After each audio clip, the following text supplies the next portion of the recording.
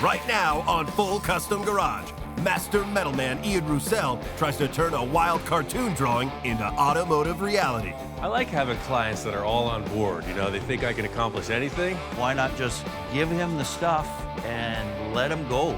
He's got this clown car and a bunch of used parts. So it's got a long way to go, baby. I think the only person that can pull it off is Ian. But when things go wrong, See already, we're off. Ian's client is halfway around the world. I got that picture you sent me, and holy. It would be easy to just stack parts. I'm trying to make it look like the drawing. Everything's getting changed. As Ian takes the project to the next level, this could be his biggest challenge yet. Going into this bold-faced and fearless.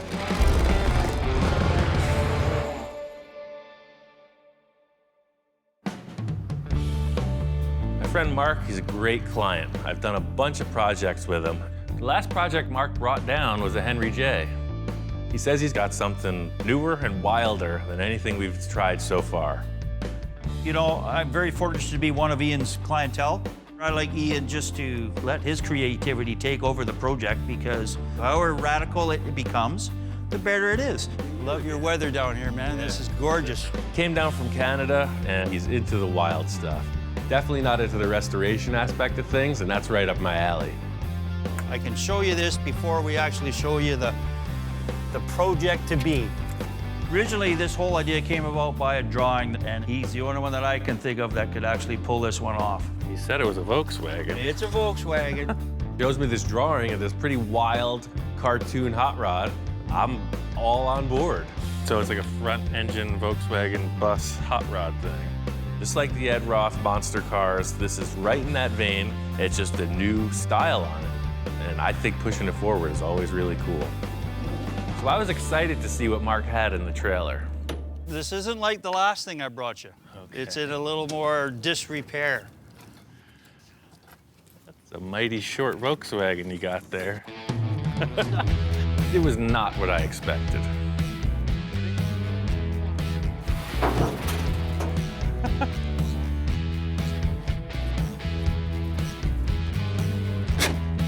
Here come the clowns.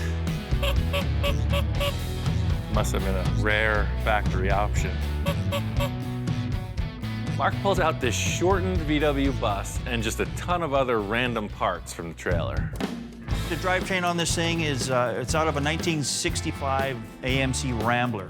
You know, very unique, you know, you don't find them anywhere. A fine piece of machinery. This engine looks pretty rough, but Mark says it's a runner. I don't mind seeing a crusty old engine. It's all about what's happening inside. I know we can clean and paint it. Well, somebody stepped the chassis down pretty good. This came off a 34 Plymouth rat rod that I had bought. So I thought, well, let's throw AMC running gear in a Plymouth frame, and then now we're gonna put a Volkswagen body on it. You know, let's mix up all the... I like having clients that are all on board. You know, they think I can accomplish anything. Unfortunately for me, the anything gets wilder and wilder. The big challenge is to make it look like the drawing. The stuff Mark's pulled out of the truck looks nothing like what we're going for. Oh, yeah. Oh, it's gonna be awesome. It's gonna be a one-of. I have my own ideas of the way this thing is kind of gonna look. To me, it's kind of rat rodish. I said, Ian, let's make this rat bus. Mark's talking about rat rod. He wants something kind of easy to build. You know, I'm looking at this drawing and I'm seeing full custom show car, like all the way. My time frame's kind of short. I'm kind of rushed down here to drop this off. This is just a quick pit stop for Mark. He's heading back up north, so I got free reign to make this thing happen. That's the excitement. Didn't Forrest Gump say it's, you get a box of chocolates, you never know what you're gonna get? Well, that's kind of the way it is with me and Ian.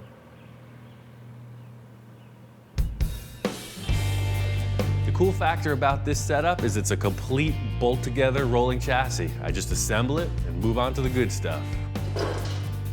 I want to bolt this chassis together and then set the body in place and see where I got to cut. Hopefully this thing is square. I'm gonna have to measure off a bunch of stuff, but the good point is there are motor mounts, there are suspension mounts. Already I can see this whole frame is bent. You can see this angle here, the way it comes into the motor mount. It's pretty close to square. That one's way out. When you run into a crooked frame, that's your base of the whole driving component of the vehicle. So this thing's gonna wanna drive off the road if you let go of the steering wheel. That's probably why it was scrapped. That turns my whole world around. I'm back to the beginning. Typical basket case, that's what I specialize in. So this frame is gonna need some kind of modification. Seeing that this is bent, it's always an indicator of something else that's gone wrong. I'm just gonna bolt it all together, get it rolling, and just see where we're at. Double check everything we've got.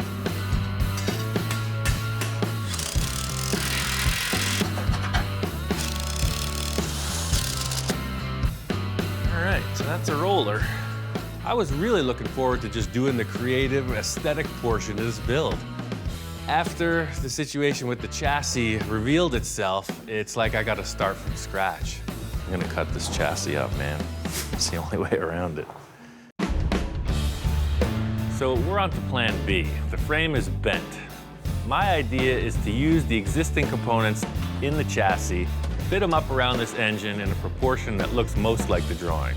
Mark says this engine has been sitting for a while, and a typical statement of, ran great when it was parked, turns over, it's not seized. I'll clean this engine up later. I want to get it in place and mock the whole car up around this engine. I learned this technique when I was 5 years old, playing blocks in the living room. It's the same process.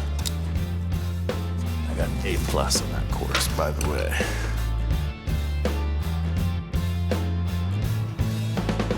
I cut up this van for a project I just finished. We only used the chassis and the mechanical components. I cut the whole rig in half.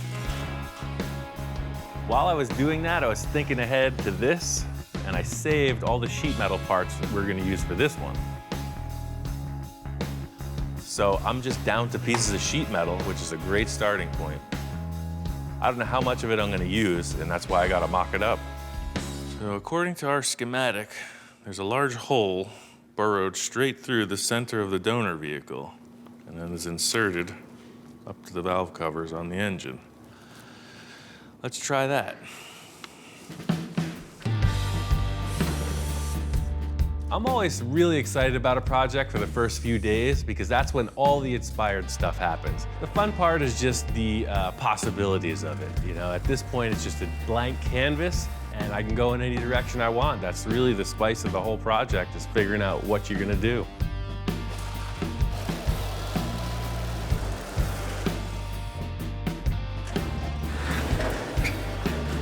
This drawing is done by an artist named Johnny Jalopy. He does a lot of really far-out car illustrations that exaggerate reality. So my challenge is to take these proportions and the flavor of his drawing and transfer it into three-dimensional steel. The whole thing in starting off is just getting the parts physically on the floor, see what their dimensions are. I have a feeling this project is going to be all about proportion, and there's nothing resembling typical car proportions that I could see so far. See already, we're off. See, this is showing a short wheelbase, the tire intersecting the corner of that door. So you can see the tire should be as tall as that handle and come way forward. Mark brought this set of white wall tires. A tall, skinny white wall would be the best option, and they're just really hard to find. Mark has these two, and I'm gonna try to make them work. What I'm trying to do is make this tire look as big as possible, and the only way I'm gonna get that is making that body smaller.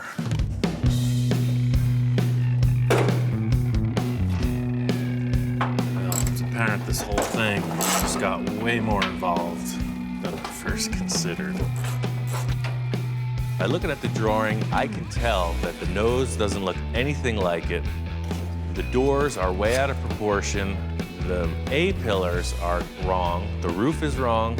So really all I'm seeing using as a starting point is like a bare skeleton. I'm gonna cut it long ways, short ways, sideways, up ways, and down ways.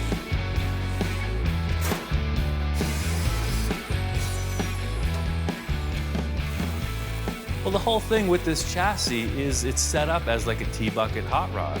You know, it's a short wheelbase, big engine, big tires. That's the look. My challenge is to take this utility vehicle and somehow morph it into this cool hot rod shape. If you ever sat in an early model pickup truck, 34 Ford for instance, they're miniature. So this is just getting closer to those proportions. I basically just need to shorten the door by a foot. Any moving part, once you start sectioning, it starts to get a little sketchy. I chose to leave all the latching mechanisms and the hinge mechanism in place. That way I had a 3-point reference, 2 hinges and 1 latch. By leaving all the factory components in place, it's just a huge time saver. All I did was cut through the sheet metal and put it back together. I think I'm onto something. This is looking good. I like the proportions of the lower half of the body, but there's really no other way to go about this other than to recreate an entire new top of the car. We're not out of the woods yet, man. This is a good start. Before I get carried away with the body design, I need to build a chassis to support it. In order to get this frame squared up, I put it up on the table, cut it apart.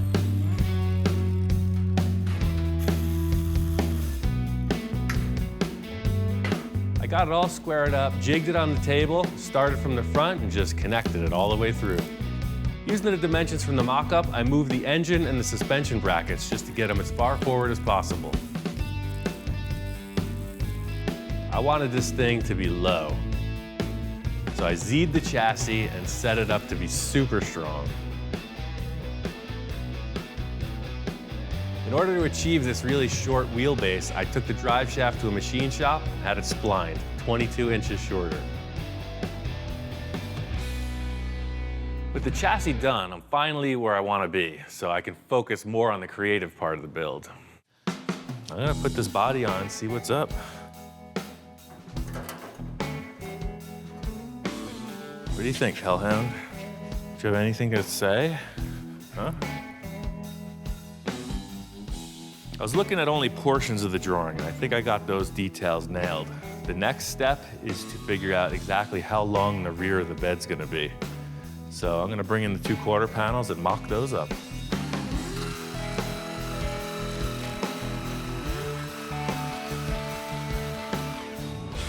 Wait a second. This quarter panel's in really bad shape. Look at all this body filler. You start cutting into old stuff and you see everybody else's modifications and repairs. The old Bondo bucket. That's the thing, it's all delaminating. Look at this. What this is an old repair. Somebody in their grand wisdom decided to rivet the panel back together after either rust or collision, and then used a metallized filler in place of a proper welding job. So this whole quarter is junk. You're pulling the paint off of a project, seeing what's beneath, you know there's gonna be body filler. It's typical old car stuff. It's really a bummer when you see rivets, cancer, really bad body panels. So this is a pretty big curveball. The driver's side turned out to be really good. There's a little filler through here, but this one was never creamed. That's totally usable. The plot thickens. I'm gonna put this good quarter panel on and see how it looks. It's all about moving forward.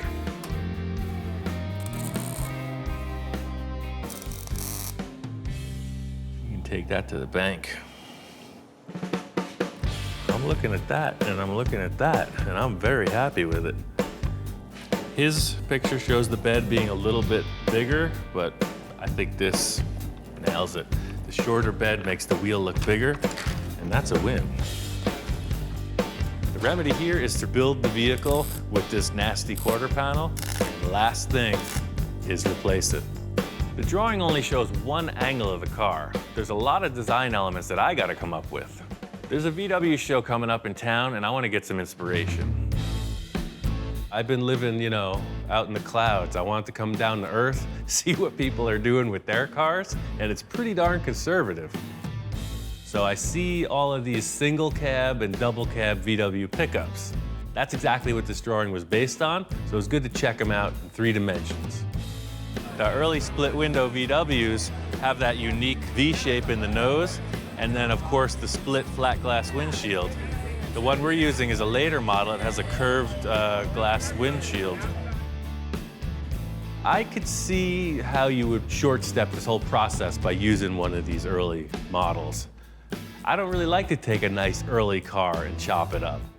I'm all about taking spare parts, making something cool, a resurrection, if you will. My task here is to use the parts I have, make it look more like the older VWs, and of course, as much like the drawing as possible. I think I can make it happen. I'm trying to move this thing along. I pulled the engine out and took the body off the chassis. My friend Jackie's an artist, and she's gonna help me paint this engine. Everything's looking good. She's got the first coat of red going on, but I knew there was a couple things I didn't want brush painted. All right, Captain, I got a plan. What's the plan? We're gonna paint the valve covers black, and then the whole chassis is gonna be the same thing, spray can black. Got it. I think the red looks great on the engine block. I think if we paint these valve covers black and then detail out the rest, it should be good. So, Oh. yeah, that's trouble. I'm thinking I'm gonna take these valve covers off so I can spray paint them, and underneath was just a disaster. What? That looks awesome. What's going on in there? There's some kind of stalactites in there. There's all kinds of corrosion. I don't know where this engine's been, but it looks like it was underwater. So we're gonna have to clean it all out? I don't know what we're gonna have to do. This could be toast. What is this? Look at that. Okay. It's pure gunk. You always know you're gonna hit walls. There's hurdles to overcome, but pulling these valve covers off and seeing this massive blob of corrosion, it like takes the wind out of your sails. I'm gonna talk to Mark. Let me take a couple pictures of this, because he's gonna be interested to see. Mark's whole gig from the start was using the existing parts. The entire chassis is built to support this driveline. So this engine we were committed to, he said it ran great when he parked it. Everybody says that. This does not speak towards that event. When did he park it? I think he parked it in 1959, the year before they assembled it. My design is reliant upon this engine, so I gotta talk to Mark and see what his game plan is. Just keep coloring it, at least it'll look nice, sitting in the corner, if I don't kick a hole in the freaking door. Mark is in Afghanistan. It's hard to get a hold of him, so we use text messaging pretty regularly. Yeah, Mark is in agreement. He writes, "Dang, that looks very bad." He only has access to the computer at certain times, so I'm gonna set up a Skype call with him for later. It's all about moving forward, you know? It's kind of a bummer, but there's plenty of more creative work to do. All right, so today's adventure, that does not look like that, so I'm going to make it. How's that sound? The drawing shows an earlier split window. We've got a later bay window bus. I want to make this look just like the drawing, so I have to build a whole new windshield frame and dashboard. I just took 2 pieces of sheet metal, put them in the brake, and created this flange that the window glass will attach to via a rubber gasket.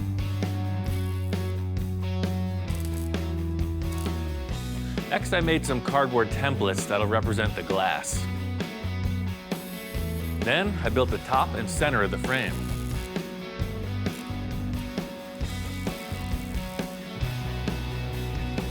The roof on the drawing is a super unique shape, and I'm trying to figure out how to make that happen. When I was at the VW car show, I was looking at a bug roof from the back, and it just gave me an idea. I have one of these domes, and it's just way more pronounced than the bus roof. If you really look at the Beetle, you'll see that towards the windshield, it flattens out. It's the most curvy right above the back window. So I cut the rear portion of the roof off and stuck it on here backwards, and it worked perfect. What's not to like about that? That's it. See, his drawing has a really nose-down attitude. You don't even care. This is a breakthrough. This is a moment. It's roof still needs a lot of work, but just to get this dome and put it in place is a big breakthrough. That's the proportion. I'm using this round tube to create the front of the visor on the roof, and this is going to represent a drip rail all the way around the perimeter. Just slapping a piece of sheet metal on, looks pretty loose, ragged, so this gives the sheet metal a definite formed edge. No sharp metal, nice rounded edge, and it's strong. Now that I see this, I am genuinely impressed. It looks great. Pretty committed to replicating the drawing as close as possible, but in working with these metal shapes, I think it's given this windshield area an even cooler look. This is just a little more radical. You got some really cool dimension as compared to this, it almost looks flat. It was nice to end the day on a positive note. I'm gonna talk to Mark about the engine situation tomorrow. If we can't find another engine, then this could really set us back. I got the whole front windshield established. The next big challenge is the rear portion of the cab. The drawing doesn't really show what's going on back here, so I'm leaving that open to my interpretation. I got a cool idea where I'm going to utilize the rear tailgate of the van and split it in half and make two. The portion with the rear window will be back here, and then the lower portion with this detail of the body sheet metal will stay here. Being that the cab is so much narrower, the whole rear window frame and the rear hatch have to be reconfigured. It'd be nice to just cut it in half and put it in place, but all the proportions are changed. Taking all the leftover pieces of the car and just refitting them in a way that the hinge mechanism will work and the rear hatch will open and close smoothly. It's just way smaller. So, you want to ride this thing, don't you? I know I do. That opens, you got your breeze. There's room to cruise, man. It's gonna totally work. So, the second part of this is the lower hatch. I'm gonna leave the center. It's twice as much welding. And put both sides inward.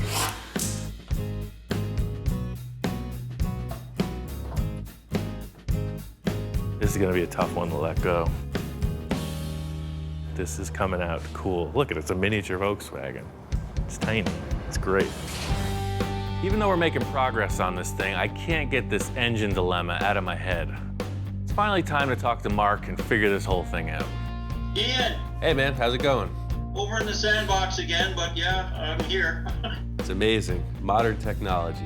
I got that picture you sent me yesterday, and holy, I apologize for that engine, Ian. I didn't have any idea it was that bad.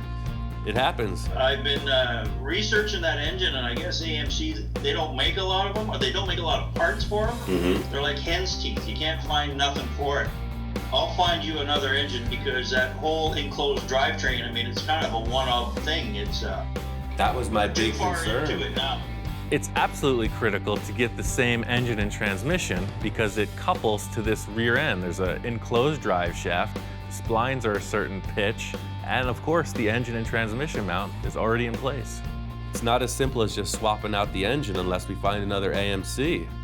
Yeah, no, I hear you. No, I don't want you to change what you've already done. You've got way too much work and time into the way it looks right now. It looks awesome. So I'll get a hold of my boys back up in Canada, and we'll just start a search. You just leave the engine in my hands, and hopefully I'll get a home run for you. All right, cool.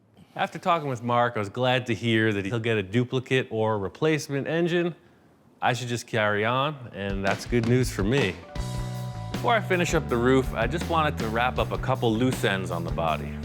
The rear quarter on this van was toast. It was really rotten. It was buckled in. There was no other way around it but to replace it.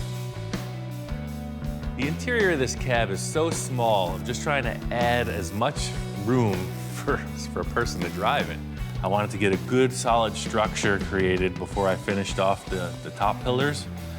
So just having everything here rigid is what I needed to set up so nothing changes shape. With the structure of the lower portion of the cab in place, now I can finish the roof off. The roof is a pretty complex shape, and I think this will be the most challenging part of the whole build. So I'm gonna lead off this restructuring of it by creating the door tops.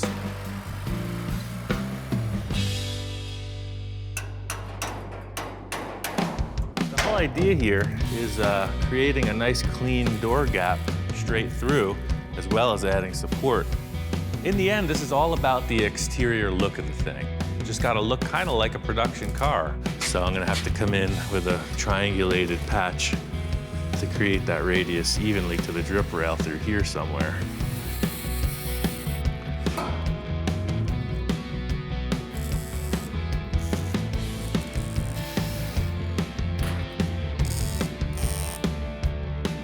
Just like with the rest of the project, I've got my blinders on. You know, I'm working through one portion at a time, nailing that and moving on.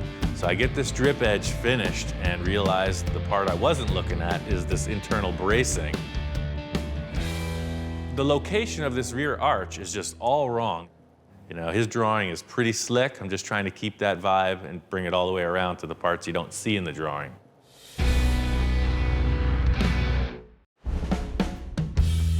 Putting this bug roof on backwards, nailed it. It looks just like the drawing, but I want to make sure that the slope curves gracefully down into the rear of the cab.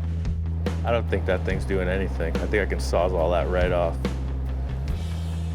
Famous last words.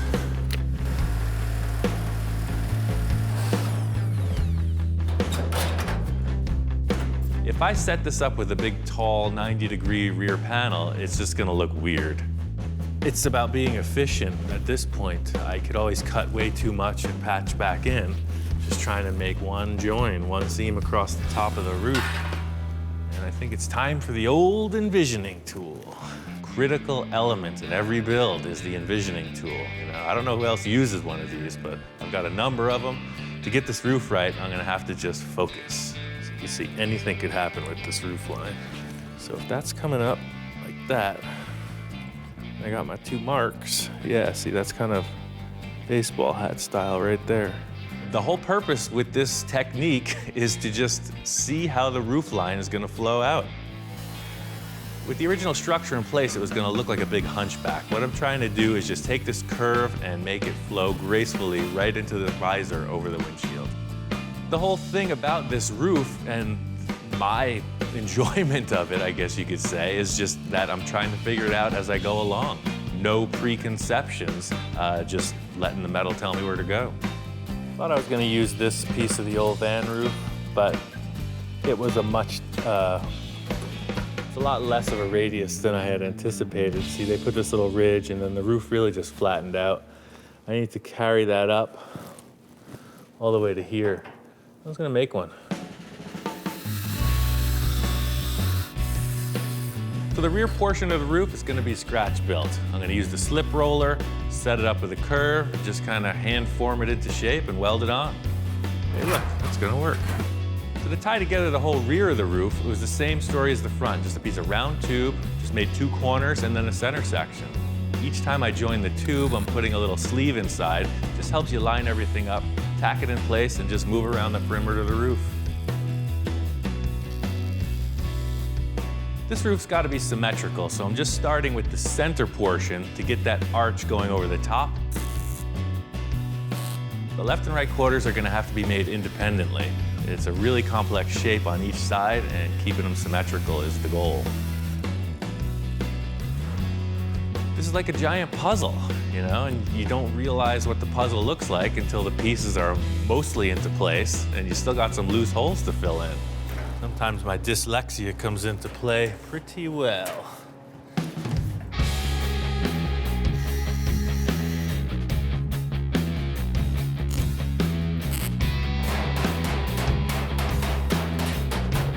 These rear quarters are pretty complex. I'm thinking it's going to be the easiest way is to just create a series of triangular shapes, tack them together, and then hammer and dolly them into shape. So this metalwork looks pretty raw. It's got a lot of welds. That's just characteristic of this fast-paced work I'm doing.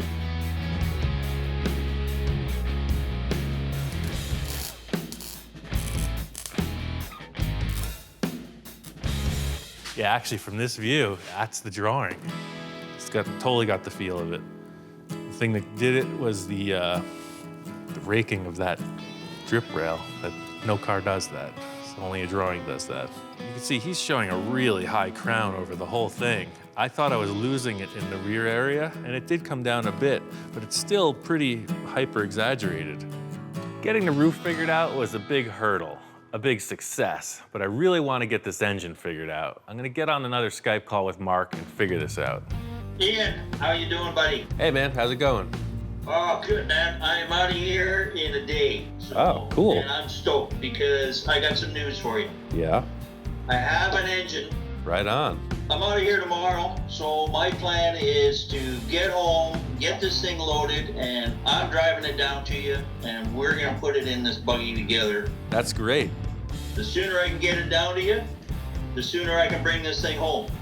I'd like to bring the van home with me, because otherwise I'm just coming back with an empty trailer. But I'm there to help you, buddy, so whatever it's gonna take, but I'd really like to bring this thing home. Okay. I don't know how you feel about that. What's your time frame? Well, I'm out of here tomorrow. So it's 2 days to get home, another 2 days to get there, so within a week, buddy. Okay. What do you think? How long you staying? 6 months? Oh, is it gonna take that long to put the engine in? Or what? I don't know. I'm still. I could stay a week. Okay. You can do it? I know you can. Oh, I could do anything. Yeah, sure. I thought I was making good progress on this, but Mark tells me he's gonna be here in a week, and he wants to take it home with him. I got a lot to do to wrap this thing up, and only a little time to do it. Even though the fabrication is not 100% finished, I needed to get this filler on here, compare it to the drawing, and just see where they're at. Just getting this thing skinned out so that it has its final appearance is a huge hurdle. Have to get finished with the last few elements of fabrication, firstly being the dashboard. I slept with this under my pillow last night, and I thought that I saw something in the dashboard. The drawing isn't very revealing on what the interior of the thing looks like, but I see this little bulge in the line of the dashboard, so I just want to incorporate that element.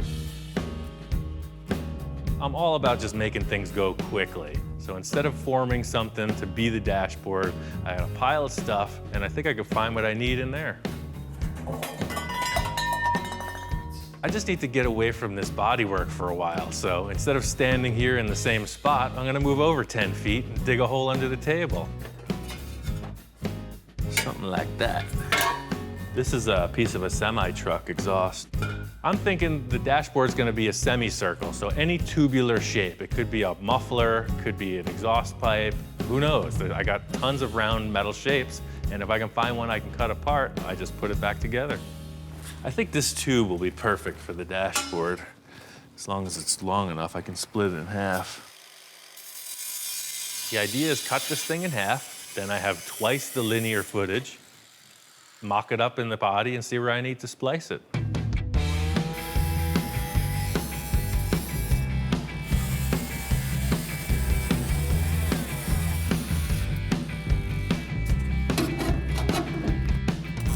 The whole idea here is simplicity. It's just gonna be a rounded shape for the dashboard, and then an element in the center that represents that curve in the drawing. This looks kind of cool, but I think it just looked better with a larger diameter. Just make a pretty good dog bowl, huh? Single serving. Muzzle, come on, muzzle. Want some water? Thirsty? Come on. Went to fill the dog's water bowl, and I had an epiphany. Wait a second. I was all set to mock up one of those other shapes on the dashboard, and it just occurred to me that I was filling up the perfect thing to go on the dashboard. I think we're just gonna trade out somebody's water bowl. Here you go, drink up. Look at that. Now that is a shape. Stainless steel. You need this? I didn't think so. Right away, I can tell this dog is attached. He's had his face in this bowl since he was born. So there's a level of attachment. I'm gonna have to break it. This is being repurposed. It's just part of what we do here. I know, it's your favorite accessory, but look at that. You have that look of detachment in your eyes. It's time to grow up. It's time for a next chapter in his development. I can put some kind of a gauge right here on this face. This is gonna be painted and finished like the rest of the car. I'm just looking for the right shape.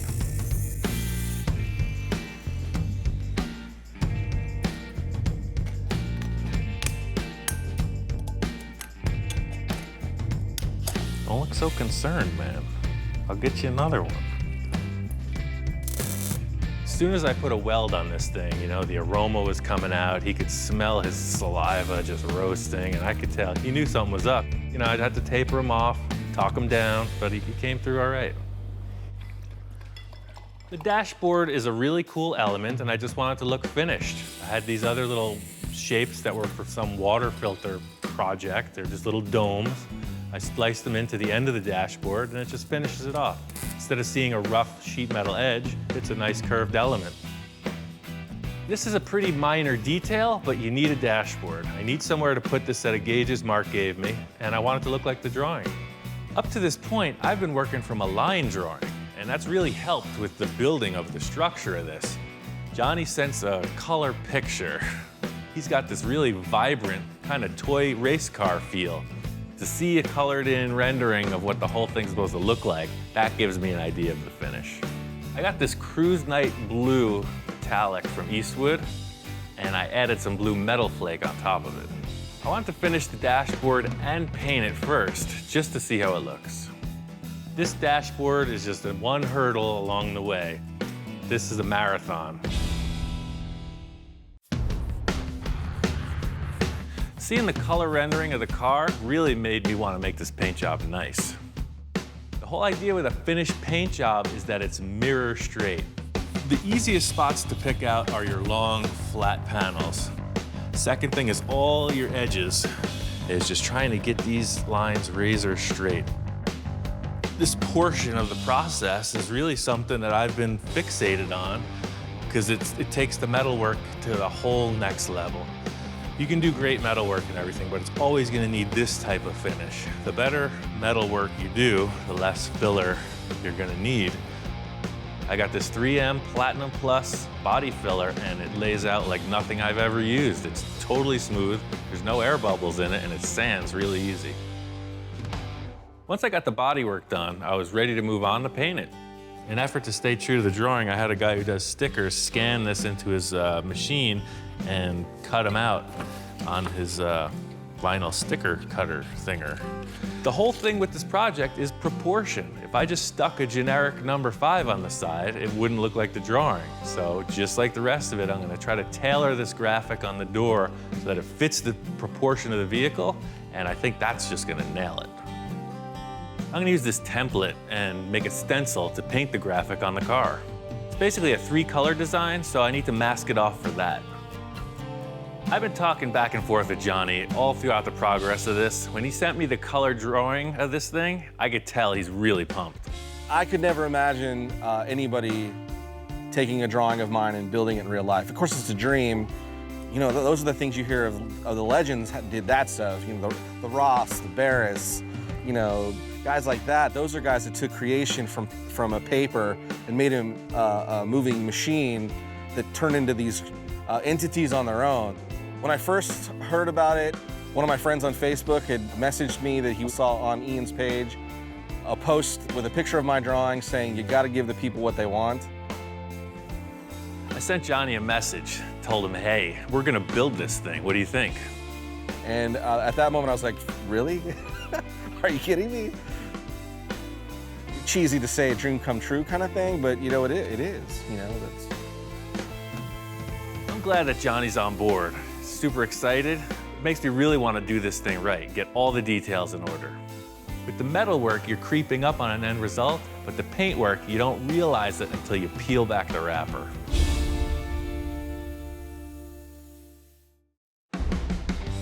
The whole thing with paint work is it's all setup time.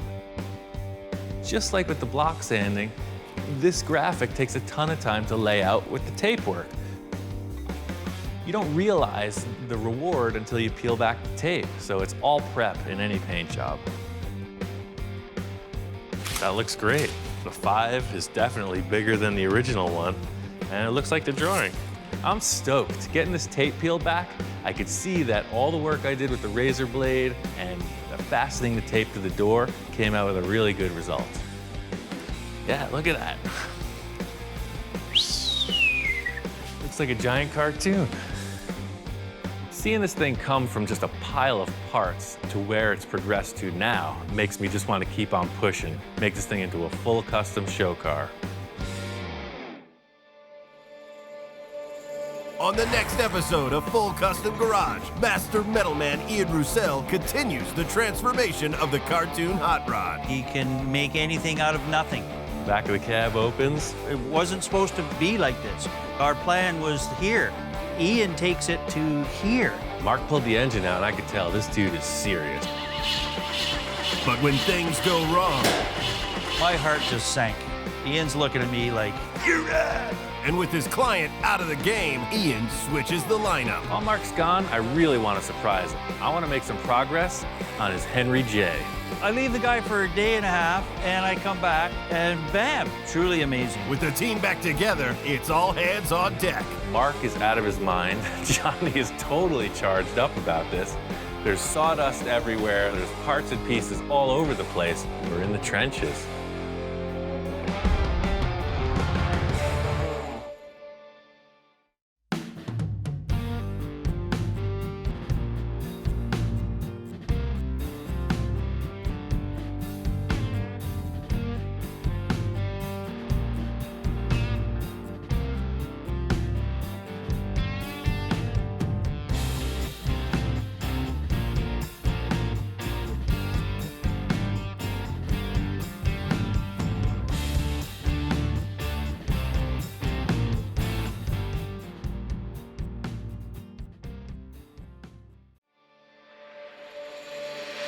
Right now on Full Custom Garage, Master Metalman Ian Roussel takes on a wild 1970s Boonie Bug.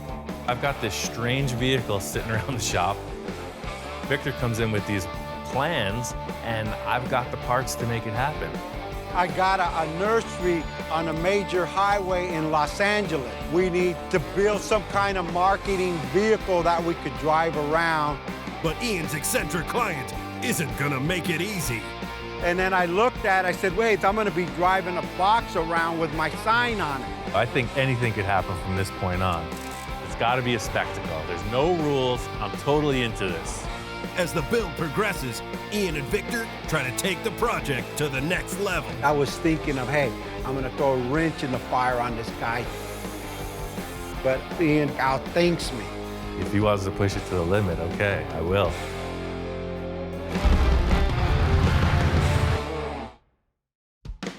My friend Victor is not the typical car guy. I've built more things for him than I can remember. Everything from custom cars to architectural elements. Nothing for him is ever stock. Victor comes in and he's all charged up. He's got this great idea. He wants to do another project, and it's a little different than what we've done before. I know you don't use plans, but I even downloaded a set of plans. I want this thing just to be crazy. The other night I was thinking of a project that I need. I got a retail plant rental company. I need for my nursery to have like a little car spectacle, something that, just something like people would see like, what the heck is this thing? If Victor wants a spectacle, he came to the right place. Yeah, I've seen pictures of this thing. I never knew what the heck it was called. So it's a little utility van, basically. I think the coolest factor about this whole build is it's like a 70s kit car, you know? And this is one of the things I've seen pictures of, but never seen one. When I brought it to Ian, I knew he would make this thing work. And they give you all the dimensions All and the the dimensions, specs. but remember, like everything we do, this means nothing. This means someone has built something like this, so ours cannot be like this. I think we're gonna take these plans and funkify them. We're gonna go full disco. I think it's gonna be cool. I don't know what can we use. I don't know what kind of foundation or what is this. This bus that I have has already been shortened, so it just might work out perfect. Oh, dude. See, somebody already cut the whole thing in half. They That's shortened it. perfect, man. Yeah, no, now I get what you're talking about. This is a 1968 VW bus. So Ian, I got one question. What the heck were you thinking when you bought this thing? What were you gonna do with it? Oh, this isn't mine. This is for another client. He's almost as eccentric as you. So, I mean, this looks like a crazy clown car, but we got plans. My friend Mark brought this down from Canada. He's got a project that I'm building for him, and I'm only using the external sheet metal. So we're using the leftover parts. I'm gonna use the shortened chassis and modify it, and I just think it's really cool that nothing goes to waste. You're probably gonna have to lengthen it though, right? I Or- think so. This is too short. The main thing with this chassis is that it's all intact. I'll lengthen it and just come up with a couple dimensions on the body. You come back when I get this thing all chopped apart and we'll go from there. Let's cut it apart and make it into something better. I think anything could happen from this point on. He's got a set starting point, but who knows where it's going. Well, I'm just gonna cut through and see where it goes. Thank you, that's enough. Go on.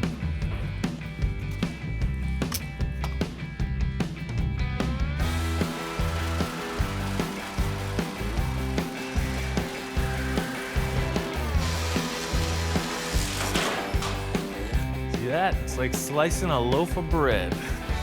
Same concept, only bigger.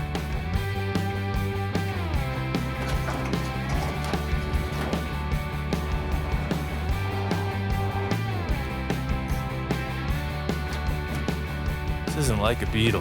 This thing is heavy. It's obviously had the commercial vehicle in mind when they made this. It's some heavy metal. That must be why it was so hard to cut.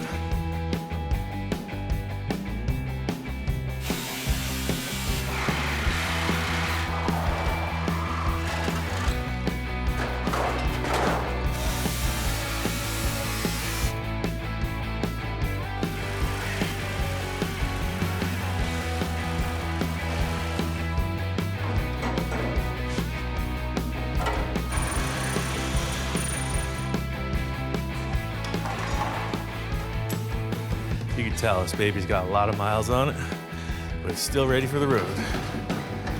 It's our new flexible chassis design. It smooths out the bumps. This thing's ready to rock, baby. Fire it up. It's an old Volkswagen. I don't know what's going on. It rolls around, but it's easy to fix. That's the whole thing. The thing that's bugging me now is these snow tires. Picked out these tires and rims because they got that kind of old school look with the white letters. This is essential because, you know, you can start drawing your lines of what it's gonna look like around the final tire diameter and width. So obviously it's looking like some kind of weird contraption. Put a little something on it. Get us in the direction we're going. This bus was driving around on snow tires and some weird worn out radials. So putting some kind of a custom rim and the low profile tires really adds to it. It's the typical hot rod formula. You know, change the rim and tire combo and it's a whole different ride. That's way better.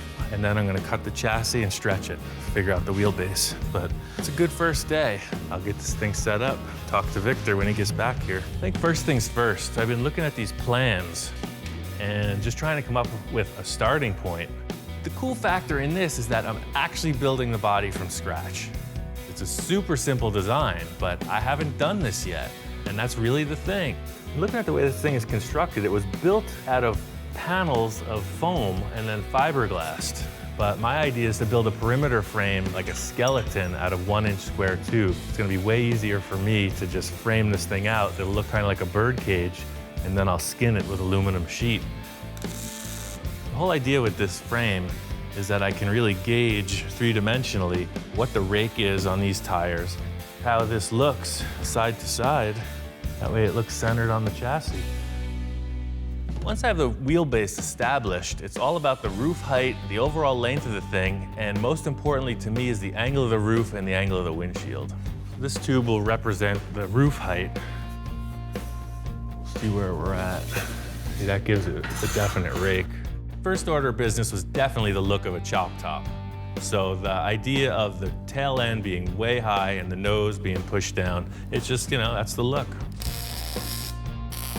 It already looks like a spaceship. It's a total moon buggy. I think I'm going in the right direction. You know, some kind of sci-fi cartoon, extraterrestrial vehicle. It's got that funky disco vibe.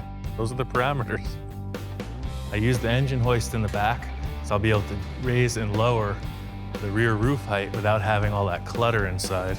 If I was building something right to the plan, I would be measuring. I'm trying to use the plan as just a baseline model and then mutate it from there. This is like drawing in three-dimensional, you know? If you had a CAD program and took it back to the Stone Age, that's what this is.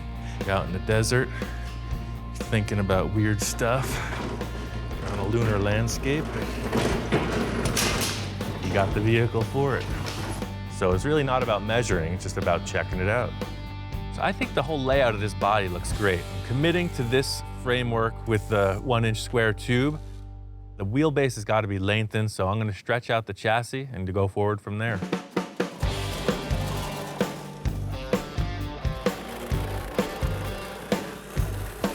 It's a unibody, so the whole body is a tube structure that supports itself, but as soon as you remove that other 3 sides of the tube, you only have the bottom leg, and it's just a springboard. So my idea is to just beef the whole thing up. Instead of a 1x3 rectangle tube, I'm gonna put a 4x4 square tube that's gonna go over both of these frame rails. It's gonna hide the mismatch in the dimensions, and it'll be super strong.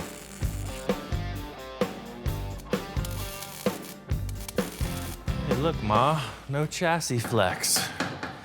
It's like a real frame. Now the suspension works instead of the thing buckling in the center. The projects I've recently accomplished with Victor were like all out, just go for it. And he was on board, so I'm really just trying to do something that kind of makes him stutter a little. Make him rethink that crazy potential that I have to offer. If he wants to push it to the limit, okay, I will. This chassis is really coming along. The only thing I'm missing is the engine. My friend Larry's got a pretty hopped up dual carb VW engine. It's not just gonna be like a rolly cart, you know, it's a display. This thing's gonna pop wheelies, it's gonna do burnouts, it's gonna sound badass. Now that I got this thing pretty well along, I'm gonna go over to Victor's nursery and check out what's going on over there. I got a couple ideas that'll put this thing over the top. I don't really want to tell Victor what they are, I just want to see what he's gonna use it for. The whole deal here is there's a huge freeway adjacent to his property. So there's a gazillion amount of people that travel this corridor every day to and from work. The cool factor about Victor's setup here is he's always looking to get people to look, right? We built these crazy sculptures, oddball furniture, this wild dinosaur thing. What this car is gonna be, it follows suit with all those other projects. This is only 6 feet tall, and it's clear as day coming down the freeway. So if we get something more like that, maybe 8, 10 feet up. 8, 10 feet would be perfect. Instead of just creating like another sore thumb type of scenario, I think I can make something really cool. All of Victor's work trucks are like high-end paint jobs, super nice stuff. He's a car guy. I think this vehicle should fall right in line with what he's got going on. Something a little more special than just your regular work truck with a sign on it, right? Spending a little time here, it's got my plan cemented. I gotta get back to the shop and make this thing happen. My whole idea with this project is to make the car look twice its size. I think the plan is to make the sides fold all the way up, and both walls will be signage. It'll be 10 feet tall, 6 feet, 7 feet long. I want the rear to hatch up, and I want both of the sides to hatch up. And I'm just gonna use this 6-foot piano hinge as the dimension for the side door. I'm thinking signs inside and out. That way, if you're driving around, it's obviously shut, showing off this cool paint job with a logo, but when you open up the doors, it's a giant billboard, straight up. That swings all the way up. And that becomes an area for a sign, too. It's like a sign. Now I'm gonna build out these 2 walls that will swing out. The whole thing with this vehicle is like a triple threat, right? It's driving around, it's looking so cool. When it's parked, it's doing the same thing. And then the sides fold up, and it still drives around. So it's a quadruple threat. It does 4 things really good. This should flip all the way open. Aha!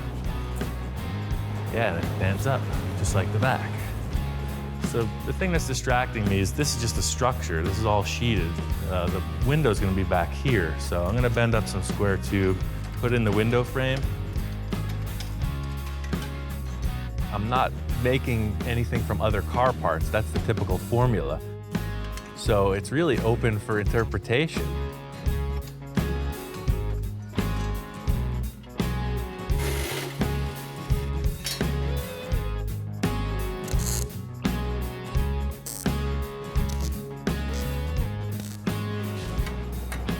butt it right up against there. The reason I made it out of this square tube is because it's all the same material, but it's also a bit of bracing. I'm gonna tag off a leg to that rear corner, and that'll help keep this door squared up through the most severe terrain. The whole thing is that it looks like it's moving, you know? You see a dancer and they're doing their thing, you take a still photo of them, they look kind of weird, not like a typical person standing there. And that's exactly what this thing's supposed to look like. I'm just gonna kick this back to here, and that'll be a support piece. The aluminum's gonna need something in the center. I'm not sure how I'm gonna rigidize that yet.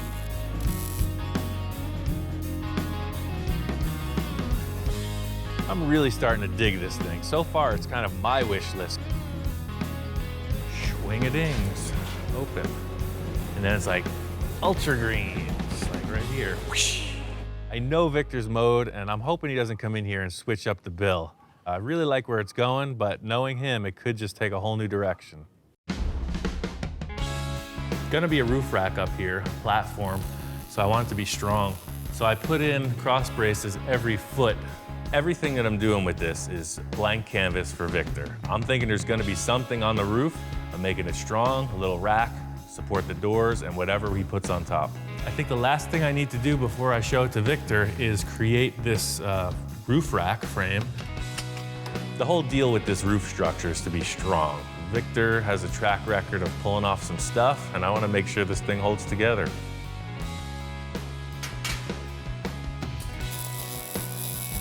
The whole deal with working with this square tube is that I have a bender for it, it's lightweight, and I can move quickly. This is just gonna be on little legs that'll hold it down. It's just a matter of, again, proportion. How tall should it be? This ring is just like a top surround that you could strap things off to should you need it. They'll have 10 stands with 2 little rails supporting it. And that's the story.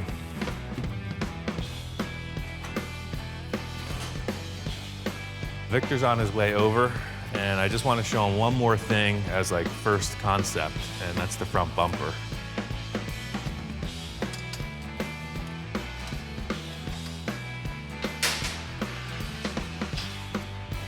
Reminds me of my days as a shepherd back in the Nam. Just gonna cut off these 2 ends, fuse them together. Hey Ian, what's up? When I first walked in, as usual, more was done than I expected. I love the way you angle that thing. I've been thinking and dreaming about this too. Since I left, I said, I want to put, you know, kick the angle down. I didn't know it was going to be forward or backward, but you're reading my mind. Instead of the doors like the plan showed, the whole wall's open like that, both of them. That's and then amazing, it says yeah. ultra green. So when you park it, that's a sign. I was thinking of, hey, I'm gonna throw a wrench in the fire on this guy. I'm gonna have him make something raise up because I want my sign to show. And I come in and you raise up the door and my signs go there so the guy like outthinks me. This was exactly the response I was hoping for. He was really charged up about it, and that's why I needed to get this thing to a full frame skeleton. You got the whole concept, there's nothing to question. I got a dual carbed 1776 hot rod motor from my buddy. This rear opens too, so you can get in here and throw whatever you want. So this all comes up. Yeah, no. So this is how it looks, it's open. There's just 4 pillars. And people could see it from farther away. But yeah, no, that came out crazy, yeah. Looking at it, everything flows right on. How's this gonna look with the windshield? Is this gonna be too squarish? We talked about a few things, changing a few things, just round this a little. Change the window around, round off a couple corners. This maybe might have to kick forward a little. Victor's like quality control. He picks out the sore spot and remedies it. So I'm all on board. He says curve the front end, and I agree with it. Then it's a built-in little visor, and you got a visor already built in. The main thing I got today was the go signal. Victor came up with a great recommendation on fixing the roof line in the front, and that's it. There was no other improvements. I'm gonna cut this pillar off, and reposition it, it'll come back like this, and this will have a nice curve. It's identical to the roof rack.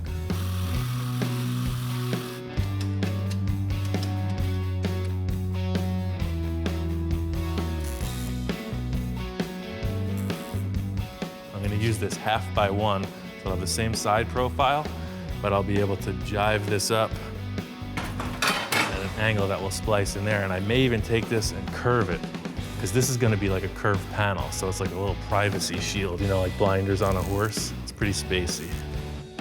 I think this is gonna work. This is actually gonna taper that thing in a little bit more, so it will have this little curved front to it, but this wall is going to curve in, and I think that works. It's gonna come right around the corner like that. No hard breaks in it. Working with Victor, he's got a great sense of style.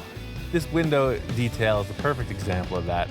I wasn't seeing what he was, but I think Victor made a good call. You can see that this looks great. There's like a very smooth surface if you're looking at the light reflections, and that's what I'm gonna try to maintain through the whole thing. Up till now, this thing's been a skeleton, right? Just conceptual. I had a couple pieces of cardboard on it. Finally getting these aluminum panels in place, you see it. Three-dimensional thing. It's an object d'art.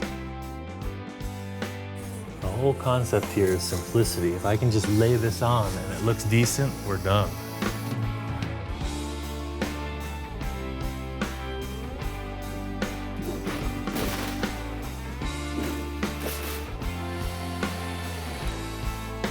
I think this is gonna work.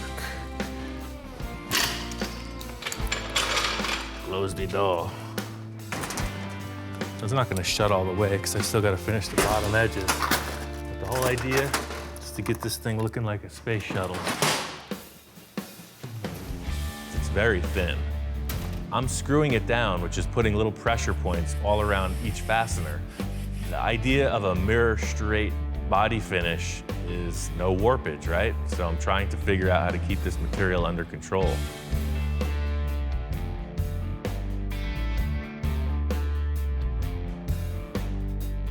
Once I got one door skin put on, I knew this material was gonna work. I had to figure that out. The biggest challenge was in the nose. There was a lot more bent panels up front than there were on the sides and rear. The steel's gonna be showing all through here, but 2 aluminum panels are gonna meet on these corners. So I gotta come up with a pretty clean design. The nose of that is going to be created in one piece, and that's a series of a number of bends. It's going to come out of the windshield frame, turn down. It's 1 inch out, 1 inch down, 24 inches pitching forward, 8 inches down, and then 1 inch back. So this thing should snap into place once the sides are trimmed out. So now I can mark where it's gonna fit inside this upright. By bending one panel up, it just gives the nose a nice smooth look. Trying to minimize the amount of exposed seams, no lapped over joints. Then I'll just finish the edges out. I like everything about this. These look a little cheeky to me. Looks a little like The Godfather. That's the only problem I'm having with it. That round bumper and those little jowls. But all in all, this is what I was looking to build. Just in time for Halloween. It's gonna be great. I always got a bunch of stuff going on. A while back, I worked on this project with my friend Stone. He called me. He wants me to come by and help him set it up for a show he's got coming up. My name is Stone, and I am a metal fabricator and sculptor, and I build big, ridiculous things for festivals. The initial concept is a series of sculptures that Stone did. It's called the One-Eyed Monster. You know, the original state of the One-Eyed Monster was these small little sculptures that I used to hand make out of steel, and they were just little sculptures that I just kept showing in galleries. He says to me he wants to build the most gigantic one-eyed monster sculpture ever, a driving 30-foot tall sculpture. Because I'm gonna tell you right now, I know Ian and I know myself, like if there's any kind of thought in our head and it was like, oh, that would be cool, literally the next morning we will be not drawing it out, we will start building it. So this is below the decks of the One-Eyed Monster, where all the mechanics and engine maintenance guys hang out. This thing's a full mutant. It's a 28 Ford Model A frame that I put a Mercedes-Benz rear clip, independent rear suspension, with the engine and transmission, and then it has a Chevy truck front axle.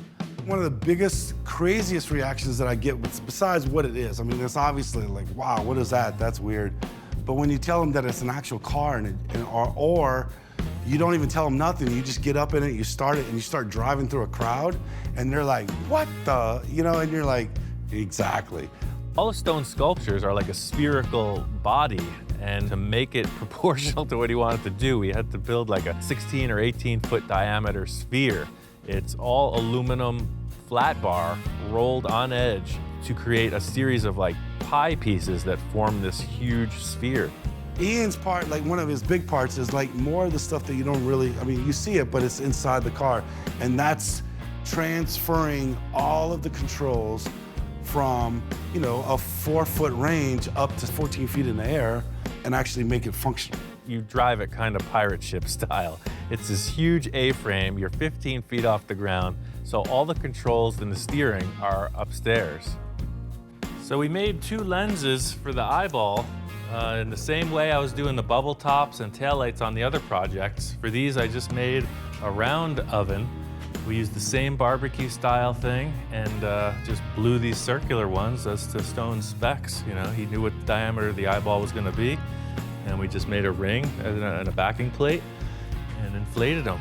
It is actually kind of complicated because it's colored, but it's translucent. You know, you don't want to paint something because during the day it might look great, right? But at night, that will not look that great 35 feet in the air. You need to light it from behind. So even though this looks like it's all painted, it's actually totally translucent. So any light will penetrate any of this paint. We created our eye socket out of like stuff that we just made here in the shop. Putting this thing together is a lot of effort. It's a full day setup, but the real reward is the sun sets, you get up in the cab and you're cruising around. I mean, just that, it's a really cool vehicle. It's totally fun. It's worked out perfect. It's exactly what it needs to be, and that's a spectacle of this crazy thing that no one else has ever seen. He's got the 30-foot one-eyed monster car, and I helped build it. My whole mission with Stone was to help him realize his vision, and it's the same thing with Victor. I set up all the puzzle pieces for him to bring it all together and make his vision come to reality. I'm really happy with the way this van is shaping up. Last couple things to wrap up before Victor gets here is a few minor details. I set up these wheel arches and rocker panels all in steel. And the last thing is to just clearance them out so that it steers. I want a really tucked look on these tires, but I don't want them to rub. It hits the bump stop just as it hits the tire. So I'm gonna finish up the wheel arch with this 3/16 round rod. That's what these grooves in the rollers are for, different size wires. You just crank it through and it makes a perfect even curve.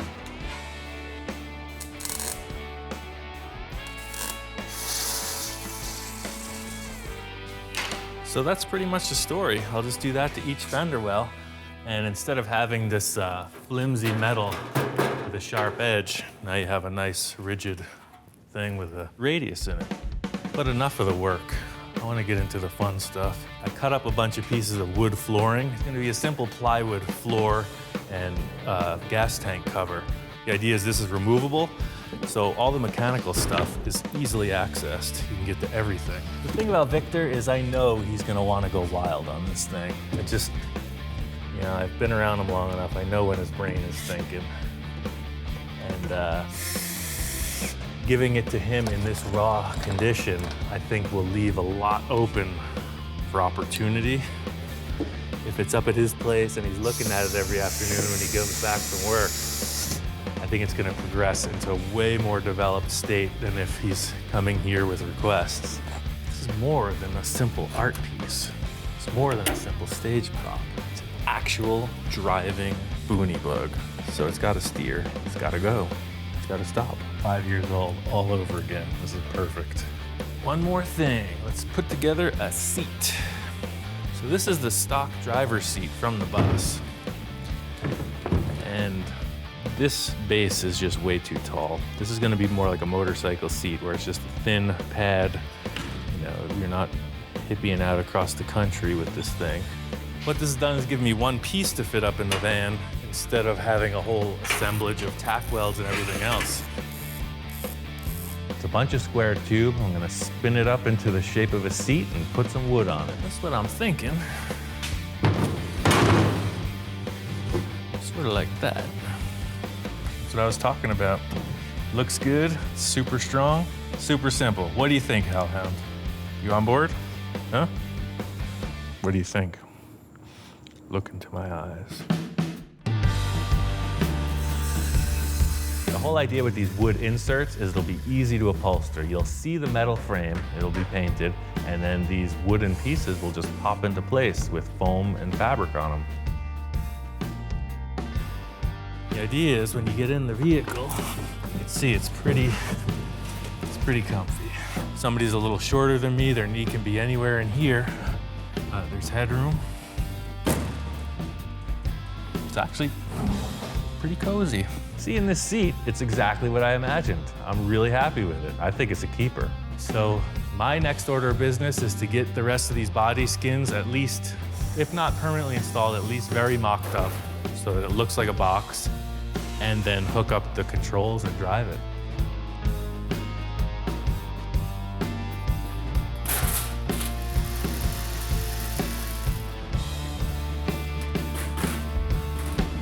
Hey man, just finishing up the last bit of this stuff.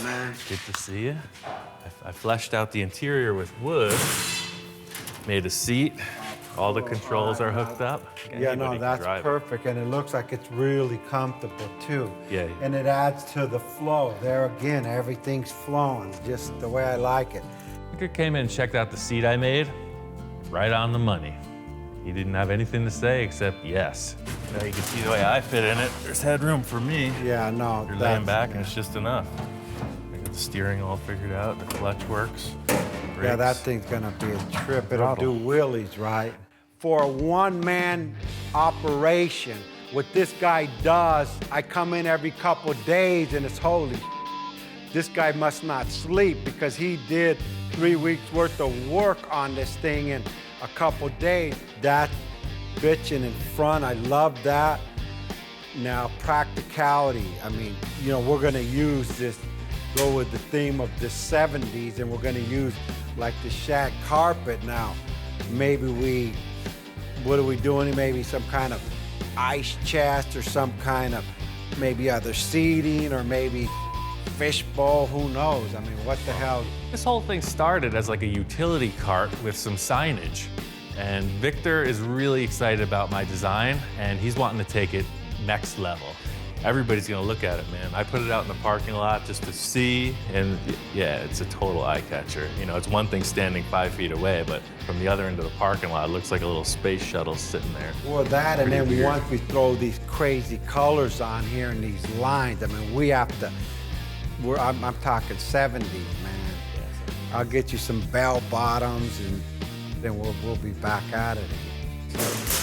I'll just put 10 million screws in this thing, start it up, and I'll bring it over to your place. Probably be 2 days. All right, let me know, and I'm ready for you. My boys are ready. Cool. Yeah, I think it's gonna be a good one.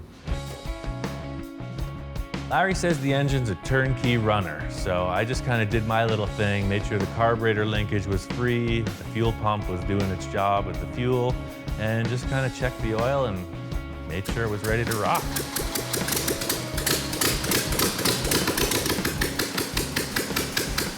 I'd like to take one moment to thank you, Mr. Larry. It's a great engine. But yeah, it's a turnkey motor, just like he said. Before delivery, Victor requested that I put a rear bumper on it. This thing is going to Victor's for all the finished bodywork and paint. He set up a punch list for me. He wanted a dashboard, a rear bumper with a trailer hitch, put an exhaust on it, and just finish up the paneling and headlights. And I guess he's got some kind of garden carts that they'll pull around with this, so he asked for a simple trailer hitch. Doesn't have to be super duty.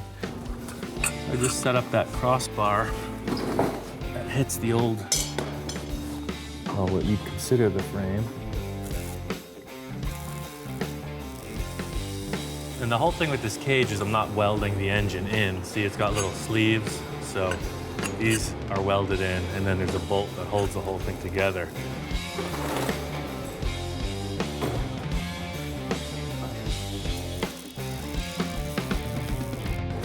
That looks perfect. Well, you might remember my friend Bill's famous scrap pile. So I found this chunk of steel. It just had a giant hole drilled in it that fit the trailer hitch. It's easier to cut this thing off, believe it or not, than to drill a new hole through this heavy material. It's like you're at the store, they have those little racks for the impulse buyers. Bill's whole backyard is like that for me. When I welded this big old plate on there, it looked terrible. The whole idea is making it look cool, right? Little weld, little plasma cut, it's a winner. Custom trailer hitch. Once I put the headlights in, you could see, you know, it had the face, it's a happy car.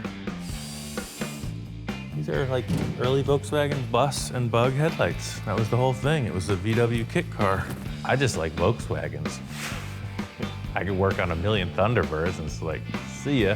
You know, everybody's got their thing. This is a hand-built Volkswagen-powered toy car. I mean, it's beach buggy, and that's cool. That's what gives it the character, man. Look at that, that's a happy car. It's like, Victor loves the project in this stage of finish. It's a blank canvas to him. You know, I was really concerned with the actual fleshing out of it, the building, and now it's time to get down and finish it up. All the interior details and then the paint.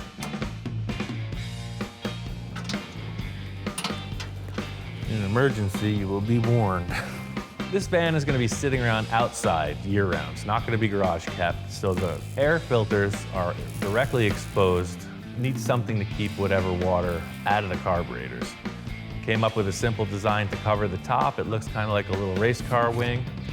Shrouds the side of the engines. You know, if you're driving by sprinklers, for instance, it's not going to go down the engine and ruin it. I guess the whole thing about this is it's a handmade piece of art, you know? Everybody's gonna dig it. Little kids, old ladies. It just looks like a giant toy car. It's gonna get a ton of attention. It's gonna make people smile.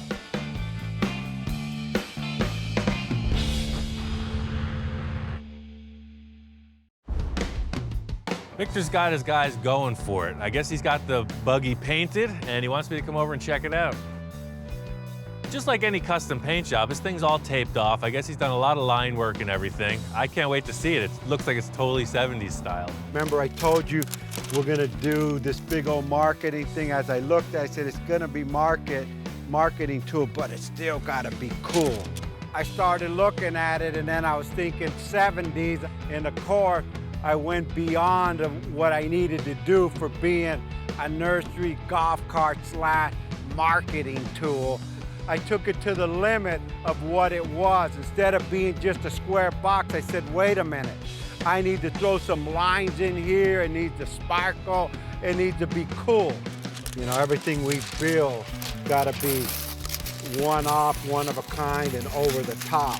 You got 3 colors, silver, gold, green. We're still gonna put a clear coat on it. And inside the clear coat, we could add shades of pearl or metallic. Victor was talking about some kind of panel paint job, you know, something 70s inspired. So as we start peeling back the tape and the paper, he's obviously had somebody who knows what they're doing lay this thing out. It's a pretty intense graphic, and I'm digging it.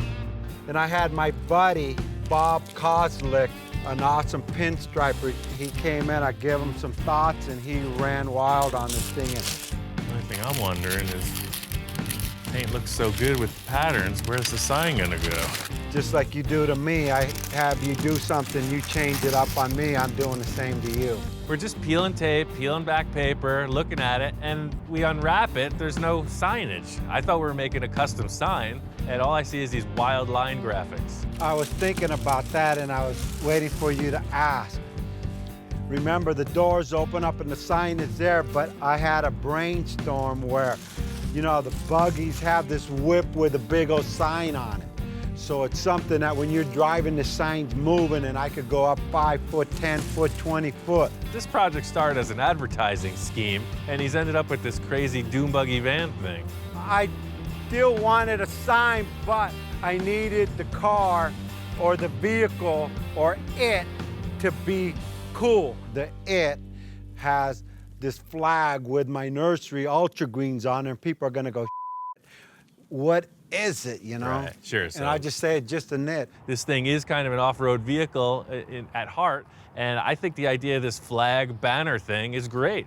If you're out at the dunes, you're required to have a flag, and hey, it's representing the company. That's pretty cool. Not only do they look to see the sign, they look to see this cool-looking vehicle and say, well, what is it? Well, it's a knit. I don't know what Victor's talking about. I don't know what it is. This thing's a Boonie Bug for 2014. I'm totally on board with it. He's got a great idea for this sign. Now it's time to just do the finished details. So to wrap it up, it's typical process for Victor. He's got his interior guy, Lino. He's done all his projects. The guy's an ace, and I think he's gonna be the guy that takes the interior over the top. Then I said, okay, this is natural. This is a golf cart. This is a nursery cart. We need indoor-outdoor carpeting. So I said, hey, Lino, can you put this as carpeting? And he goes, well, yeah, he can. I think working with this AstroTurf might be new realms for Lino's career here. I guess Victor still is on the whole Ultra Greens kick. I mean, he wants this to be representing the business, so he's got like AstroTurf inside, still carrying the green metal flake theme inside with vinyl. All the elements are in place, and I can't wait to see what happens. From the onset, I knew we were building something with 4 wheels and an engine, and he just took it to the next level, typical Victor style. We had no idea what this thing was gonna come out to be. It's beyond my expectations. It's not a show car. The little nursery car took it to the next level. This thing gonna be all dirty and in the mud. He lucked out with this engine. This thing rips. Everything has held together great. It runs great. I almost wish I didn't have to give it up. I was really getting attached to this thing. Being able to drive it on its inaugural run was really cool. Performed perfect. I think Victor's gonna take this thing more places than the nursery. So in addition to the paint, Victor went all out on the interior. He's got custom vinyl interior, two-tone, special seat, gold and green. He's got a custom steering wheel. They put AstroTurf inside instead of carpeting. I mean, this thing's looking good. It's buffed, polished, sign is on. This thing is a rockin'. It's great. Our first idea was like some kind of a wagon with a billboard on it. But you know what? I got signs everywhere. But the car itself is gonna make the statement. And we just added the signs on, and you could take them off. It really shows that Victor's idea was a good call in the end. This thing holds its own just sitting there in the parking lot. It's got the same colors as his fleet, fits right in with all of Victor's work trucks. The reason why me and Ian hit it off so good is he's creative, and we're just started. If this was just a small project, then he's up in his game and he's looking to build something incredible. I can't wait to see what's next.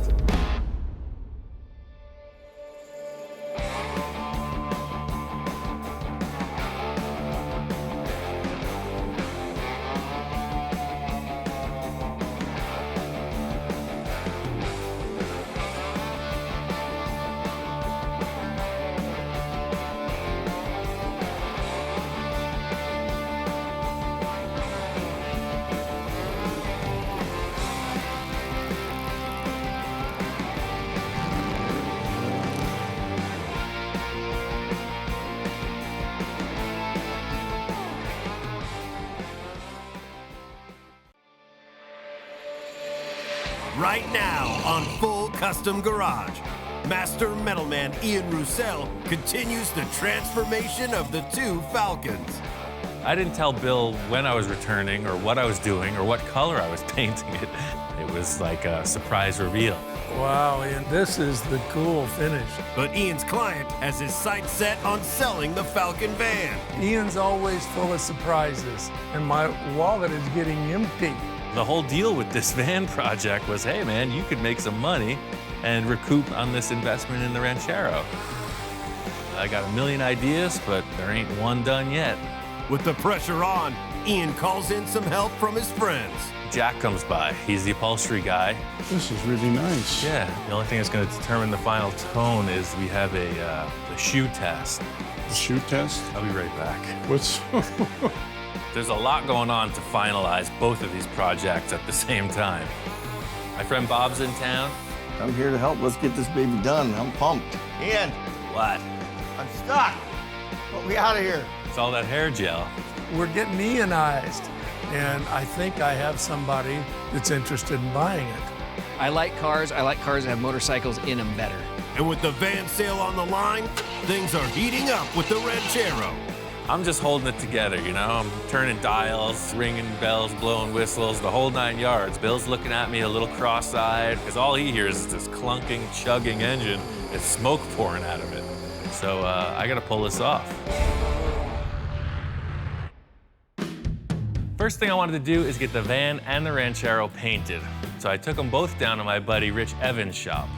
He's a Jedi master of the paint world.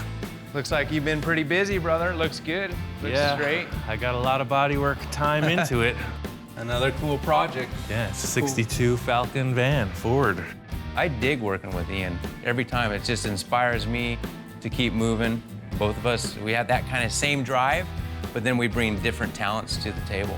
He is Mr. Meticulous, and I am Mr. Ridiculous Creative. The main thing about Rich's work is that it's super clean. It's probably the most refined finish I've ever seen. This van was white, so I think if we go with a white tone, it's exactly how it looked. It's just gonna come back to the client looking refreshed, so. I think it's gonna be a little bit more than that, dude. I knew I wanted a fine finish, so I came to Rich's shop, and Rich has this paint line called Vintage Flats. I know everybody cringes when they hear flats because it's hard. It's like walking on eggshells to get it to come out right. But I go, I got the perfect product. You know, Ian, he knows if I'm telling him something, it's gonna work. Get it in the booth. First thing, you gotta get all the dirt off. It's time to clean it, and clean it. And then we're gonna clean it some more before we clean it again, and then he'll check it. He'll give it the white glove test. Dirt to me is something you pick up with a shovel. And Rich is talking about this dirt he's finding all over the car just because the rag is discolored. We cut the quarter panels open, and it was literally like a whole farm fell out of the freaking thing. It was crazy. A farm on wheels, It was so, it had to be probably raised up an inch in ride height. It was so full of dirt. It was crazy.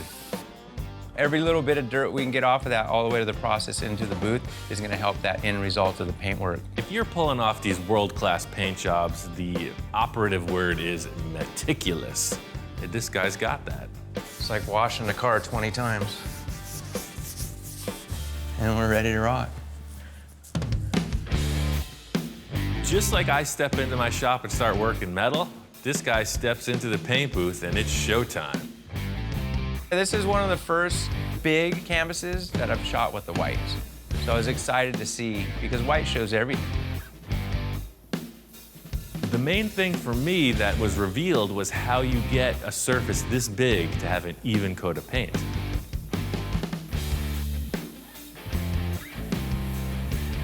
We got the van painted and let it cure. I'm excited to check it out. Aha. There it is. Opening the doors, the van looked great. I was pumped. Ian was pumped. It did totally mellow out. I thought it was really glossy, but that's perfect. This is exactly what the van needed. It's a perfect finish. This thing is looking clean, and it makes it look easy. I'm gonna bring in that Ranchero and see if I can't do something about this good. Rich was kind of wondering what I was doing with a stock car, but showing him what's going on underneath, he understands. If Ian's been under a car for a couple weeks, there's something trick going on, for sure. I looked under there and that suspension looked like it was set up for the track. I was blown away. I'm just like, man. Rich recommended I put a sealer on before the top coat just to keep everything separate, keep the automotive paint away from the old base coats. I picked out a color that I think Bill's really gonna like, and I'm excited to paint it. What I'm doing is pretty tricky. I got the idea of using this base coat that has a pearl in it. It's a metallic finish. By putting the vintage clear on it, it's gonna kind of make a frosted effect. We're knocking projects out. We got the van sitting here, got the Ranchero sitting here. It's a great journey with Ian every time. I didn't tell Bill when I was returning or what I was doing or what color I was painting it. I took it up to his place. It was like a surprise reveal. Howdy. Wow, I've returned. very cool. This is the cool finish. Very similar to what you did on the big truck. Well, I knew how you liked that, yeah, and that's the thing. Wow, Ian, that's just great. I knew that how hard Ian worked on this thing, and the body was so straight and it looked so nice. Ian did a perfect job. I was relieved. Kind of took a chance on this. I didn't tell him what was up, but when he saw it, he really liked it. Beautiful. Bill was happy to see the Ranchero, but I could tell all that was on his mind was getting his van ready to sell. I think I have somebody that's interested in buying it. So see if I can set that up and sell that, and that'll help fund wherever else we're going with this. Bill wants to get this van done. There's a ton of work to do, so I gotta get on it. Paint on the van is perfect, so it's back into the interior. This is what it's supposed to have looked like about 3 weeks ago, before all the rust and collision issues. It's supposed to be a simple flip, and as usual, it's more work than we expected. Just to reestablish where we left off, threw a milk crate in the truck, put the seat top on. It's the way NASA does it. We touched a couple critical ideas about the interior of the van, and that was these 2 bench seats and a table. The rest is up to me. The whole idea with this interior is that it's modular. You're gonna have these seats, but in the end, if you need more room, they just unfasten and you can put lots more stuff inside. I keep calling these seats, but they're actually storage boxes. There's gonna be a face and 2 end caps. The lid will hinge up. So you have this open span here to just throw your fishing gear, surfboards, anything you need. Got these aluminum piano hinges from Industrial Metal. I'll put 2 pins that'll keep it indexed when it's shut. That way they just won't be flapping around when you're driving, but that's the story. Come on. Inspect the welds.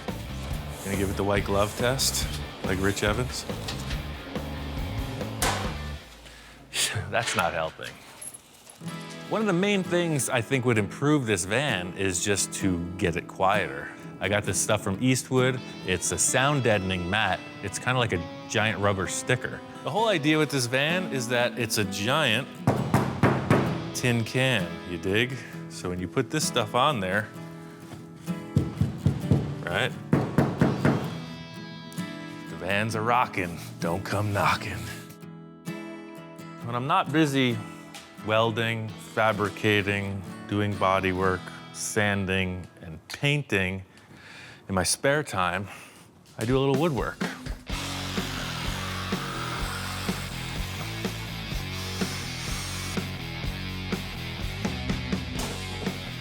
So the door panels aren't rocket science. You just measure them, trace out a template, set up your fastener holes, and cut it to fit.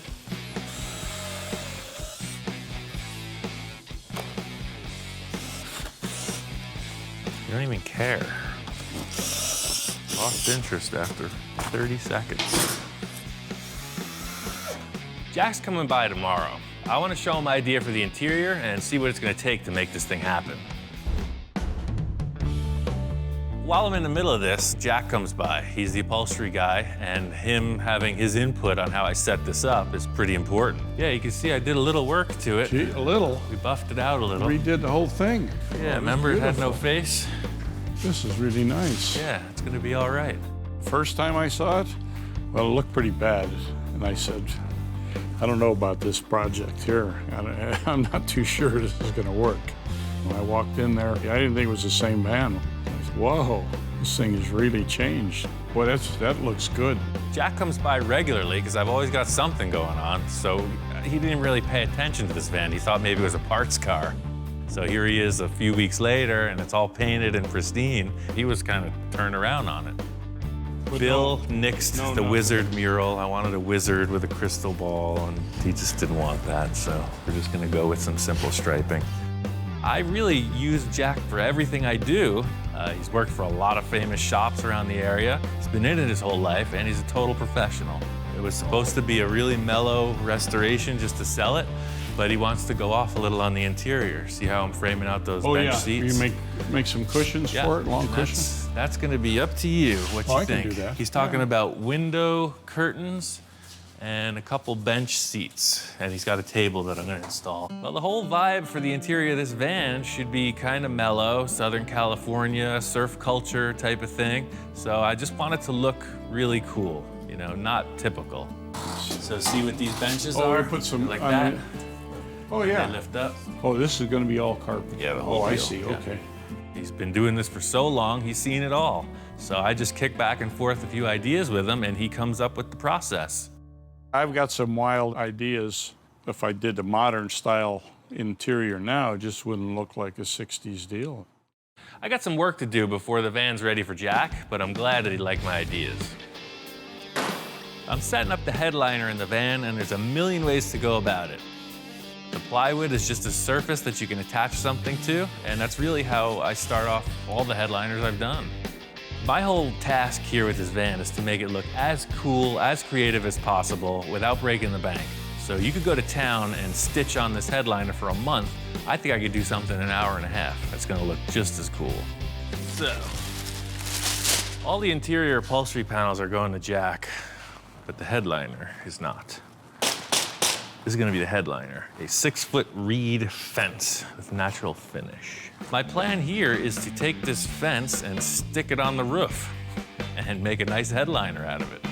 I just set it up so there's an even foot hanging off each side of this 4-foot table. I need a 5-foot piece, so I'm just gonna cut 6 inches off each side, and that'll get rid of all these crazy ends. The big challenge in this whole headliner is just the size of it and the fact that it's upside down.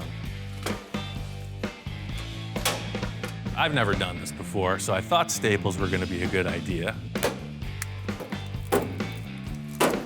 It's always harder than it seems in your head. We're shooting it into the frickin' metal.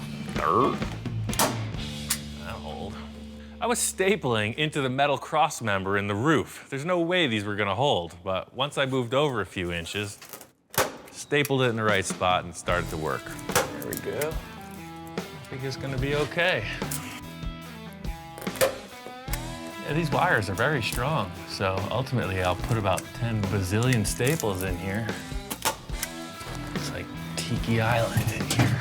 This is oversized, so I'm just gonna kind of creep it forward and trim as I go. Once I got the thing really stapled up to the windshield, I could tell it's gonna work. I'm really liking the way it's laying out, and my plan of stapling it up is it's gonna happen. Okay, now I just trim the shrubbery. A little yard work, get the rest of the headliner in.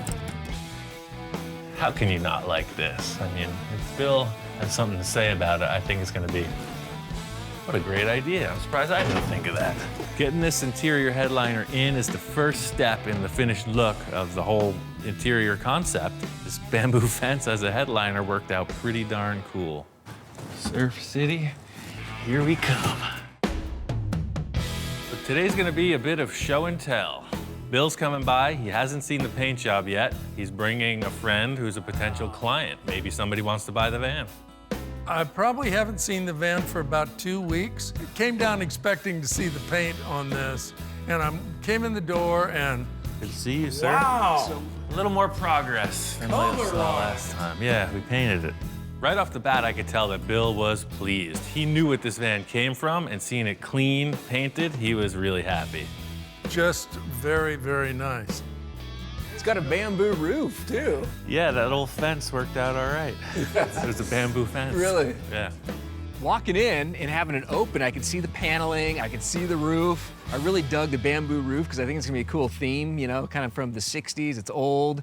And I'm glad to be able to have a little sneak peek before it's done too, because I can see how it's kind of being built. I wanted you to see this when it's in the middle of its reconstruction. So to appreciate it when it's all done. Yeah. Jess is the brother of my son's wife, and known him for a long, long time. Really good guy. We had a family get together at my house, and Bill showed me a picture of the van. Like, wow, that looks really cool. He's seen firsthand the projects I've done with Bill. The guy's a fan, and he wants some of what we got. On any Sunday, the classic motorcycle movie, this is like the type of van that Mert Lawwill had, and he used to, I mean, he traveled all around the country.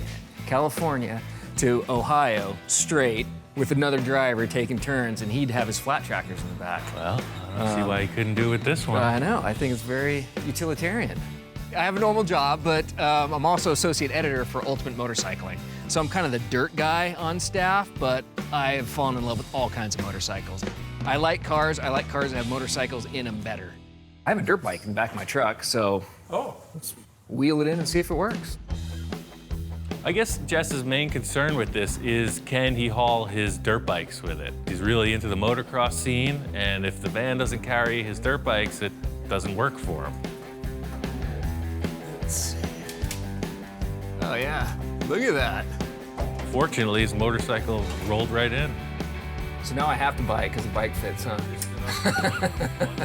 I love this thing. I love the concept. I like how it looks. I like the idea of it going forward. The fact that, you know, you got the shag carpet, you can sleep in this thing, you can stow things in here, and, you know, best cars on the road have motorcycles inside. So that's, I mean, you can put a motorcycle in here. If I can make a deal with Jess, it's still in my family, and I'm good with that.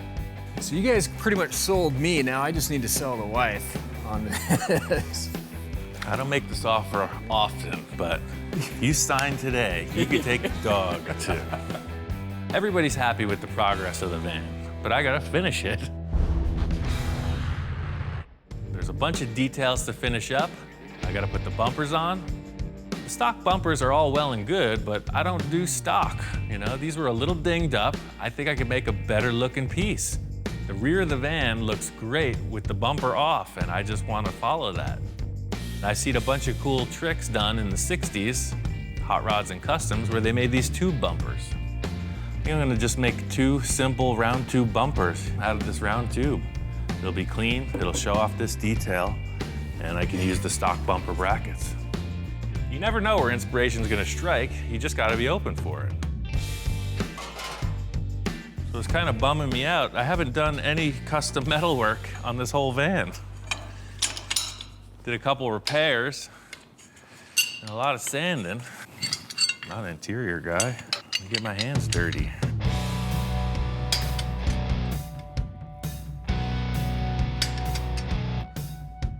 This van is a nice finished piece now. It's coming together, so it's not like I could just weld a piece of plumbing pipe on here. It's gotta look right. Tube bumper is super simple. I'm gonna use the stock brackets, trim them down, bend a tube to fit, cap them, and weld them in place. It'll just be as wide as the van. So I'll cut it off right there and weld it on. So it'll just be complementary to this center detail. Like everything else, did a mock-up, held the tube, looked at it, kind of thunk a little, and I came up with this dimension. I just put end caps on the tube and sanded them down nice. And that's the story. Fender pulled a bunch of scratches all the way through it, so I had to smooth all that out. But see, the end caps look super clean. It's gonna be all right. I'll set up a little blast shield so we don't ruin the fresh paint. The whole concept with these bumpers is not like off-road Thrasher tube bumpers. These are just little details that make it look like it's a finished piece.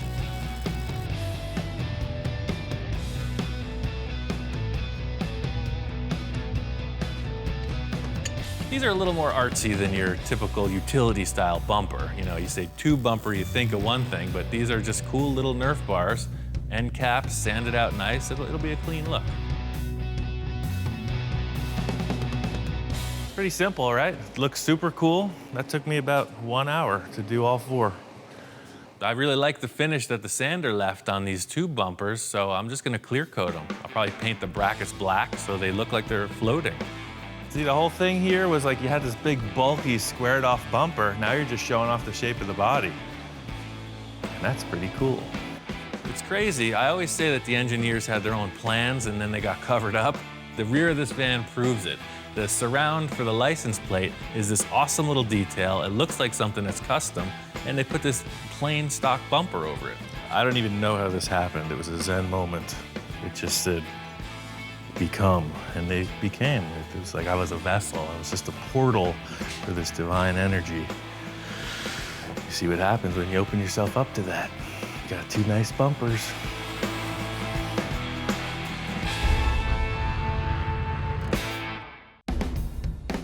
van's in a good place. I got a surprise for the Ranchero that I want to show Bill. Oh, look who it is. Hey, dude. The name of the game with this car is driver. Updated, modern, everything. The suspension is there. It's time to get into the engine and make that happen also. I got a fuel injection kit and electronic ignition from MSD. Fuel injection on a 65 car? Okay, let's try it. It's the same concept as the suspension upgrade. As a daily driver, I think it's going to be a perfect complement to the engine compartment. The whole thing with this is it's taking all that antiquated technology out of the intake system. With this fancy new stuff, I'm old school guy. I'm carburetor. You squirt it, it's got gas in it, it's probably gonna run. Fuel injection, I don't know anything. You got your computer chip here. So that's what runs it. I've never plugged a computer chip in a car before, but that just might make some history for me. Computer control, a little scary for an old guy. The hot ticket with every old car is upgrading the ignition and the intake. MSD's got this cool fuel injection setup, upgrades everything. Here you go, Doctor. Thank you, sir. As always with Ian, I was thinking, well, we'll just do a carb kit, tune the thing up, and away we go. No. So we're getting Ianized. As we were going through the process, explaining what all these parts do, Bill's coming around. He's starting to understand that it's really just car technology in a different wrapper. This is an old dog, a new trick. I guess so. This MSD kit is cool. It's like rocket science for the layman. I kind of like the idea of the new technology. Nobody's expecting that in this old car. It's pretty cool. Once you get the pieces in place, it starts to look like a hot rod, and that's really what this is about. Once we determined all the parts fit, I'm just gonna pass off the rest of this installation to Ron and Bill. Now you get to pick up all the wrappers. Some assembly required. Some assembly required, exactly. Ron's a really good guy and helped me a whole lot with my big truck. I've got experience with the old school stuff, and that's what Bill has, is a bunch of old school stuff. He can work on trucks or tractors or cars or anything. Ian is very motivating for Ron. I mean, he loves watching him. He's a mastermind. He gets crazy ideas, he just goes for it, which is cool. I actually had an extra Falcon, and I sold it to Ron, and he's been working on it little by little. My grandfather had one, and it kind of takes me back. So he's really into the Falcon deal. Very similarly to what Bill and Ron are accomplishing with the engine, Jack is just that guy, but with the upholstery. Here we are again, back at the upholstery shop. That's a nice truck. Every time I come to Jack's, he's got this awesome pickup truck sitting here. It's got a lot of super cool work done to it, and it never seems to progress. I'm always kind of rousting him, like, hey man, I'm ready to take it off your hands whenever you're finished looking at it. First time he saw it, he said, I wish I had this thing. I said, when I kick off, you can have it. Yeah, this is, I've got big plans for this thing. Down the road, I'm gonna get Ian to cut it up for me, see how it goes, but I wouldn't trust anybody else but him to do it. So these are all the panels. Okay. Driver rear. Well, now this will be all diamonds. All the way through, all right? the way. So Right there. Jack has been there and done it. I told him 60s inspired van. He said diamond pleat. Sounds good to me. We can go over to the upholstery supply and just pick out something that looks good. Well, I've got something over here you might like. I showed Jack all the interior panels I prepped out. I'm explaining to him what I want the flavor of the interior to be, and he says he's got this big roll of material that just might do the trick.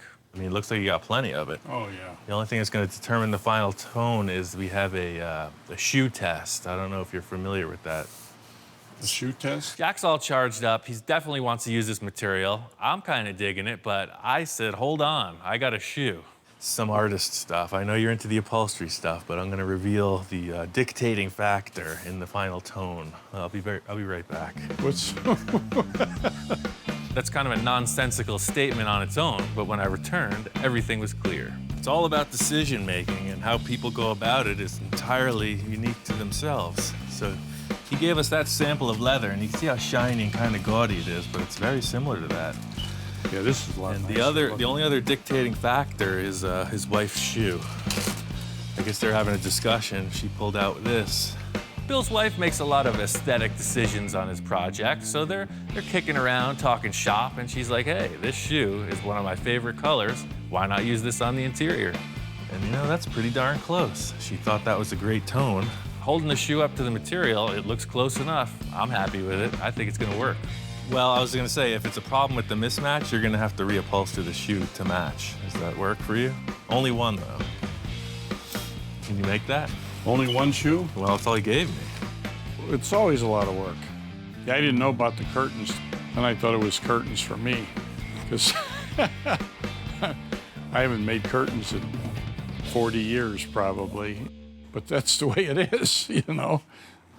The other car, the Falcon Ranchero, I have all the parts for that too. In addition to the van interior, I kind of double teamed him with the Ranchero interior, and he's all cool with it. He knows I'm up to good stuff, so he's on board to do the seat and door panels for that.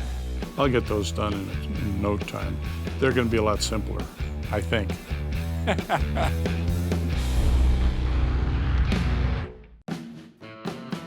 There's a lot going on to finalize both of these projects at the same time. So Bill and Ron are on the engine on the Ranchero. Jack's getting down with the upholstery on the van. My friend Bob's in town. He's gonna do whatever it takes to help me get this thing done. You got going on here, man? We're making vans. I don't really tell Bob what's going on in the shop. You know, I always like to surprise him. He's thinking sometimes he's gonna walk in and see a flying saucer in the middle of the room or who knows what. I didn't know what to expect. I just knew that normally if he's working on one thing, it's wild and crazy, so the thought of that wild and craziness times two really had me on the edge of my seat. He likes the old school van thing for sure. So he came in, checked out the interior. That's a great idea for the headliner, man. The whole idea today is to get a lot of progress on the interior. The carpet's got to get laid in. There's these boxes that are for the seats that have to get paneled out with carpet. So it's really just all loose ends. Well, man, I'm here. I'm here to help. Let's get this baby done. I'm pumped. So this is kind of the vibe for the interior. I got this roll of carpet. We're going with this indoor-outdoor carpeting.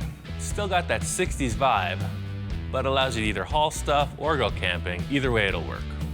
And then we got this vintage table that was up in Bill's back 40. So it's kind of your old school diner looking thing. It actually came from a fast food restaurant, so. The whole interior of the van is designed to be modular. So this table I picked out is gonna have 2 locations it can locate on the floor, 2 little posts. You'll be able to just pop the table in and out of the van depending on how much interior room you need. Right off the bat, I knew that this table was big. You know, it's from a restaurant, and here we are putting it in this little van. It's a number of things. I mean, first of all, I'm too big for the van. The table's too big for the van, and then Bob gets in, and the whole equation is blown. That's kind of it. That's all you're gonna do in here, is that whole setup. So you're not really relaxing with a beverage, right? You're kind of in the prison van. At least I won't have to worry about spilling the food in my lap. Exactly. There's clearly an issue here. It's gonna need to be remedied. Obviously, this table's way too big. Gotta fix it. We need to make this table smaller, both in height and in width. So I'm gonna cut down the pedestal and narrow the tabletop up by about 6 inches. Before I lay the carpet down, I'm gonna commit to 2 places for the table base. One near the rear axle and one up front by the engine. With that done, it's onto the carpet. It's a preliminary layout of the carpet. I'm leaving everything big because I'm gonna have to spray glue separate panels down for these 3-dimensional shapes like the fender wells. So I'm just roughing out all these areas. That way I could pull this back out and then put the padding down. My design for these boxes was very simple. It should be super quick to put together. You just lay it in place, screw it down, fold over the edges, and install it. Yeah, see, so that's the general layout. Gives a nice plush finish right in. Watching Ian do something different, I was really impressed with his abilities. It seems like there's nothing he can't do. Hey, Ian, how are you? Wow, you got some upholstery. Yeah. Sweet. Button City. Jack is an ace with this upholstery game. So you're right on time. These are freaking great. It looks good with the headliner, for sure. Wow, that looks pretty good.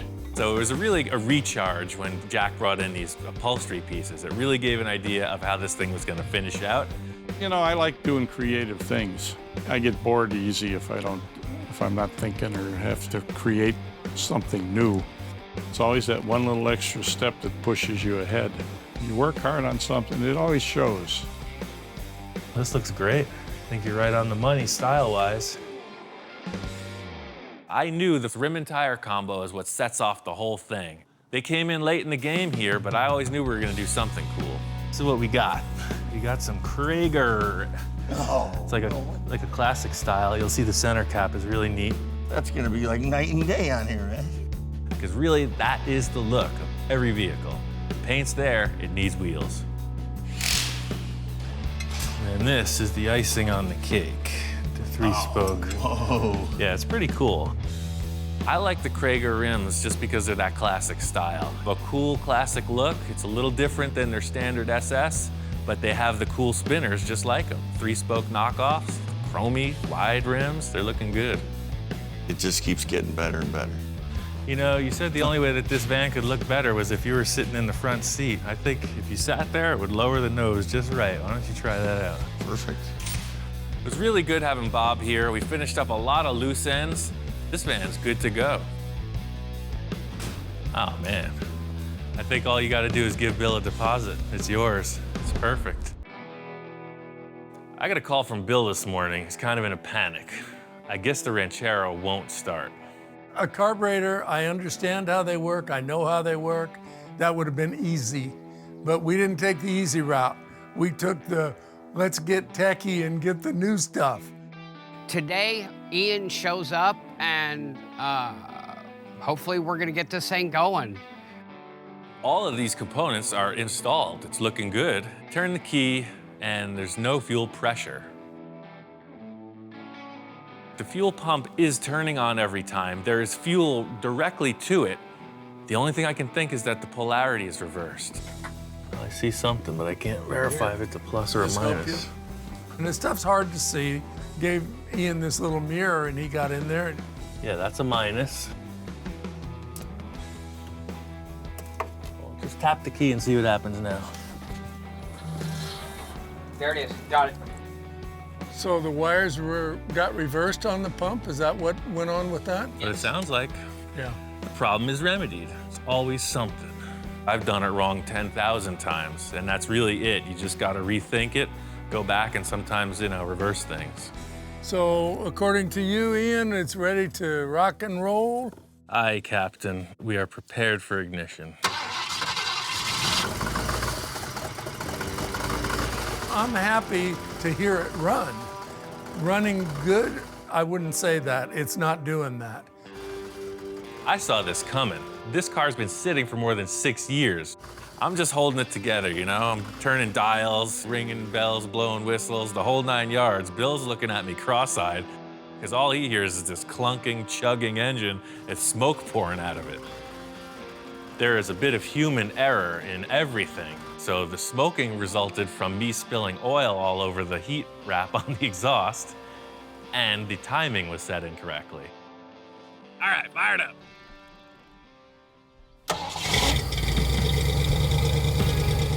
Once we remedied both of those, the thing ran like a brand new car. With Ian, he's always got some tricks up his sleeve, that boy does. There's a few more things to wrap up. This Ranchero's almost done. I can't wait to see it on the road.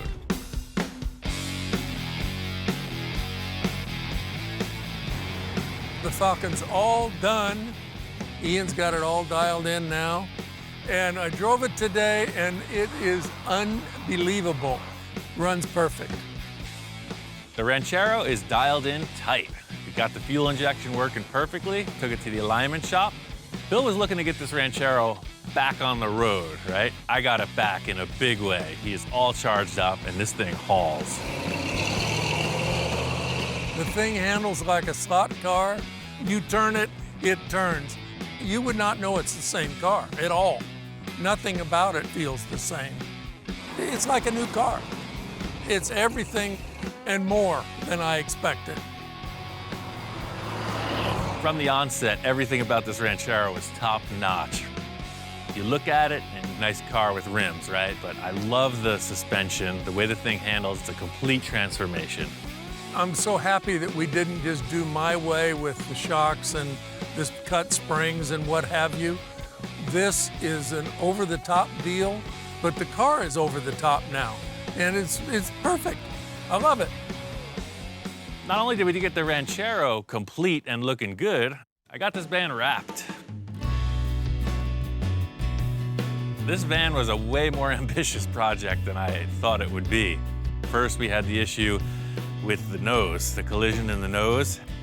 It had to look nice, so it just escalates. Ian did his double work, as always, and it's really nice. Brought up to Bill's, and just as I'm showing Bill the van, Jess shows up. Holy cow. See you again. Yeah, good to see you, Ian. Hey, Bill. When I first walked up and saw the van, I was just kind of blown away. It looked perfect. Look at this. Wow, these wheels are awesome. The first thing I saw instantly were the wheels and the spinners on it. That totally set it off. And you got the bumper in here? Yeah. Yeah, I used the stock bumper brackets, and I just made some tube bumpers for it. The details that Ian did on the bumper and the mesh on the front end, it just, everything kind of ties together. He really loved the bumpers and the rims that I chose, but it's all about the interior. Yeah, so I had the upholstery guy get down on it. So Oh my God. a little nicer than it were. Oh, this is amazing. When I opened up the doors, it was just like, you know, opening up a treasure chest, right? It looks like a plain white van on the outside, but the interior is all fitted out. It's deluxe. We put curtain rods in there. Holy cow. Yeah. So this is the Pendleton Yeah, the flannel? authentic flannel. The inside, that really blew me away. The upholstery with kind of that diamond tuck and the buttons on it just looks perfect. Yeah, and everything works together with, you know, kind of the bamboo roof and the curtains. And I think he was a bit in awe, actually, because of the transformation of it. wow, this really turned out way more than I expected. The interior, for sure. Because the exterior, I didn't see the bumpers and the wheels, so bumpers and wheels totally show it off. But the interior, this thing was just gutted, right? There was nothing in it. There was nothing in it. It was just a little sample fabric. Right. So I'm really impressed. I can't wait to take it to the beach. Let's drive it. Good, let's do it. Let's close the doors up and jump in there and fire it up. Oh, and we're off. So looking at the van from the outside and the inside and kind of being a spectator is great. The aesthetic is totally there. It's everything that I want. But it's not the feel of driving it. And so once you drive it, I was sold. Having that really big windshield, I mean, it's kind of like a bigger view of the world. And you're sitting up front, so you're in it. You're not behind it, you're in it. You know, elbow out the window. I mean, it was a cool experience. You know, I've always wanted to buy a van since I was 15 and a half, 16 years old, never bought one. Everything's lining up. I created all these little kind of tests and barriers that would have to be accomplished before I could decide whether I should buy it or not. So Bill, last test. It's gotta fit this bike. Okay. We already know it fit the Yamaha. Let's see if it'll fit the KTM. The final one was, will it fit my dual sport motorcycle? Ooh, it makes it. Perfect. We're in. We're in with about a ½ inch to spare on either side, and that's without compressing the forks. Very good. That was perfect. And then literally, I think you just throw cardboard down. So it passed the final test. It did pass the final test. So I've got butterflies. I really, really want this thing. It's really cool. Jess loved the van. His motorcycle fit. He wants it. All right, let's back her on down. I'm very happy with the Ranchero, and I'm extremely happy that Jess is going to get the van. It's been a lot of fun. Both of these vehicles turned out great. Bill is another satisfied customer. His client is all charged up with a new van, and I'm on to the next.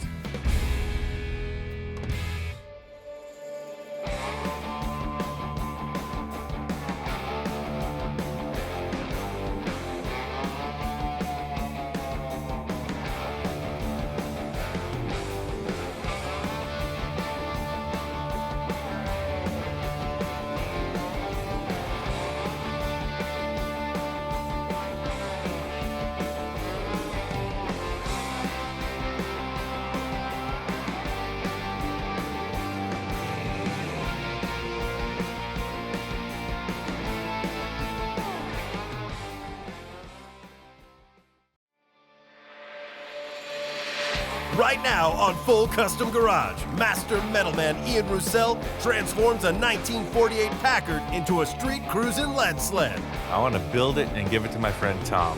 Wow. I was blown away. But Ian's goodwill comes with a price. It's not a Merc, it's a Packard. And this roof line is bunk. He got in deep with this project. It's gonna get loud, man. I think it's a lot deeper than he thought he was gonna get in with this project. Yahoo! But for Ian, one Packard just isn't enough. I go over to Don's and he's got his Packard. He's all amped up. It's all Packards all the time. Get them done. It's like a duel to the finish.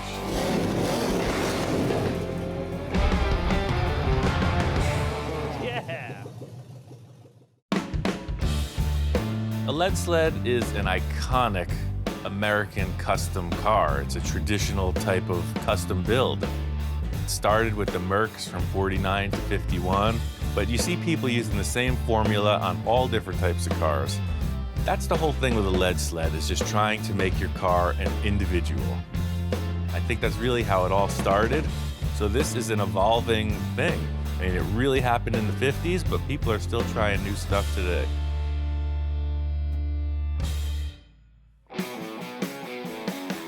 I've been friends with Don for quite a while, working on various projects. I keep walking by this Packard, just looking at it, imagining its potential.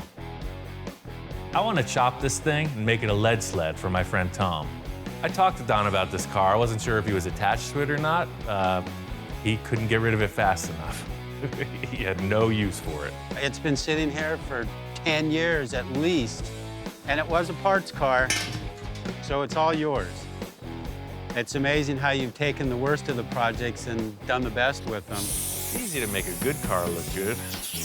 It's the beat-up ones are the challenge, aren't they? I don't think this tire's gonna make it, man. We're gonna need the forklift. Out of the blue, he calls me and says, hey, I've got something in mind for you. I was blown away. I've always wanted my own Ian Roussel designed car. We've tried a few times, but really it's the financial aspect. Being a father, being a husband, I have not always had the money. Me being able to help him out with this is really cool. He's helped me out a bunch, so hey man, right back at you. I'm stoked. It's on, we're moving the car out. I've been looking at this thing sitting still for years. Finally, we're moving it. I get it out in the parking lot and it's like all wrong.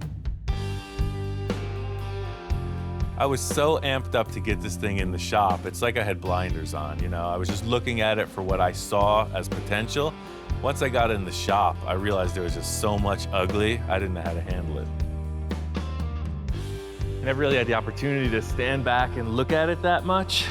It was always under that carport. Once we got it outside in the open, you could stand back and look at it, and I don't know, it really doesn't have a good line. I loved the way that the taillights in the rear section looked, but that's because it was in a carport and you couldn't stand back and look at it. In my opinion, the big sore spot in the whole car is the rear of the roof. The longer I looked at it, I really started second guessing myself. Like maybe this wasn't the car at all to start with. I've never dealt with a roof that has this ugly hump in the back. So I'm gonna take the whole skin right off of the top of the roof. I'm gonna come in right about here, and the roof attaches probably about that far above the drip rail, and I know I'm gonna shave the drip rails. So I'm gonna take this whole roof cap right off, kind of like this. You can see it's got this little shape that's stamped in it, and that's where it all went wrong, in my opinion. This was good, and then something grew out of the back of the car. I'm gonna cut it right at that line, because it's not gonna have that anymore. You can see it's almost like the engineers in the factory were setting it up for a chop. I'm just gonna start by chopping the heck out of it. No plan.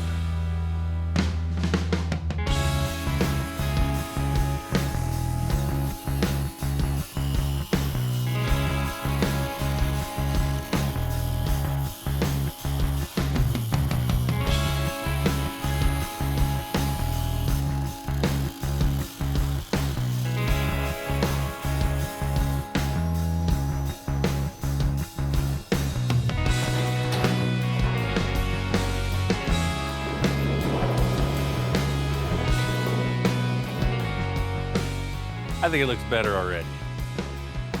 The standard procedure in cutting any car's roof off is to brace up the interior. You don't want the thing to shift. You want it to stay just as it is so the door is shut properly. I'm just not doing any of that. I've done enough metal work, I've cut apart enough cars to know what I can get away with. I think I can get away with it.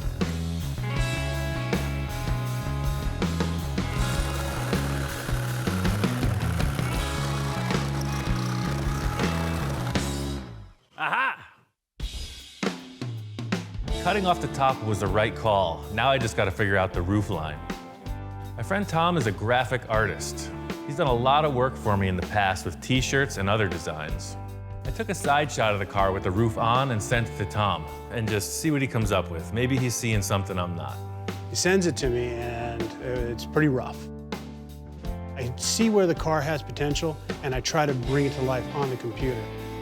When I had gotten to my final rendering of the Packard, I sent it to Ian and I didn't know how he was going to react. Tom's fast. I get an email back the same day of this rendering, and it's pretty cool. He took the windshield and he raked it forward. I've never seen that done before. Typically, if you chop a top, you may rake the windshield back, but this one was so slanted back, he moved it forward and he put a nice slope in the rear of the roof line. Very cool design.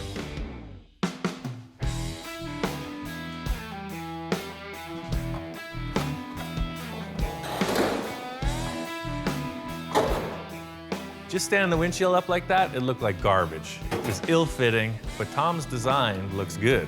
I just have to make my metalwork follow his idea. These two templates came off of a 59 Volkswagen and a 51 Henry J. So you can see that their windshield angles are even more upright than where I'm at now with this Packard window. You can see how the side rails are really projecting upwards. So I'm just trying to make it look a little bit more like a Merc or something that's a little more popular. As I tilted the windshield forward, it was causing the center of it to dip below the cowl, the skin of the body. But the main problem I'm facing is these curves are designed to have the glass at the factory angle. As I'm raising it forward, the glass is falling down. So you can see the huge difference. This is about where the factory glass sat, way back. Something about fixed metal shapes. When you put them in a place they're not supposed to be, it's just unforgiving. It's kind of a hurdle to make this windshield look right. I tried a couple different options. I took a couple shims and I shimmed it up, moved the windshield around to get it sit more vertically. For now, I'm just gonna let this sit here, build out all of the structures around the side windows, that way it has strength, and then later I'll bring up this bottom lip. Setting up a chop like this without any direction is kind of dicey, so I'm just trying to feel my way through it, and that's by leading off with this windshield and figuring the rest out.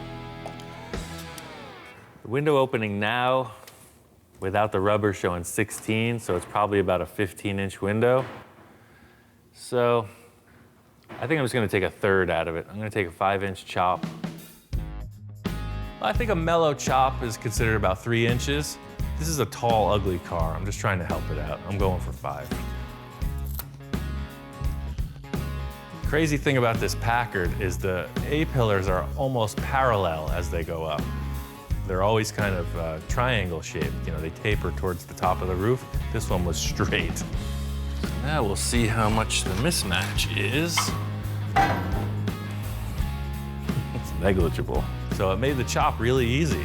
I have my sneaking suspicions that the Packard designers probably drew the car like this, and then it got changed. Restructuring this roof skin and the frames surrounding the doors, and that's the line of the car. This is what makes it. I want to take this arch out of the rear window. The same idea as removing that big bulge that's in the back of the roof. This is a pretty risky move. I'm really taking all of the strength out of the whole side of the roof line. But I want this look, so I'm making all these pie cuts in it. It's gonna stretch out the rear portion to make it more streamlined. This is really gonna define what the car looks like, setting up these door frame surrounds. it's also a structural part of the car. So I'm just trying to use what I have, make a couple splices, and just come up with a shape that I like.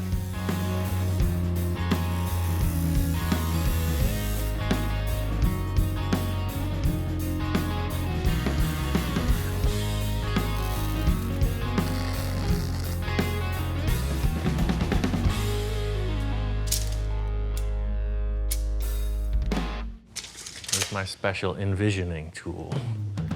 Ah yes, the cardboard envisioning tool. It's something that you don't see a lot, but everybody's got one. Just hold it up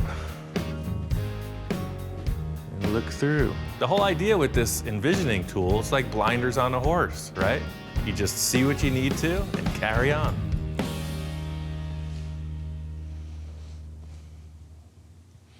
My job is done here. This car is getting a full new paint job. So once I got the look of the roof established, I wanted it all to be one color. So instead of painting it, I'm just gonna take all the paint off. Aside from that front driver's side fender, everything else is pretty much intact. Big problem with this car is it's crashed. The whole front fender is creamed. Don says he's got one in his yard that's a replacement, and it just might make this thing a lot easier to finish. I'm really happy with the line of these two rails coming back from the A-pillar, and the big question mark is how the roof skin fits back on. I'm liking how the sides of the car are coming out, but I'm gotta get this roof skin on. Thinking maybe the original one will work, even though I don't want to use it. I think I'm just gonna put it on there and just check it out. Once I got it back on in place, it seems like it'll fit, but it's still got issues. You know, it was designed with this big bulge in the rear, and I'm trying to get away from that. Don came over to look at the car because I think he's kind of sitting there being a naysayer. I don't see the envision that he does, you know? His creative mind is thinking, but my mind is not that creative. He got in deep with this project. I think it's a lot deeper than he thought he was going to get in with this project. I'm really seeing the potential in this thing, but he's just not digging it. I got a couple tricks up my sleeve. I think it's going to convince him. I'm going to change the look once more. Ready? You ready? Go for it. This is the main part of what I don't like about the car, is this weird bubble back.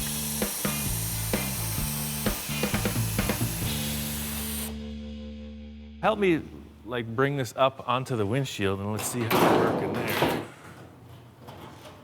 That is freaking gangster, nice man. Right there. He's changed the body lines on that top so much.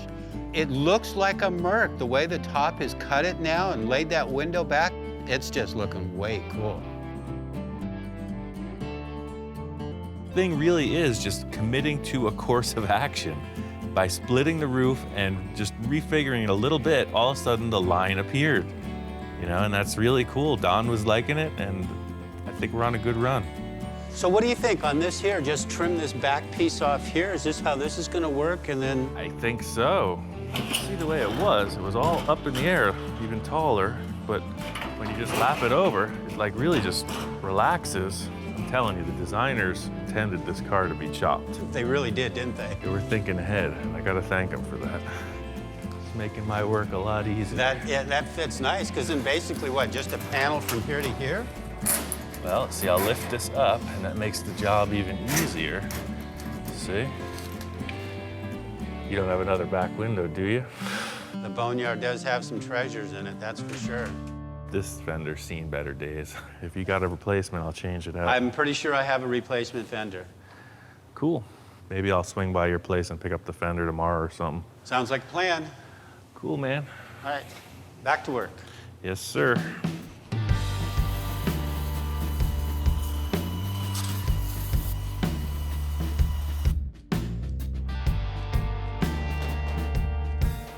The roof skin fits, but it's all about refining it. It wasn't designed to be in this orientation, so there's a bulge that needs to be fixed. The whole thing about it is just metal, you know, make a couple cuts, reposition it, and problem solved. It's pretty rad. I just cut it, put it in place, and, you know, a couple little pinches and clamps, and the thing fits great.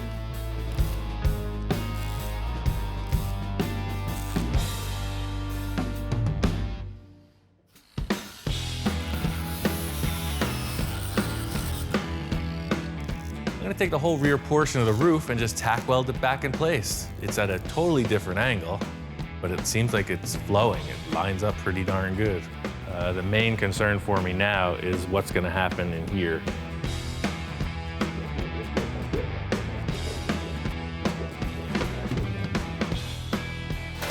This last part of assembling the roof really is the line of the car. It's what I've been trying to improve on. And that's the issue. You got a flat spot. You got to work around that. And that's gonna be a challenge. So it's important that I make this sheet metal flow. It's gotta fit the car right. It's gonna get loud, man. I like to work fast and loose. Bottom line. I had this idea, I've done it on a couple other things. I just use a pneumatic hammer. I just rattle it real quick, just in a circular pattern, crisscross. What it does is creates a dome.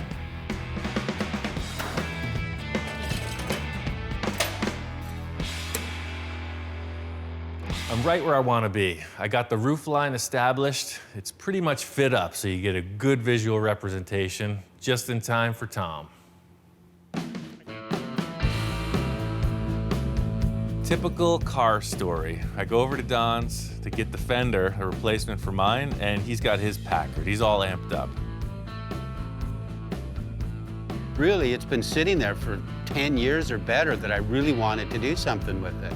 The whole time I've known Don, this car was just a big shape under a tarp in his shop. So I knew there was something special under there. And finally pulling it out, it was quite the reveal. It is a 1950 two-door Packard fastback. And from what I understand, it's slightly a rare car. So, now that we've got some of the dust off, what exactly were you hoping to accomplish? I would like to get it to go stop and go again.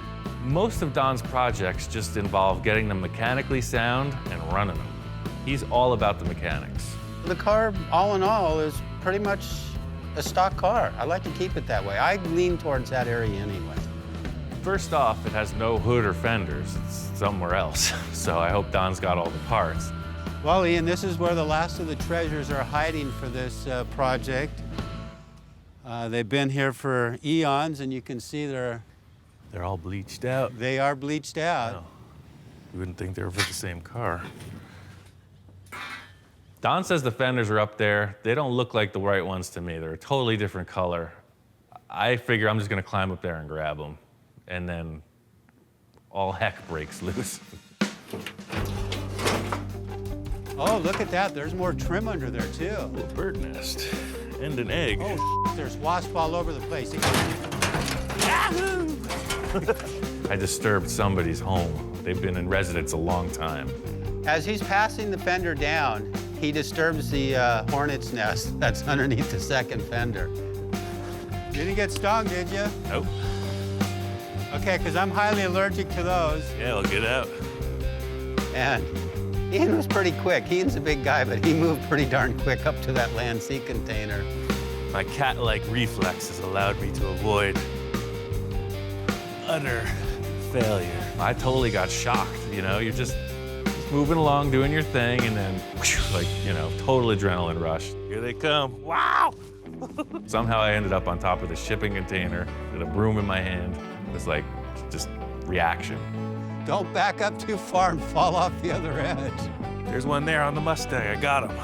Right now it's self-defense. This is an angry swarm of insects coming after me, so I'm doing it pro golf style. Whatever lives on the property, I let live on the property. I'm not into eradicating them. Oh, they're gonna be really pissed now. Don hops up on the rack and takes care of business, and that's fine by me. I knocked the hornet's nest out of that fender for Ian. He was still a little reluctant to get back up there to get those. I'll just hang out up here until the air clears. You know, we needed the parts. We couldn't have Ian stung, so that was the end of the wasp nest. Let's bring her on in. There's another one. From cars to bee wrangling. We got both fenders down in the shop, so it's like on to the next. Saving the paint's my priority. The fenders are a totally different color than we want. So my first assessment is I'm just gonna take some buffing compound and see what happens. Ian got real resourceful. He brought in that 3M rubbing compound and squirted some on the fenders and just took a rag and started polishing it. And I put it on there and it turned blue, like the rest of the car. I was surprised. It says it's Super Duty rubbing compound. You can see I'm rubbing. It's definitely doing some super duty. Pretty easy task, you know, I got Don all inspired, collected the parts, put them together, and I just get to rub out the paint job. That's an easy day on the job. I've spent the time when I got the car to get all the parts required for it, too. Packard just got a really unique kind of look. The grille is this strange little center chrome piece with these massive body panels surrounding it. So it's actually a pretty easy fit up because these fenders take up a huge amount of the car. There's like 4 main parts in the whole nose. Seeing the car all mocked up like this, it's just a cool, inspirational thing. I'm ready to put the engine in. Don had this engine from who knows where. Small block Chevy, most popular engine in the world, bottom line. I don't know the history about it, but he says it's a runner. We got the motor stuck in it, and it fit. With some cars, you know, say if you're putting a V8 in, say, a Ford Falcon or something, or a Vega, it's a real nightmare. This car's got tons of room, no real stress.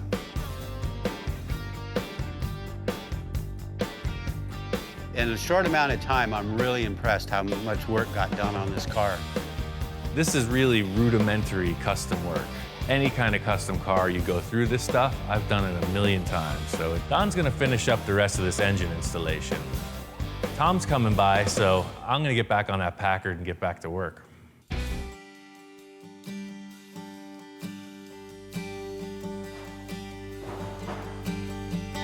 Uh-oh, there goes the neighborhood. What's up, man? Wow. Got a car. This is the Packard, huh? Yeah, it wasn't like that 4 days ago, remember? So being excited about seeing this Packard underway, I gave Ian a call and I said, hey, I gotta come down. I gotta take a look at this thing. Being that I barely sent the artwork to Ian just a matter of days ago, I'm blown away at how much he's accomplished. I think Tom's really stoked. The roof line matches his drawing, I mean, almost to the T. So, I mean, what do you think? I dig it. It almost makes you wonder why it wasn't built this way to begin with. You know, that's one thing I've been saying all along. It's very cool to see another artist take my artwork and make it even better.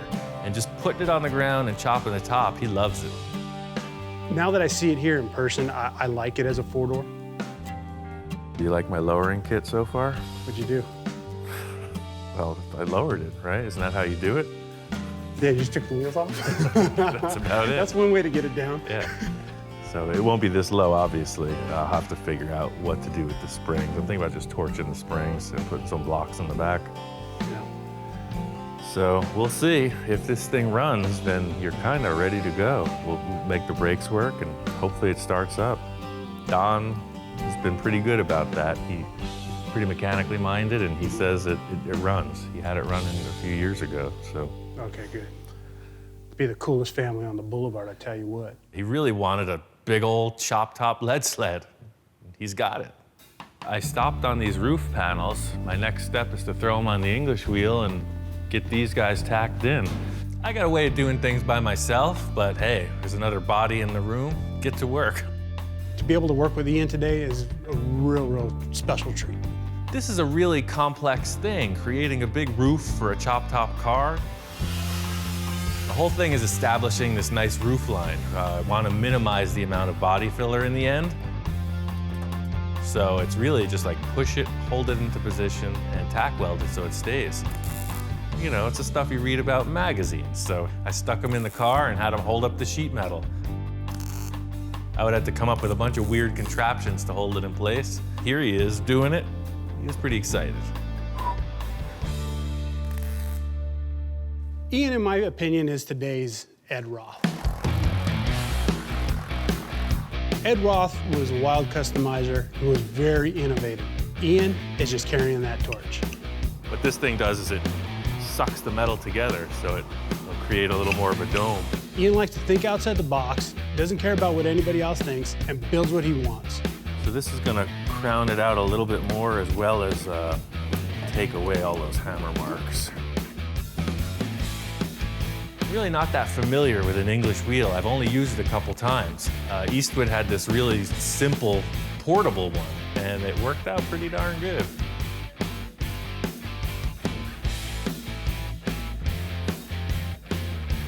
Pretty good. Yeah. Getting the sheet metal tacked in place, that's it. That's the car. The line of it's established. It's just a matter of finish work. If you like it, here we go. I'll put it all together and on to the next. It's a killer chop. We got the chop top nailed. It looks great. There's still a lot more.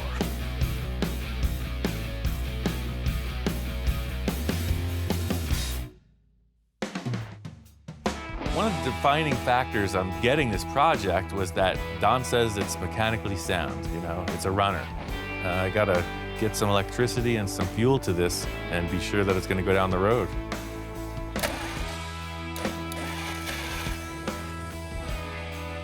This car is ancient. It looks like an Egyptian tomb under the hood, man. Well, it gets spark. Something happened. That's a good sign.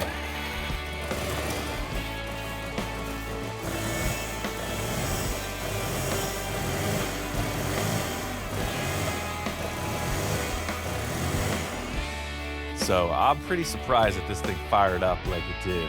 It purrs. It's an old engine, but it runs great.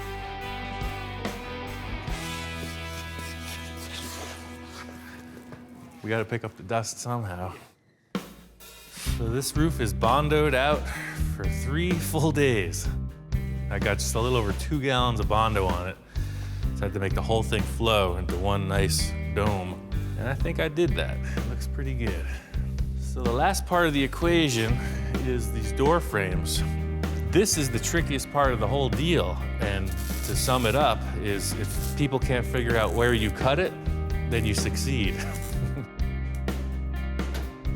Just building stuff that you haven't done before, it's just the adventure of it, you know? It's like I want to come out successful in everything I'm doing, but also the spice of it is getting that agitation of not knowing. I was so bummed out when I started this project. I can't put in words how disappointed I was at the selection I had made. But I think this thing's gonna be all right.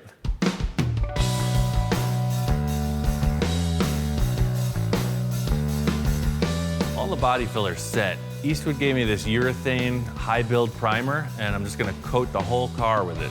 3 heavy coats, because it's a filler primer, and then I can come back and block sand it. This is the first time you really get to see what the car looks like. It's all blotchy, you know, Bondo spots, metal spots, different tones. So having it all in one color is gonna be really cool. Once I get this thing all one color, a good primer coat on it, you're really gonna see what the car looks like.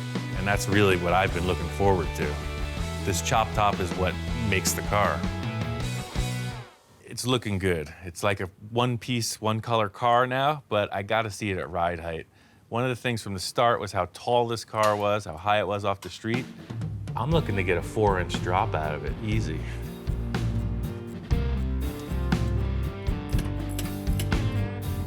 Everything in rusted, stuck, typical scene.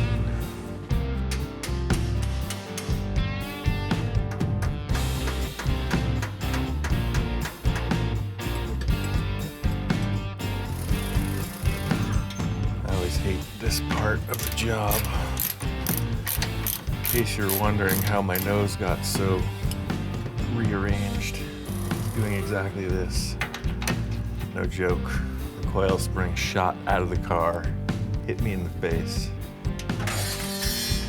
That's a big piece of metal that hits you in the face, huh? This is the old school lowering technique. Before there was all these fancy kits and airbags and yada, yada, yada, you would cut the springs or you would heat them with a torch. Those were the options. So I'm doing it just like they would have done it back in the day. So I started off by cutting just about 2 coils off, a little bit more. It's hard to say exactly what the drop's gonna be until it's installed back in the car, because the spring rate changes, you really can't calculate it. So I'm just gonna cut both springs to match and set them in the car until it looks the way I think it should.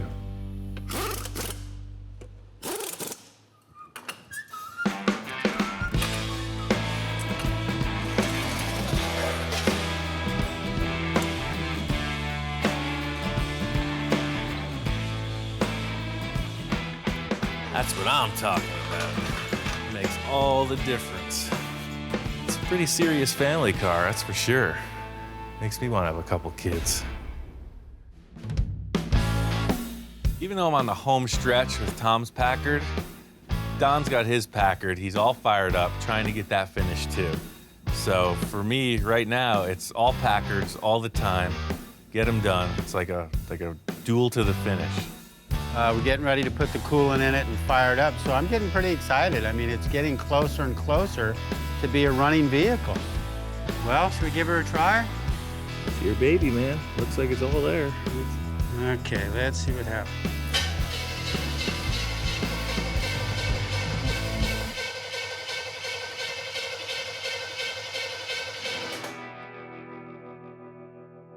It's not getting any spark.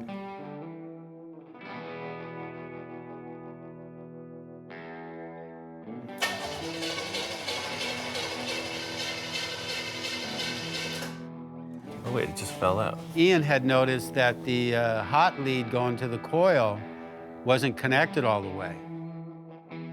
Try it again, man. I'm not willing to. You're not willing to throw in the accept towel that. yet, huh? I just said 3 prayers. 3 prayers. Okay, let's.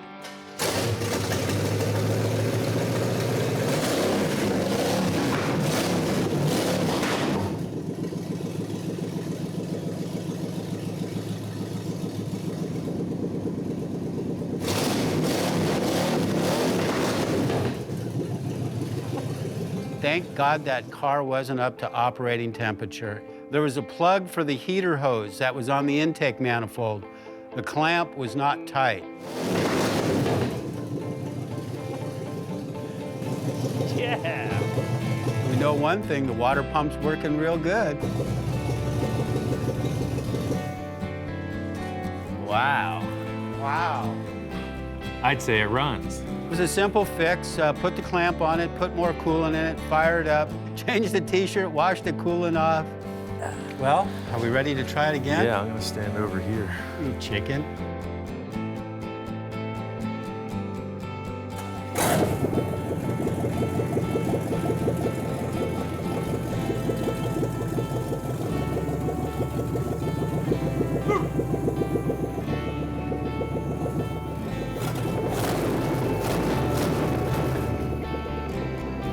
Sounds pretty good. Well, let's put it on the ground, man. I think she's ready.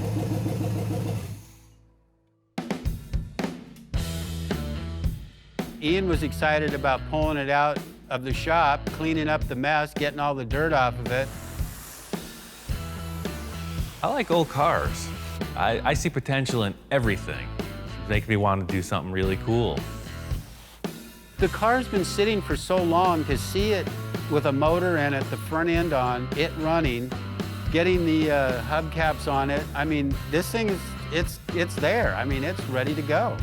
Looking at that other one really, really inspired me to get this one going. And that's really the basis for the whole thing that I do, you know? So to see Don get charged up on the Packard that I'm doing, he's like, hey man, I got a Packard too.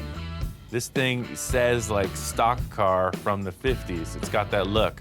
Maybe racing at Daytona Beach in the sand, something like that. It's a pretty good look.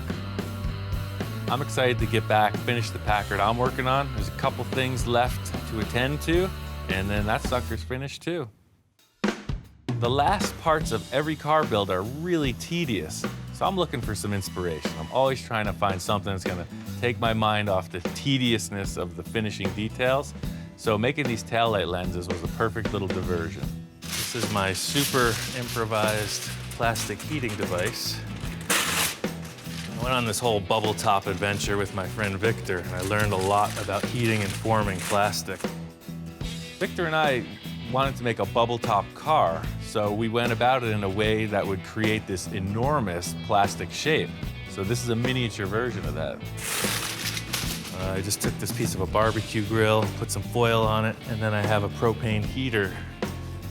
I'm gonna heat up the plastic and form it into a couple taillight lenses. I did a lot of experimenting with Victor on the bubble top, and I found out that 300 degrees is when plexiglass starts to become formable. They make spaceships and stuff out of this, and here I am with a piece of the old refrigerator and a propane grill. My whole idea is getting this plastic really preheated well. That way it has time to go into the clamp before cooling back off. I took this piece of aluminum and put it in the roller to match the arc on this. It's just like the bubble top. It's got an air source with a base plate and some holes to let the air come through. And then there's a clamping ring that's gonna hold the plastic down to the base plate. Warm it up with the clamps and then inflate the lens through that retaining ring. Portacool sent over one of their huge shop fans to keep the temperature in this place under control. I was also able to use it to cool down the plastic lens. If it stays molten for too long, it could change shape. It's the same idea as the bubble tops, just way smaller.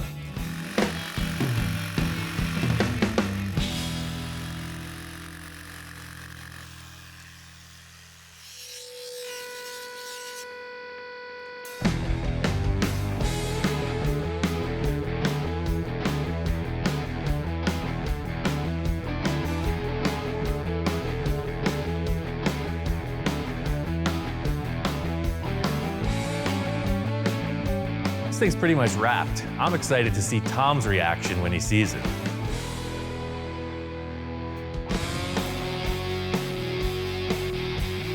There's a lot of work getting the car to a finished state. I really busted it out. I can't wait for Tom to see it. So I'm really excited for him to check it out. It's like his idea come to life. We're ready, man. Oh, check it out. Oh, man. You're kidding, right? The real deal. Wow. Ian, man, that is one gorgeous machine. Look at that. When I first walked in and saw the Packard, I was blown away. It's amazing looking. It's actually a lot cooler than I could imagine. The thing about when Tom walked in, the last time he saw the car, it was a shambles. I mean, there was just loose ends everywhere. This is a perfect color for it. Holy smokes. Yeah, you gotta see it in the sun. It pops pretty cool. I got this black cherry paint that complements it beautifully. First thing I noticed when I walked in is the amount of time and work that went into it. There's a lot of customizing there. All Tom's drawings were side views, so for him to look at it and see the angle of the A, B, and C pillars, it really meant a lot to him. I made these two taillights. It didn't have any taillights. Just kind of fresh. Those? Yeah, I blew them out of plastic, kind of like mini bubble tops. No, man, you're kidding, those are. Because remember, it didn't have any lenses. Ian tells me that he custom made these things himself, and I'm just shocked again. It's like, what can't this guy do? The fact that this thing is a good stock runner really helps out in the end because he can enjoy it. He doesn't need to do all this other modifications. It's a complete factory stock Packard with a pretty nice chop top. When I first sat inside the Packard, man, I couldn't help but feel, man, this is cool. I'm ready to cruise, man. And I am one cool dude because I'm cruising this thing. You want to go cruise? Hey, me and Shop Hound are cruising, man. This was a very emotional experience. We took that car out of the carport and I was angry. I was just thinking we were going in a bad direction. I pulled through, you know? I was really thinking about quitting a lot of times. Tom's drawings helped me, and then finally seeing the metal change shape is kind of what led me to doing the finish work right. There's one thing I've noticed about Ian. When it comes to customizing a car, is he's driven. He has something in mind, he sets a goal, and he goes for it. When we're thinking about where's the coffee, he's thinking about what do I have to do next to this car? What do I want to do next to this car? And he goes for it. The whole deal with this is I was trying to help Tom out. He's done a ton of work for me. The least I could do is return the favor. So to really push my limits as far as the fabrication and finish work, it's just something to say thanks to Tom. It's really indescribable. I can't talk about how grateful I am because there's no words to express it. I mean, other than getting in there and cruising down the boulevard with a big grin on my face, there's no real way to express how just excited I am. It's a cool car and I cannot wait to show it off. This project is a great example of what I've been doing with my career. Just trying to be creative and push something further is what I'm all about. Just trying to discover new ideas. Keep the people happy, give them what they want, on to the next.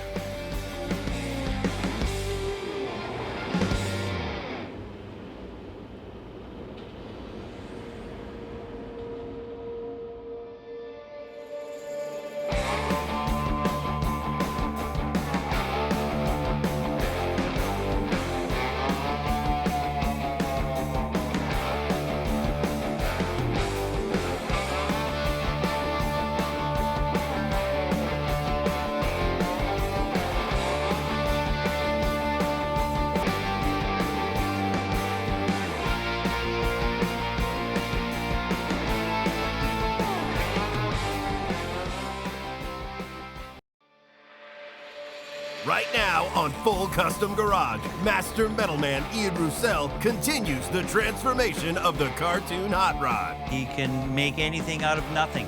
Back of the cab opens. It wasn't supposed to be like this. Our plan was here. Ian takes it to here. Mark pulled the engine out and I could tell this dude is serious. But when things go wrong, my heart just sank. Ian's looking at me like, you're right. And with his client out of the game, Ian switches the lineup. While Mark's gone, I really want to surprise him. I want to make some progress on his Henry J. I leave the guy for a day and a half, and I come back, and bam, truly amazing. With the team back together, it's all hands on deck. Mark is out of his mind. Johnny is totally charged up about this. There's sawdust everywhere. There's parts and pieces all over the place. We're in the trenches.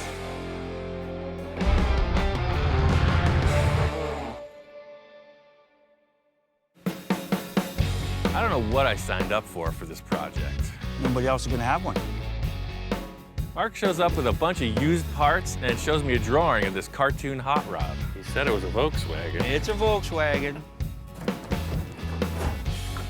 First thing I had to do was straighten out the bent frame. Then I needed to cut down the body to fit the proportions of the drawing.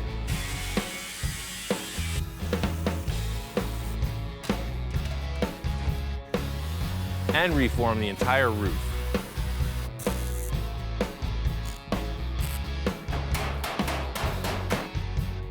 From the onset, Mark's been referring to this project as his rat rod. I just think, looking at the drawing, I can go way better. The drawing showing a finished show car, I'm gonna try to go in that direction as much as possible. Looks like a giant cartoon. I built the whole car around this AMC engine, but it's toasted. Yeah. It's trouble. I'm in deep. Here it is, Mark's on his way. He says he's got a new engine, and I got a couple things to show him. I kind of put a little pressure on Ian when I was over there. I said, okay, I understand about the engine problem. I'm gonna take responsibility for that. I'm gonna get you a new one, and I'm gonna personally drive down there and bring it to you. Is that record time or what? Oh, I tell you, man, how you doing? This guy surprises me. Flies in to Canada, he gets in the truck and drives down to Los Angeles. It's pretty ambitious. I guess you're in a rush. Oh, man, it was get her done and get her down here for you. Nice. I'm pretty excited to show him what we got and to see the body in real life. Now, you ready for some bling? I got a little bling for you. Ah, that'll work. Figure that'll work? That looks just like the engine you brought before, but this one is nice. This one's out of a 1966 Rambler Ambassador. It even matches the paint color. That's cool. Mark pulled the engine out and I could tell this dude is serious. That's definitely the same transmission. I think this will just bolt right in. He's really dialed this engine in. He's all about getting it here. So I'm gonna show him what I've been up to. As soon as you said you were gonna handle that engine, I got real serious.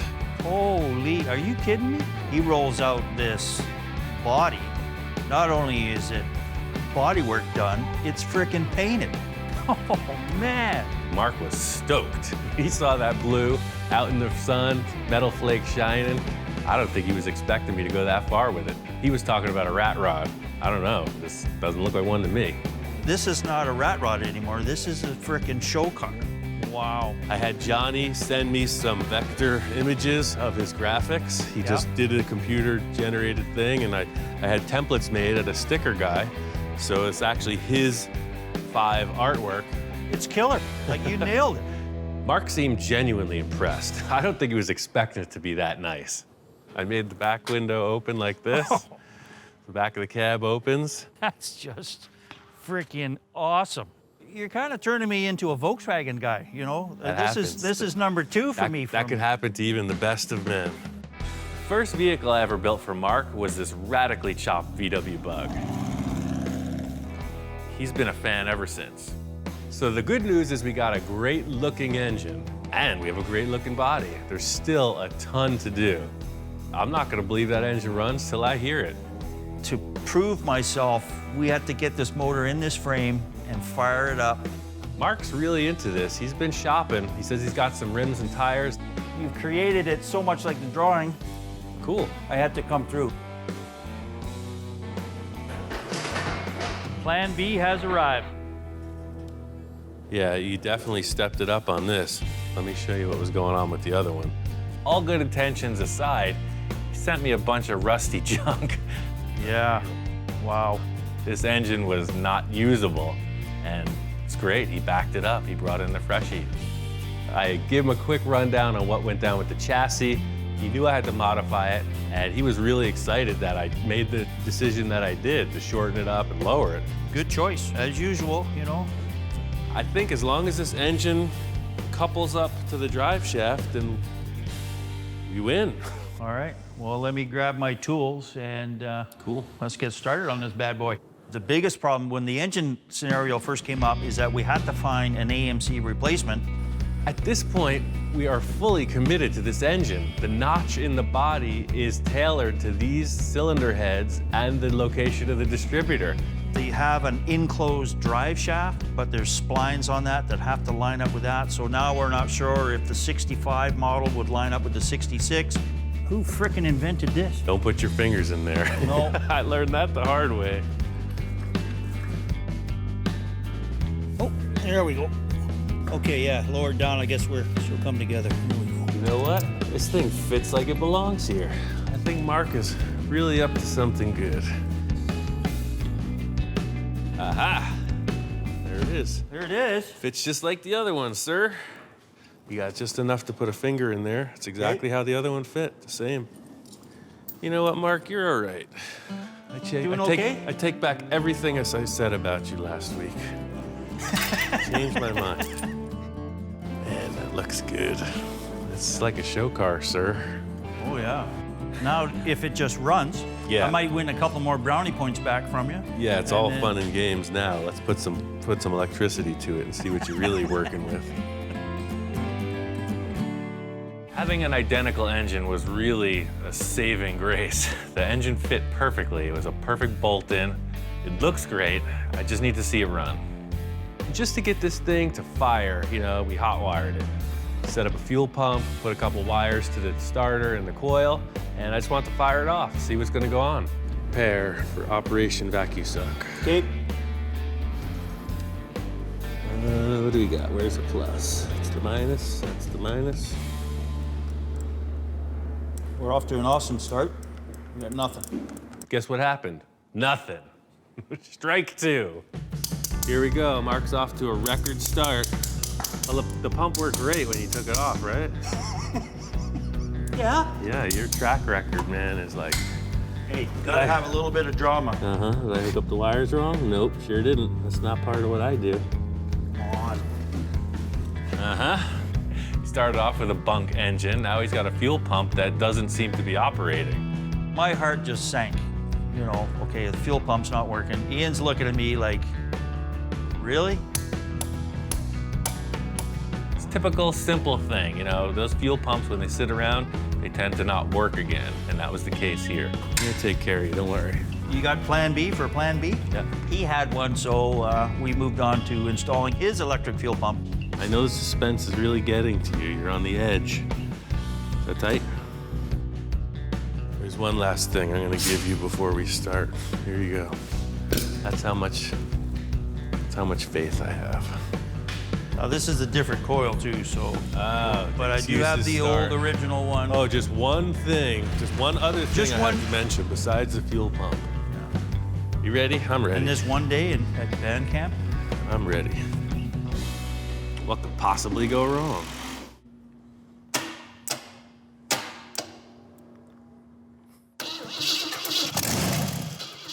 Aha! Hit the starter, and hey now, it works. All right, man, you're okay after all. You know, I had faith. You're not even gonna need that fire extinguisher today. I think you're good to go, sir. I'm very happy with that. That sounds like a good engine. I think it's on to the next. Johnny's drawing is showing no radiator in the front. You just have this bare grill shell, and that's a cool look. To me, that's the most important factor of the nose of the car. Hiding the radiator in the back is the only way through this. I made all these crazy tubes to get the liquids from the front to the back. This is crash course in plumbing. I'm having to plumb these lines from the water pump under the vehicle into the radiator. And it sounds pretty easy, but when you realize how cramped and small this car is, there's a lot of bending and fitting.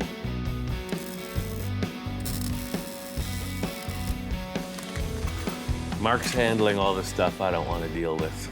That can't be spoken any easier, simpler than that. The nice thing about Mark being here is he's going to handle all of these mechanical elements I don't have to deal with. I seem to get every dirty job that Ian doesn't like to do, wiring, and which I don't mind. I'm here to help. I'll do whatever he wants me to do. I'm very busy. He's got time to kill.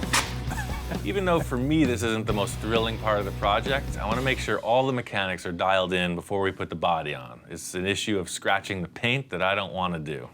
I'd say that this thing is ready to put the body on. How do you feel about that, Mark? I'm in. Let's do it. I'm anxious to get the body on there and stand back and just look at this thing for a minute or two before Ian cracks the whip and we're back at it again. Wait till you see this getup, Mark. Your prized vehicle is about to be lifted in the most cockamamie, backwoods manner you've ever seen. The way that I work is a little bit different than you'll see in other shops. Open that door, we're going through. So I got this big stick, a couple welding gloves, and a forklift, and we're gonna put his show car together with it. I'm kind of scratching my head going, really? Is this how we're going to do it? I mean, it seems a little unorthodox and unsafe and not stable. Mark was a little alarmed with my technique. You know, he's a certified helicopter engineer guy, right? And I don't think they're putting any airframes together in this manner. I got the forklift, I'm on the controls, Mark's balancing the body. The fate of his show car is literally in his hands. Definitely not a one-man job. I don't know how he was doing it before, but the way the body goes, it's got to come down the back first and kind of hug around the frame, and then the front drops. And if you go straight back, you're out. This is the whole deal. I've never seen this painted body on the chassis. That is one sick ride. Oh, we'll look at it from here. Oh, yeah. Man. That is pretty cool. It wasn't supposed to be like this. Our plan was here. Ian takes it to here. Words can't describe it. It's just so close to the drawing. It's gone from paper to real life. It's a phenomenal piece of fabrication. This thing's cool, super cool. Once I saw the body on the chassis, it got my mind spinning. I think we should take this thing to the Pomona swap meet on Sunday. It's a week away. Now he tells me, well, we have to get this thing finished, assembled, and running because we're taking it to Pomona swap meet. And I went, what? Pomona's just a huge blowout. It's a swap meet, it's a car show, there's cars for sale, there's everything going on. I think he'd really dig it. Putting the body on the frame looked really cool, but there's still a few things missing. The drawing is showing a frame, the actual frame of the vehicle, showing through the fender well. I got a plan. I'm just gonna fake it. Carry on with whatever linkages you're doing. I'm gonna get on this thing, because that's gonna take a little while. Okay. As minor a fabrication as this is, I need to have this frame detail come off convincingly. So like most things, I'm gonna start off with a cardboard template. Watch your toes, razor blades. Razor blades in action, easy now. Every time I have cardboard on my hand, he thinks it's food. I don't get it. It's like a, you know, like a pizza box or something. It's too bad dogs don't know how to cook. They could eat all the time. He associates cardboard with the food container. There you go, keep yourself occupied. Ian's fabrication skills, I mean, phenomenal. He can make anything out of nothing. I got all this aluminum, and I was thinking about making that out of this, but I'm just gonna do a quick test. I want it to look kind of like dimpled holes, not just simple drilled like this. A pro would have a dimple die set. There's a few different ones. One's like a press, one's like a thing with a bolt that you clamp it together. I don't have any of that. How can we do this? I think I have an old piece of plywood. Got a top to an acetylene bottle, and I got a BFH. That's a big bargain hammer. I'm kind of working away, and then there's loud banging going on. So he's in a creative mode, and who knows what's going to pop out of it.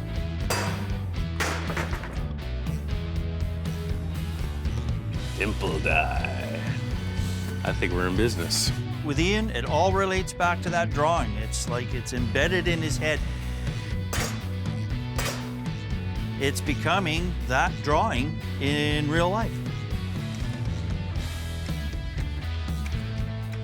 The dimple die would naturally want to mar this surface, so it has this plastic sheet on there. So I'm gonna finish out these edges. Probably put some kind of a lip on here, and just make a bracket that'll hold it. But you see you got these cool dimples. What's that look like, huh? Looks like the drawing to me, right?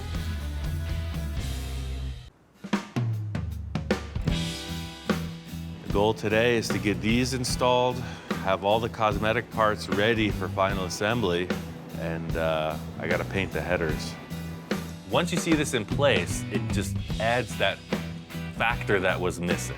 When you see the white coming out of the fender well, it's giving you the same feeling as the number 5 logo and the white on the roof. It just brings that color down low in the body. I worked on a couple other projects where there's this amazing glue. It's kind of like a crazy glue, and then it has an activator, so it's an instant cure. So it's pretty trick. You definitely don't want to get it on your fingers. So this will just get held in with 3 screws. There'll be one on the bottom here, and then these 2 tabs get welded to the frame. So it's just on little legs. Stands off 3 inches from the chassis.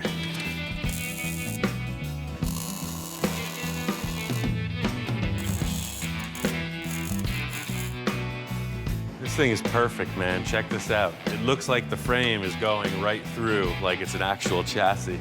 Look at that. Oh, wow. Can't believe you just whipped those up. Perfect. That is. The other fabrication element that's missing is the exhaust headers. Couldn't find any headers to fit this strange engine as it is, and no need when you have Ian Roussel on the job. He just fabricates what he needs. I actually built these headers before the car was painted. Mark really liked them, so I explained exactly how it went down. I really liked the way the T-bucket style headers looked in the drawing, and I wanted to mimic them as close as possible. I used 1.5-inch round tube.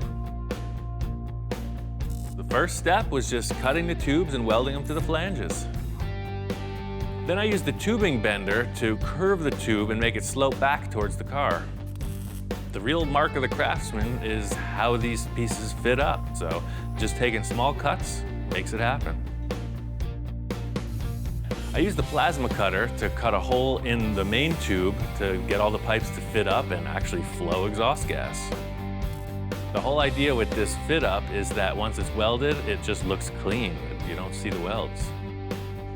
These things came out great. They look just like the drawing. I ground and sanded out all the welds and they're ready to paint. I got this ceramic coating that's specifically for exhausts from Eastwood that cures with the heat of the engine. I've used the spray can style high temp paint before, so I was expecting this to come out similar, but as soon as I started spraying it out of the gun, it coated amazingly. I think this is a really cool looking exhaust you fabricated here. This just ties everything together. Unfortunately, I have to leave to go to a helicopter convention. Mark's gonna leave for a couple days. The car's in a pretty good spot. We're waiting on upholstery, so while Mark's gone, I'm gonna surprise him by doing some work on another one of his projects.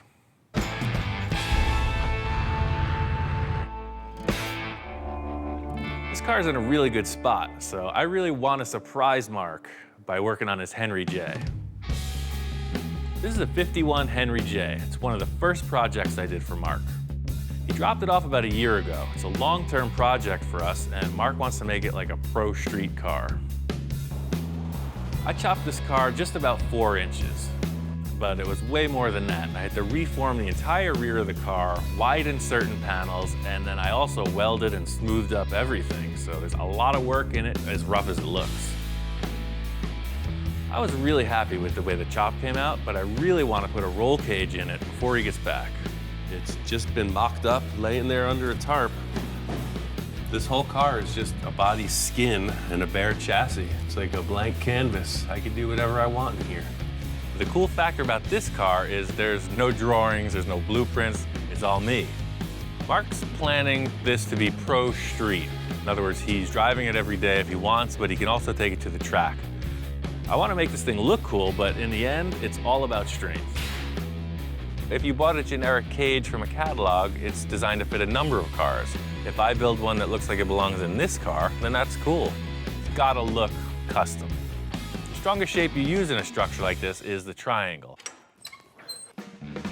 Every point that gets triangulated is super strong. If you have, hey, there we go. If you got a square box, it can fold over on itself very easily, but a triangle, it doesn't fold, right? It's putting leverage around it. The whole idea with the roll cage is to create as many triangulated shapes as possible. The big problem with roll cages is they do take up a certain degree of room inside the compartment. The way that the Henry windshield peaks forward, it's just gonna be like a bar hanging in space. I'm trying to get away from that. So I'm gonna put a little V in the front. And you figure out how the material bends, and you come up with creative plans to fit them inside of the cars as closely to the sheet metal as possible. That way you offer the driver and passenger a maximum amount of room. So look at that. Another principal factor in the whole thing is that it has to be modular to a degree. It needs to unbolt from the chassis and also allow the body to slip on and off easily. Every time you join a piece of tubing, especially in a roll cage, you'll want an internal sleeve. That allows the bond to be way stronger than if you just butt welded it.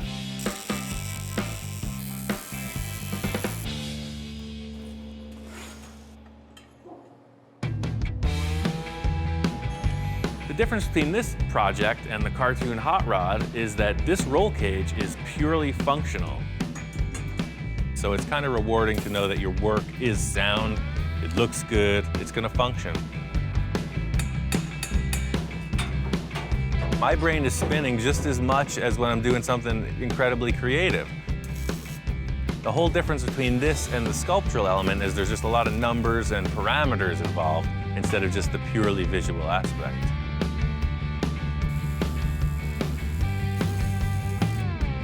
This isn't a huge challenge. To wrap it up, it's just trimming away a certain area of the body rocker panels. That way I can lift it off, finish welding the cage, and paint it.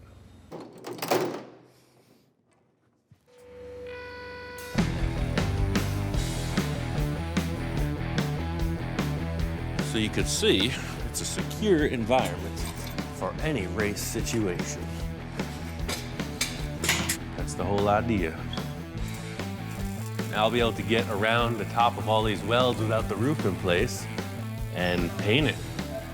Eastwood gave us this 2K Aero Spray in chassis black. What you do with this, you push it in and it releases the activator. So it's like mixing in a mixing cup, but you just shake it.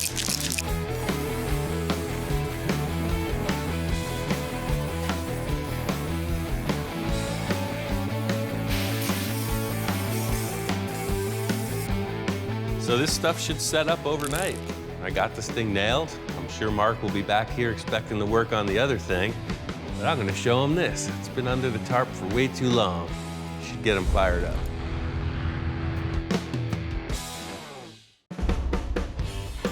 I was really intent on getting some progress on this thing by the time Mark got back. He hasn't seen this car in like a year. Hey. Whoa! Just in time, sir.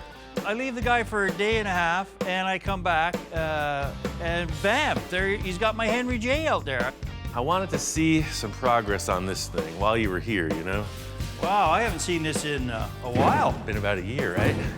He showed up, and he was just charged up. I mean, totally surprised. I think he almost forgot about it. Yeah, that's looking kick-ass. We came down here to do something else, and now he's working on my other car that I haven't seen. I've forgotten all about it. He's put a roll cage in it, got flip front end on it. I showed him this tilt nose that I made. He's totally digging it. He just decided what looked right, and boy, I tell you, I come in here and look at that thing, and it's right. I know you're all about getting that hot rod in the trailer and back home, but while you're here, you know, just for me, I want to keep projects spinning. This has been in the corner stagnant. I think if we spend one day on this, it'll be in a really good place. Sure. When Mark first dropped off the car, he brought in this fresh rebuilt rear end and an engine and transmission. So it was really just a bolt in. New axles, new bearings, new everything, new true track in there, new gear set. So I'm hoping it's gonna be enough to turn these big tires that are on this old girl. Doesn't that remind you of a 70s car? I think the last thing we need to do is just fit the engine and trans so we have an idea of how heavy they are, what that does to the front suspension, ride height especially. I'm excited. It's been sitting here tarped up in one of the mini barns. It's a 454, dynoed at 502 horsepower. And so Ian now wants to mock that up in there, and I'm all for it. Let's see if this thing fits. Much like any other car, you know, you figure, well, let's just slide this engine in there and let's see how it's gonna go. Yeah, I think you're gonna see some issues. First one's gonna be that oil pan. The oil pan. Always something. We're not far enough in to clear the Ford crossmember. We had to lift the body up, kind of shoehorn the engine in there, which is huge. It's just a monster engine inside this small little car. More issues. We're banging against the firewall, which has already been cut out a fair amount. I don't have a problem getting the Sawzall right now, Mark. Hey. This is a massive engine. The car never dreamt it would have something like this installed, so I'm having to cut away the firewall. Prepare to operate. So Ian cuts more of the firewall out, so now I have a huge gaping hole. Mark is a little concerned about this, but this is what I do, you know? I'm just gonna cut it, make it right. Actually, we're clearing it now. Just bring it down, Ian. Dropping down, watch fingers. Yeah, we're good. Yeah. Oh, look at the springs went way down. Okay, unhook it from the wheelie. The rear ride height looks great. I mean, that was already established, but I never saw it with an engine in it. I want to put the nose on. We've never seen it with the nose down attitude. It's always been light. That's more of the stance, definitely. Grab it right in the headlight shell. Aha! That's it. The stance was perfect, exactly what I was looking for with the car. Ian, I'm stoked that you worked on this I mean, I go away for a day and a bit, and I come back and, wow, I'm inspired again. It's just what we do here, sir. And then he goes, well, you know what? Let's throw a seat in there and see how it fits you. I'm game. Yeah. Is that not cool or what? This has been a dream come true for me to come down here and actually help out and work with Ian and see how he operates. That's what I got to say about this. Truly amazing. Progress on the Henry J was right on the money. I couldn't have asked for a better response from Mark. But we need to get back on the hot rod and get that thing ready for Pomona. I sent Johnny a picture of the car, and he says he's coming out from Florida to see it in person. The whole mission here was to make this look like Johnny's artwork. He's really itching to see it, so I want to get it driving by the time he gets here. All we got to do is finish the wiring, got a few more parts to install, and we're ready to go. Remember this? That's what I sent you? A little bit different than when we got here. The story with the front grille is it's an actual Model T piece that Mark had. He got it at a swap meet, but it only sort of resembles the drawing. What I did was I shortened it up from the bottom, I put an interior structure in it, and then found this really cool mesh at Industrial Metal Supply, and bodyworked it, painted it up.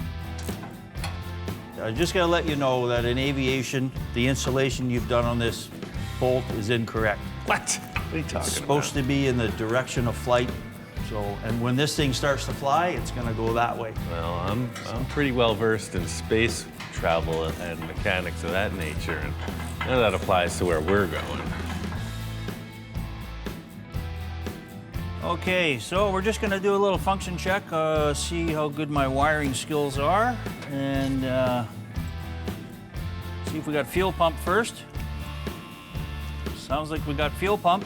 Mark's really been working it out, you know. I know he's a perfectionist, so he gets the fuel pump in, got all the lines ran. As they say in helicopter world, clear. Hits the key, starter's cranking.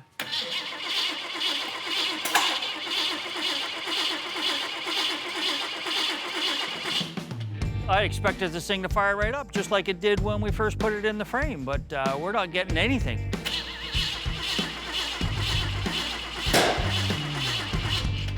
I say we got a firing order issue. Call a mechanic, fire him. Who wired this? Glad I'm not in his helicopter. Yeah. So we do the normal checks or whatever. We found some issues with the spark plug wires. This little center coil here has to be curled over, so it's making contact with the copper connector. I predict as soon as he gets these wires connected, it's gonna light right up. I just know it. If this don't work, I'm going home.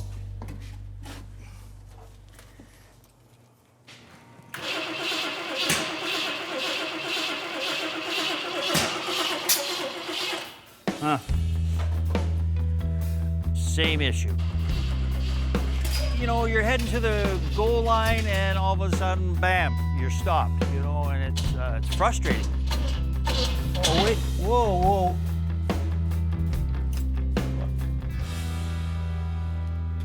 The cap's turning this way. Counterclockwise? Yeah. Strike one, plug wires. Strike two, distributor rotation. What's going on? Umpire's getting feisty, man. He's almost calling the third strike in. You're out. Am I? Good. I've always worked on Chevys all my life. So what did I do? I just put it on the way I've done it for 30 some odd years. And of course, this thing turns counterclockwise, not clockwise. I'm ready when you are again, Mr. Roussel. We gotta get this thing running. Of course, there's the pressure, there's the deadline. That's always the way it is. Do I need to say a little prayer? Maybe for myself?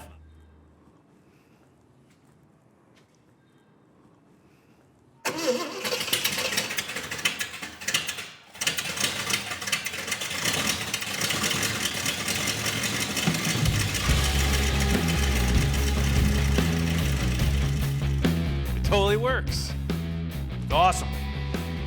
We just squeaked it right through, you know. Hit the key, the thing fired up. Okay, good. Who shows up? Johnny Jalopy. The word is Johnny's on his way. I think we're ready to show Johnny Jalopy. Yeah. Let's let him see his creation. I agree, sir. The coolest factor about all this was that it was a collaboration, and that's what really pushes me. Having other input really makes it a cool thing. Aha. Hey, man. Hey, what's going on? Cow. What do you think about that? Kidding. Dude, finally got awesome to meet you, brother. man. Good to meet you. Mark. Mark. What's up, man? When I first walked in, I just went, are you kidding me? It's a machine now. It's like spot on. To see something that was in my brain in front of me, you know, that I can touch and feel and smell and hear. Undescribable feeling of just amazement. Yeah. That dash came out so good. Yeah, it's my dog's water bowl. He came in, and I don't know how he reacts to stuff, but it seemed like he was super charged up. Killed it, man. Right on. That's awesome. Cool. It's exactly what I thought about was a little bus thing sitting on a tea bucket. How cool would it be to take one super crazy culture, the Volkswagen guys, and one crazy culture, the hot rod guys, and mesh that together and create something totally different. And a lot of people looking at my drawing always thought, nah, you can't do that. That's ridiculous. Well, he just did it.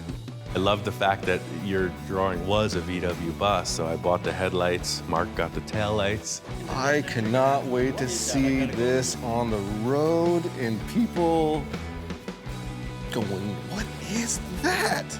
Yeah, this is kind of where we're at, man. We're still in final assembly. I gotta detail out the headlights, Dude, I put the love rest it. of the windows and the interior in. The whole thing here is to get this truck in the trailer and show it. So it was really cool to have Johnny here to work on the thing, because then he's like hands-on, you know, he gets to respect how much effort it took to pull this off. But to be here and be able to touch it and work on it a little bit has been really cool. Trying to get the last of these windows in. Took me a while to figure out how the driver's door window mechanism was gonna happen, but I nailed that. So Johnny's doing the simple fixed window in the back, and I'm getting the last windshield panel put in. Pretty straight ahead. He says, did you say the easy back window? I gave him the easy one to do. I handled all the challenging tasks. And installing windows is pretty challenging. I told Johnny what I needed from the rear portion, so it just takes time. I'm busy, I'll let him figure it out, and that's really the learning process. I'll be here fussing with this while you go on to Victory. Tell you what, let me be here doing the hard time. Let me finish this up, and I'll be right over to give you a hand with that. Come around and bail me out. Maybe I've just done this a lot. I don't get it. You know, I just pulled the film right off, and hey, that's it. It wasn't the case for Johnny. Meanwhile, he's pulled 2 sheets of the plastic stuff off, and Johnny looks like a moron. I'm quick, man.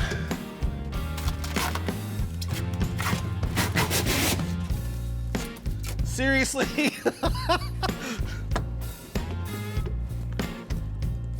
45 minutes of me trying to get plastic off Lexan, and then Ian just comes over and rips it right off. Right. What are you gonna do? Woo! Almost.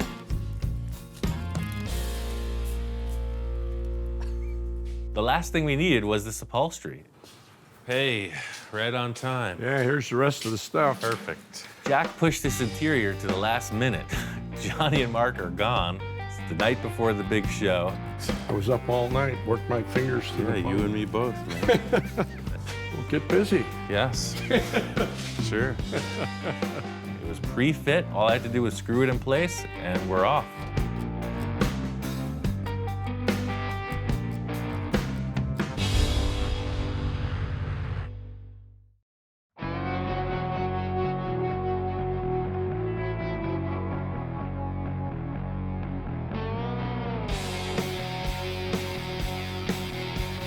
This thing's wrapped. This is a toy come to life. Mark is out of his mind. Johnny is totally charged up about this. It's the coolest thing I ever seen. I'm stoked for Pomona. I can't wait for that first reaction from people when they see it.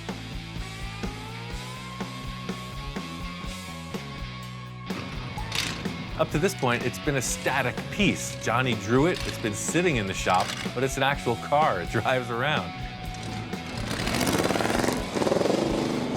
It's time to take it to the car show.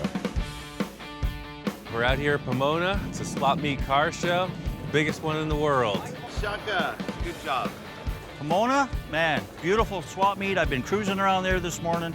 Reaction on the car is all thumbs up. Probably the coolest car at the swap meet today. It's cool. It's way different. You know, I love it.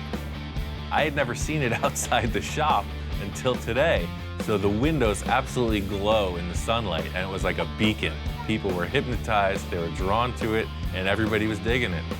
Well, I would think that's probably one of the most unique hot rods I've seen out here in the 30 years I've come out here. There's lots of different things out here, but that one's truly unique. It's the cartoon driving experience that, you know, if you own this, you'll have that, you'll achieve that. It's wonderful, man. Do you know what Spaßhaber is? Guys who had fun with cars. This journey has been awesome. It's definitely going down in the records as one of the best weeks I've ever spent down here. The reaction, and it's a dream come true, and I'm almost speechless. I'm soaking it in. I can't wait to do more. Victor shows up with the Boonie Bug I built. It has the chassis of the original VW bus. It's just so cool to see that original thrashed out VW bus rehabilitated into 2 new projects.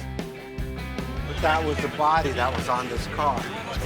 So this is, you're looking at one car here. After seeing everything that Ian can achieve, if you can dream it, he could build it. He's a master. He's one of the main reasons why I'm an aspiring fabricator myself. He's major talent. This is kind of a step in a new direction for me because it's the wildest design I've ever worked on, and it was dictated by an artist. So it really makes me want to do more.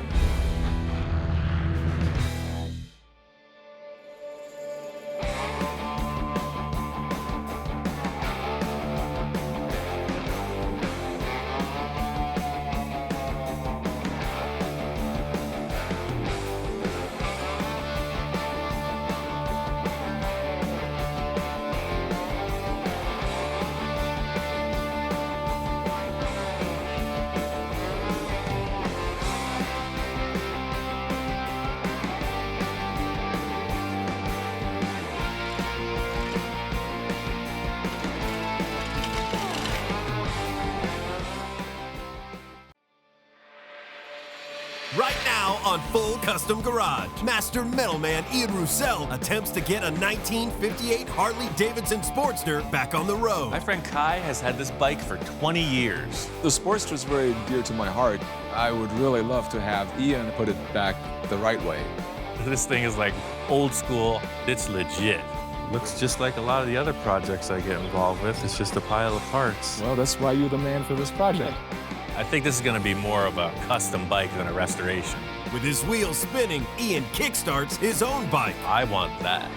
You want that? Yeah. Pure potential. This bike is going to be way stripped down, race style. He's just totally taken the hard road here. This looks like it's from another planet or something. It's so much easier to start with something cool than start with something butt ugly and try to make it cool. And with 2 projects on the line, it's a race to the finish. Kai's got that look in his eye again, and I'm thinking, ain't seen nothing yet. Whoa, whoa, whoa. I'm over here at my friend Kai's house. Kai hasn't told me much about this project, but I know he's always collecting, he's buying and selling bikes all the time, so I'm sure it's gonna be something cool. Well, you know, my 58 Sportster, had it for years. A little worse for wear. What's going on with this thing? Well, I got it a long time ago. I had the bike for about 20 years almost, I think. It's a 58 Sportster. I tried to restore it at some point and got to a certain degree and then finally gave up because I ran out of A, money, and B, time. You're not even gonna ride this, or are we kidding? I'll ride it. You ain't going nowhere. I'll take it to a bike show, how's that? I see what you're riding. Look at that thing. You're outed. Well, that's not mine, that's a test bike. I've been with Easy Riders or Paisano Publications for going on 30 years. As an editor, as a writer, as a photographer.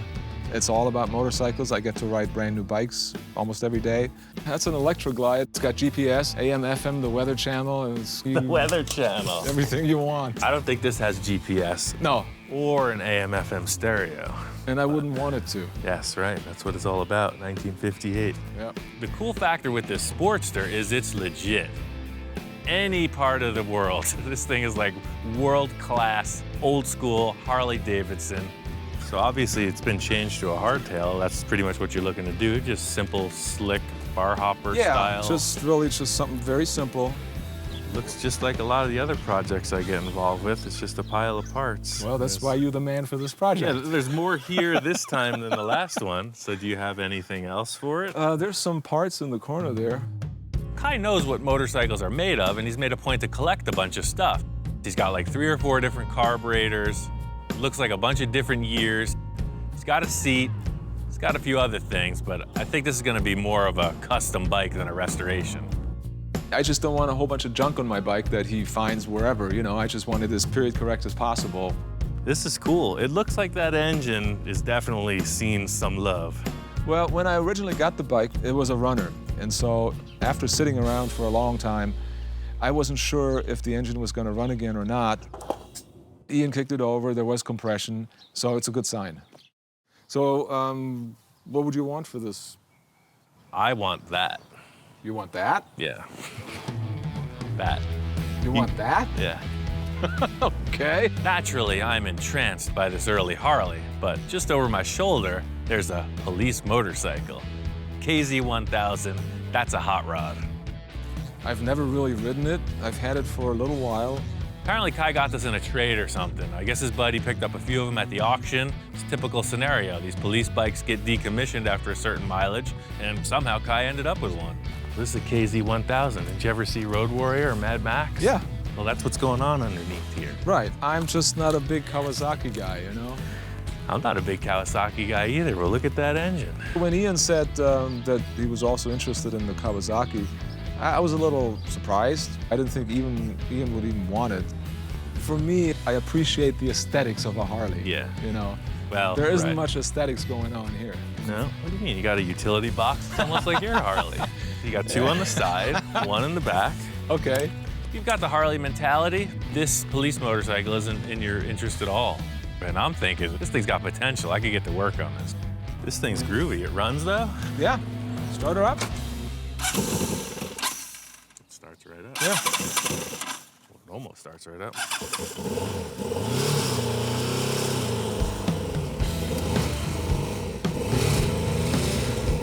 Sounds good.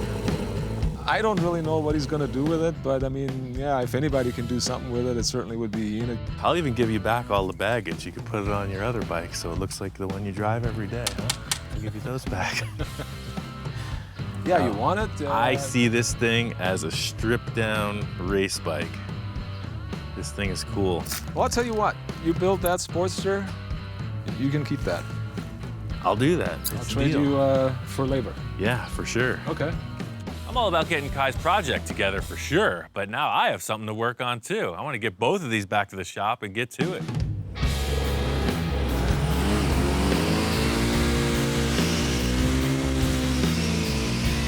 Got both of these bikes back to the shop, and I just wanted to be sure that this thing Kai gave me was a runner. I'm all about this deal we made, but I want to be sure it's a driving motorcycle. I figure if it doesn't detonate in the first 1 minute of torture, it's a keeper, so this is the test. You never know what you're getting into, and I just want to confirm my suspicions. This bike is a rocket ship. I gotta get all this extra stuff off of it. First order of business is to pull off all of this bodywork. All I was interested in this bike was the mechanical capacity, and it's a runner. Everything else is gone.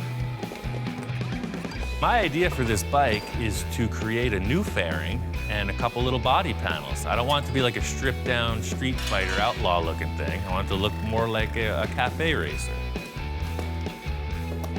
Pure potential. Kai's bike is requiring an oil tank. I'm sure he'd like me to go get a motorcycle oil tank, but that's not in the cards. My friend Gary's got a bunch of stuff. You can come up with any term you want, a connoisseur, a hoarder, whatever. Not only does he have a shop full of cool old stuff, he's a motorcycle dude. I was neighbors with Gary for over 10 years. He's the go-to guy. When he first moved in, he worked on numerous different projects, and they're all very interesting. I couldn't keep my nose out of his business because I wanted to see what he's going to build next. Just like with any of my friends or clients, I'm always keeping an inventory of the good stuff they've got. And I know what he has. Just gotta find it. Any shape is usable in Ian's world. And I have a lot of odds and ends here, and that's why he keeps coming back. Hey, look at that. Oh, you're holding out on the good stuff, man. That's an oil tank. That's perfect. An oil tank. Gary's speaking the same language as me. Right off the bat, he pulls out this stainless steel tank. It's ideal. It's just too big. Well, this thing is cool, but if it was like half the size, because the whole tank should be about this big. He starts pulling out all these different cylinders, canisters, just tubular shapes. Here's another piece, but it's got 3 holes in it. That size is ideal.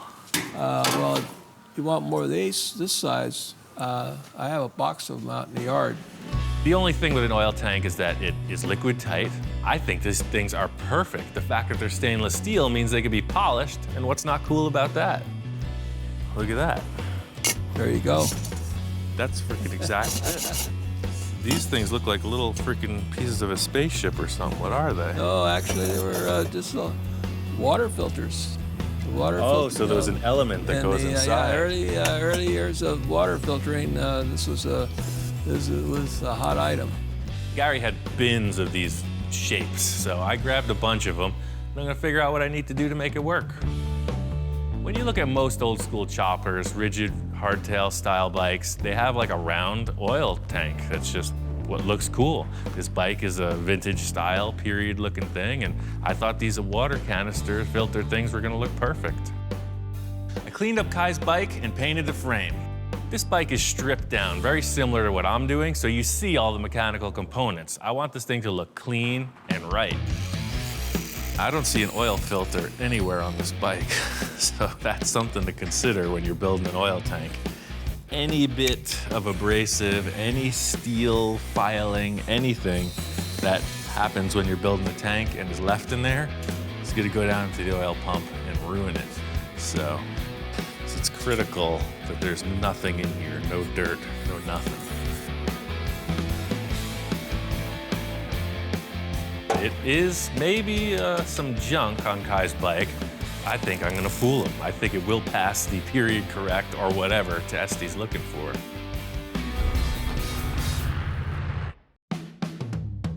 Come on, Hellhound. Let's get on to the fun part of the project. I'm really in a good spot on Kai's Harley, so I'm waiting on him to come by. I'm just gonna start working on this until he gets here. It's kind of like the sky's the limit at this point, really. There's a few different ways you could go about doing anything, but I really see this as kind of a road racer. You can see when you're riding this bike, you're up here. I think I want to be more like racing, like this. I'm always looking for a starting point for all my projects. Looking through my stash, I found these headlights. There's just something cool about them. When I saw these headlights, I figured I'm gonna build the bike around these. So really, I'm looking at this as engine, exhaust, and headlights. All I have to do is make everything else fit. This bike wasn't something that I've dreamed of building for a long time. It was basically thrown in my lap. So I'm leaving this open to artistic inspiration. You know, whatever comes out. I'm not sure what it's gonna be. Bug-eyed, I like that already. Kai's bike is a definite. It's gonna be a really mellow, old school bobber. This Kawasaki is like my artistic release on this whole event. I like the loose stuff, you know? This thing is nothing but potential. It could get crazy. I want to create a new front fairing, so I'm creating a metal structure that I can fiberglass later. I'm not sure how this thing's gonna end up, what the final shape will be, but I know I've gotta hold some material in space somehow. Aha! Ian. Cue the applause. Your guard Howdy. dog here. Kai walks in and it's like a beeline straight to his bike. Oh, there it is. Wow, look at it. Wow, it looks nice, man. Yeah, it's getting close. To see the bike sitting there on his workbench, I mean, it looks great. You know, it actually looks like a bike at this point. You know, there's still a lot missing, but you can see what it's gonna be. Kai's looking the bike over, you know, it looks a little different than he saw it last, and the first thing his eyes go to is that oil tank. I'm just sitting back waiting for the response.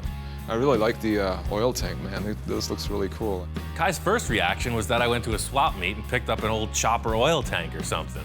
But upon more developed conversation, it's a little canister that holds a water filter for like a purification system. He was slowly eased into the fact that I took some junk water filters and welded them together. It's kind of weird because I told him I didn't want any junk on my bike, and then he basically put junk on my bike. But I gotta admit, I mean, he did a good job. It looks great. Check this out. This is That's cool. your little filler. I'll polish that so it's just aluminum color. Yeah. Knowing Ian, I kind of figured he'd come up with something like that. Damn, looks good. Kai's bike is missing a number of parts. This is the basket case you heard about. So we're just going through all parts list, just figuring out what he's gonna have to get and what I can make. We're going over my bike and talking about different things that are still needed. I sort of glanced around to the other side, and there was his Kawasaki standing there, and I just kind of thought, what the heck? It doesn't look anything like I remember it. I barely recognized it. It was completely stripped down, and he had some weird stuff around it, and it didn't even look like the bike that I had in my garage. So I stripped off all that unnecessary stuff, and it's half the size it used to be. Spent some time trying to describe to Kai exactly where I'm going with this project, and unfortunately, I'm not that sure, so my argument wasn't very convincing. It's gonna be cool. Not as cool as this one, I hope. Well, we'll see. I can't even picture it. I know he can go crazy with stuff, so I don't want him to go wild on my bike. I just sort of need to rein him in a little bit, you know, if I can. The end result was that I convinced him that none of the crazy over there was gonna kind of come onto his project, so he was okay with that.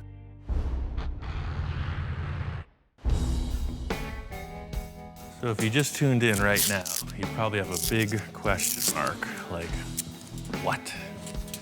Is he just wrapping his motorcycle like a lunch sandwich?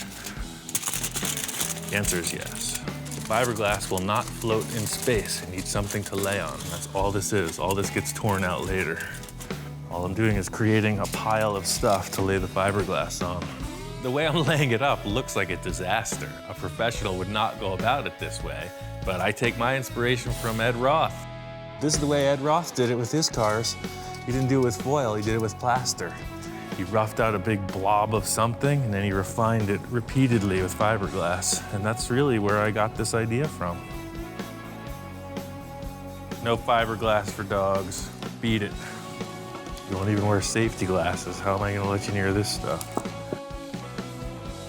So this will be a first layer, and the next ones will be put on a little bit more precise.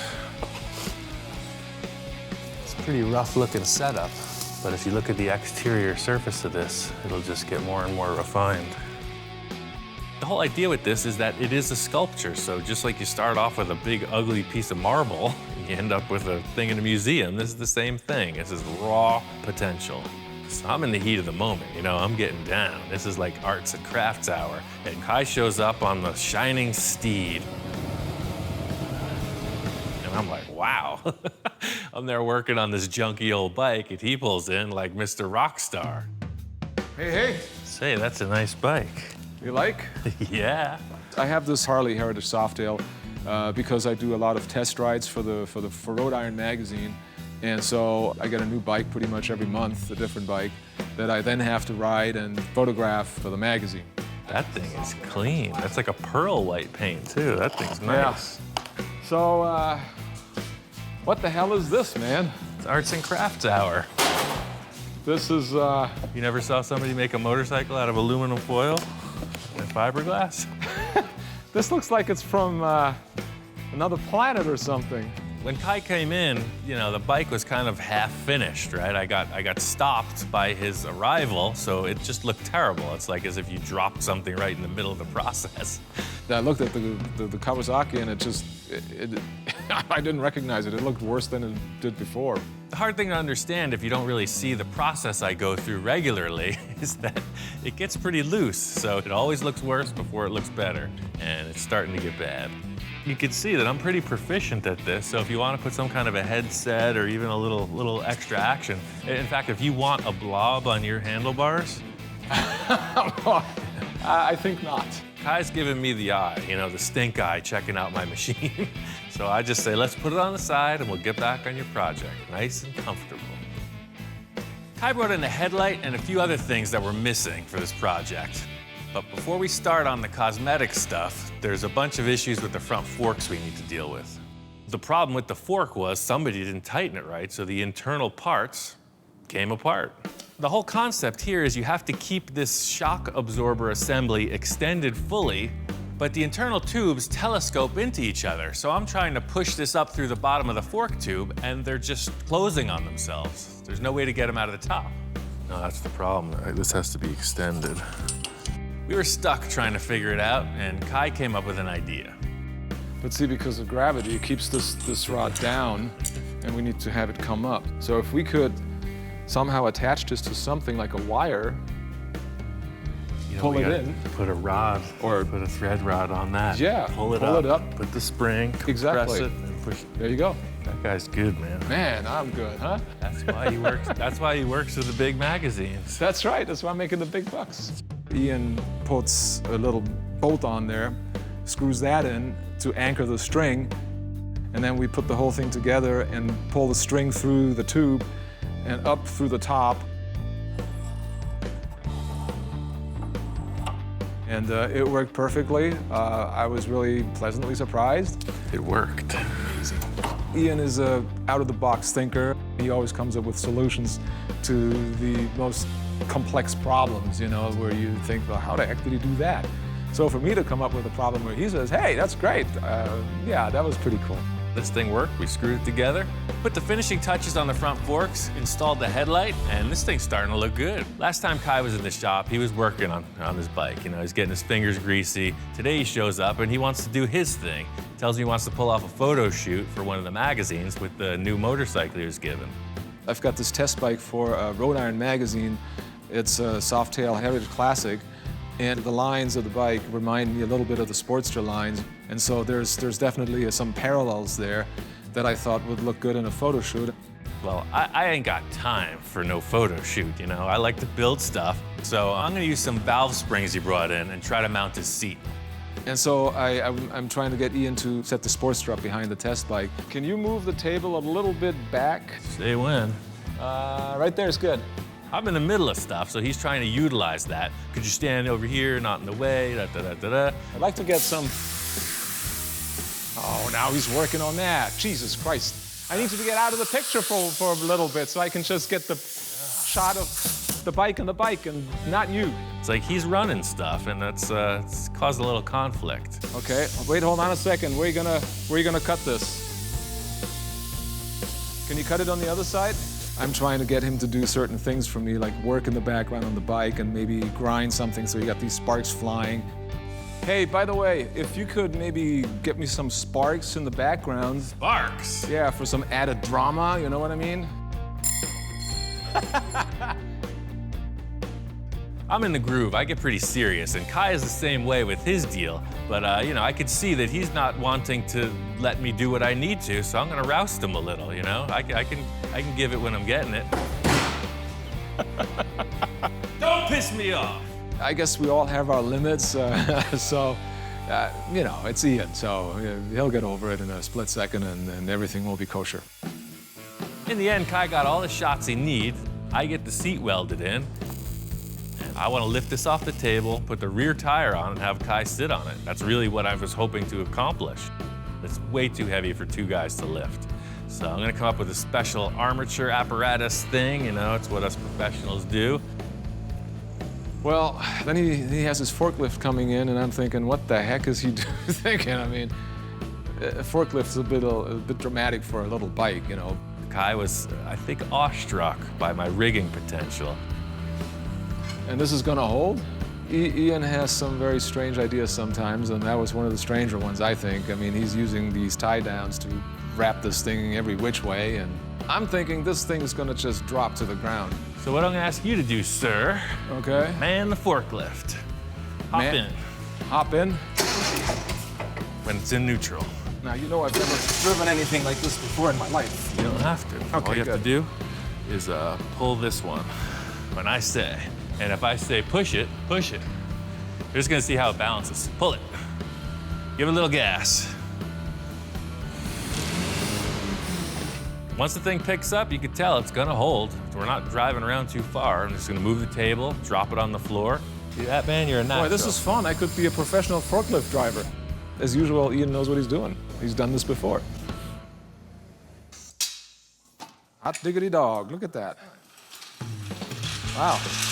To me, the most exciting moment at that point was to be able to actually see it on the ground. I was speechless for a few minutes there, you know. After all these many years, it's like, yeah, this is right. This is just the way it should be. Perfect, man. This is awesome.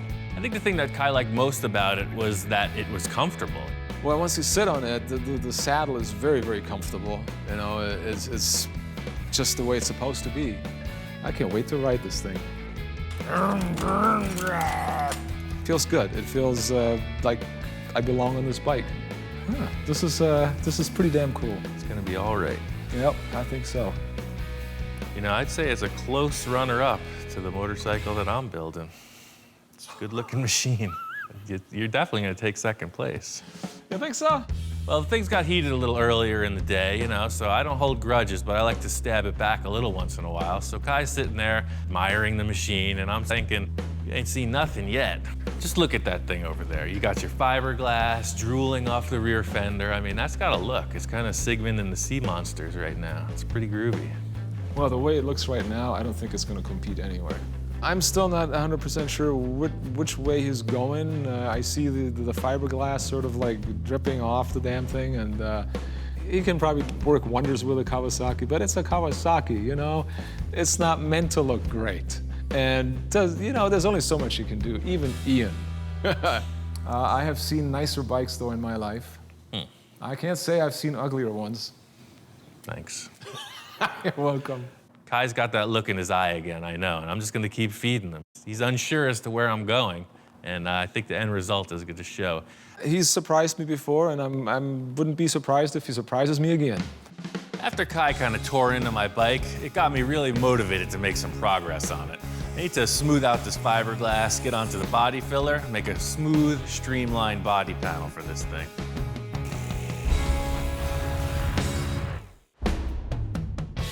I got the shape of my bike refined. I figure since Kai's such a naysayer, I'll have him come over and check it out.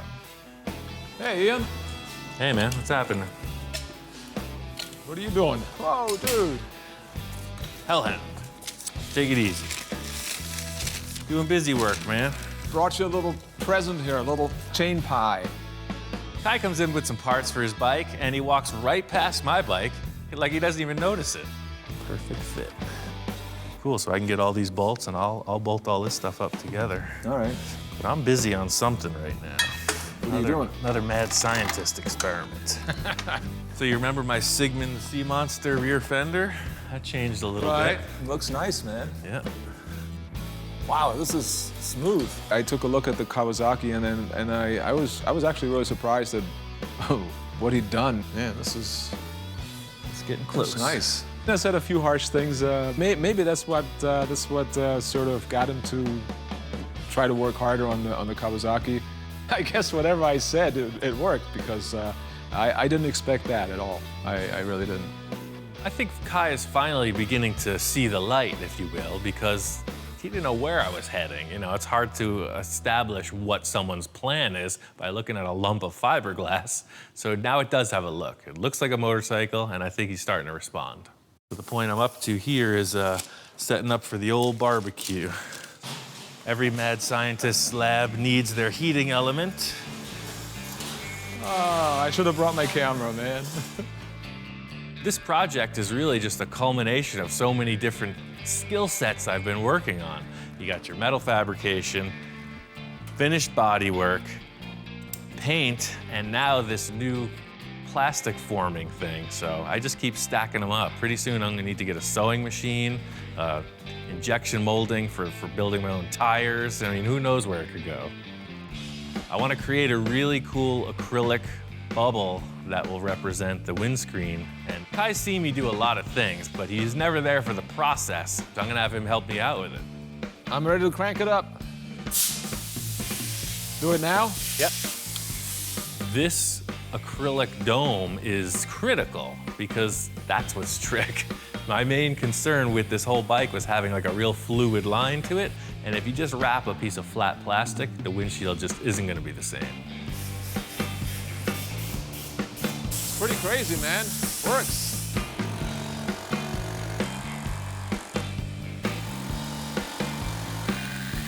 All right. Look at that, man. That looks like a racing motorcycle. I gotta tell you, man, this looks pretty damn good. I was kind of turned the corner on this. All of a sudden, you could see that I'm serious. I got a plan. Yeah, it's starting to look like something, man.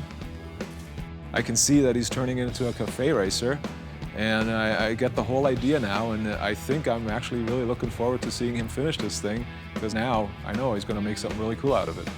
Now that he's seen my creative process, I figure we'll switch gears and get creative on his bike. The rear fender's critical to the overall look. You had this fender, and it's a front fender, and I know you only want to run a rear, and the issue is that it's too wide for this. Yeah. I got this fender from my friend Gary. Okay. And this is a rear fender from, I don't know what year, 80s, some kind of shovel head or whatever, but just old stock, never been used. Just gives it a little more room, you know? Size-wise, it's ideal, but it wraps around too much, so we don't want that. We want to have a better look to it. Just tell me what you're thinking proportion-wise, and then Okay. I'll just trim it to fit and make some brackets. Should be pretty easy. The whole idea was to cut it and to figure out how short it should be, and he just says, all right, here, you do it. I mean, it's kind of like it's your problem. It's all you. It's all me. The look of the bike could be ruined if it's a little too short, if it's too long. Adding weight to the importance of this whole thing is the fact that it's the only fender on there. There's no front fender, you know? So if you're gonna have a fender, one fender, make it right. You know, it's gotta fit perfectly. He made it my decision, and that's okay because it's my bike. It should be my decision, and so I think I got it to where I wanted, and I think it'll look great. Yeah, I like that. The last thing to finish it off was to make some mounting hardware. The rear part of the fender sort of hung over it, and Ian then had the idea, what if we moved the whole support system back a little bit and line it up with the end of the fender? Once I thought about that, it was like, yeah, that's perfect. That's what we got to do. Cool. I love it, man. This is awesome. It's getting close. Yes, sir. Aesthetics is a big part of this whole thing. This is why you customize bikes. I'm totally excited about it because I can see it's becoming more and more of a bike. These bikes are almost done. A few more things, and we're ready to ride them. For me, paint is a time to get loose. I like to try crazy stuff. I got some ideas for sort of a racing-inspired paint scheme. I'm gonna get down. Bottom line here is I don't know what I'm doing. I don't know where this is going. I might just sand it all off. I know I want a number. Doesn't look good, I'll just do it over. Got tons of free paint. Thanks, Eastwood. I'll just keep painting. You know, the Terminator chose the Harley, but that other Terminator chose the Kawasaki cop bike. One Terminator drove, jumped into the freaking LA riverbed. Then the other bike jumped out of a building onto a helicopter, and that's the one I got, so I think that's what Kai and I are gonna have to do to test these things out. Let's see who pulls it off. I got a bunch of these finishes from Eastwood. It's really cool. It's just it's a candy coat. The more you thin it out, you can get different variations of the same tone green. I want it to be like a heavy metal flake finish. I'm just gonna use the flake right out of my hand because I want it heavy, and voila. Not 100% sure about this design. Starting to get a little crazy, but the good thing is I could always repaint it. The whole thing with this paint scheme is just like the bike in general. I wasn't dying to do this. I'm just messing around. Yes, Nose, can I help you? He's always up on my stuff. He's always making sure I did it right. Look, that's pretty crisp, right? Loves him some tape. All right, so we got to start. I got a silver base and a couple decal graphic thingers. So you see him coming up with these spears. I'll do the same deal on the front, but I want to have some kind of action coming off the number. And you know, you would think flames or lightning bolts or something fast. Always trying to come up with creative problem solving with stuff that's around the shop. Trying to nail this really cool paint scheme. There's an old school painter's trick using a bunch of acetylene fumes. I got lots of acetylene laying around. I'm just gonna turn it on and see what happens. Fresh paint, tape, and masking paper, and then open the acetylene flame. What could possibly go wrong? Back in the day, before there was all this airbrush phenomenon in the paint schemes, sometimes a painter would just take the acetylene torch, use it on the paint job itself, literally put the actual smoke fumes on the paint scheme and then bury it in clear coat. Right now, this soot, if I touch it, it'll wipe right off, so I'm gonna spray some clear on it to trap it, and then you'll be able to touch it, and I'll be able to mask off the rest of the details I wanna do. That's really what it's about. I'm just gonna keep on putting on paint. I don't know where it's gonna go. We'll find out when I'm done. Today's the day. Kai is on his way in, and we're ready to start this bike. I'm really just thinking I'm gonna kind of goof on Kai with this whole thing. There was a whole parts stash I got from my friend Gary, and there was just so much potential on Gary's shelves, I wanted to see it on this bike. I put him on the bike and it's on. This is a 70s style deal. I don't care if Kai doesn't like it. I like it. No chopper style bike is complete without the ultimate sissy bar. This is just a goof, right? So I'm just gonna take a piece of this rod. It's a little tube, I'm gonna fold it in half. Set that thing up with the cool cat eye lens, tail lamp, voila. I'm really feeling it now. I mean, standing back and looking at this thing, it just needs one more element. Final detail for the mountain holiday. Every motorcyclist needs one. Nothing says commitment like all the details. See what I'm talking about? Not everybody is hip to the trip. It just needs like 10-foot long forks. You're there. Hey, Ian. How's it going? Good, man. Got your bike just about ready to start. Oh, man, check it out. Did a little restyling.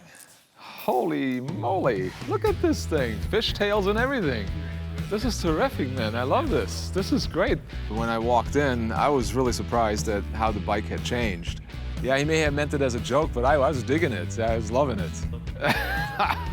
Man, this is awesome. The joke was on me. He walked in and loved it. I thought you were gonna hate it.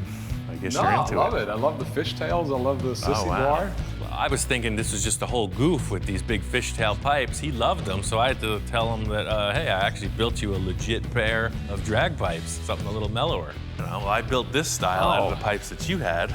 These are the ones you built? Yes, and I wrapped them with the heat wrap. The pipes that he made look beautiful. The whole look that he created with those pipes, I thought were perfect. I set this whole thing up to be ready to run today, so I just pulled off all the parts I was balking up, getting into my little visualization, put on Kai's proper exhaust. I know that all the electrical stuff's in order. I'm hooking up the battery, and now the big question, does Kai want to do it? Let's fire it up. Let's fire it up just like that? You're ready to rock. Primed and everything? Yeah. Do you want to start this, or do you want me to? It's your call. I'll start her up. You're talking 20-some years, you know, since the last time, so there was no way I was going to let him do it. I'm nervous. Kai is all worked up. Remember, this engine was sitting in a corner of his garage for almost 20 years. He's been staring at it, and now he's looking at it, and it's in a motorcycle with everything hooked up. It's showtime. This is like the moment of truth. I saw us fire.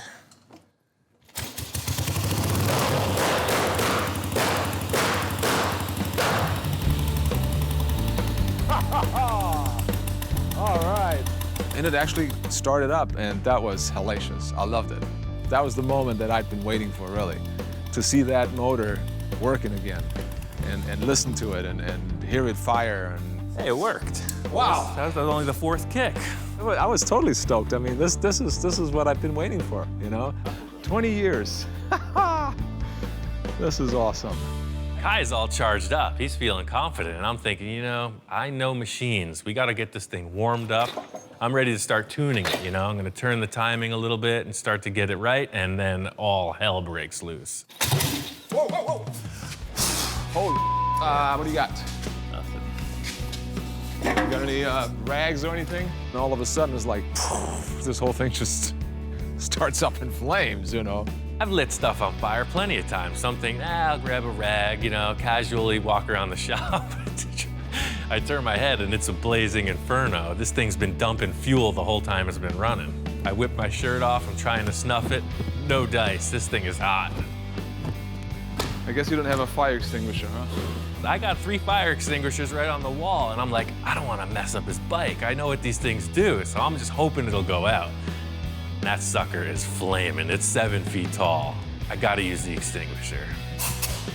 I puffed it lightly, you know, just a little pop, went right out. Sure thing.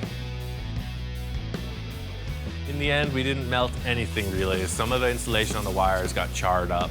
It's not the end of the world.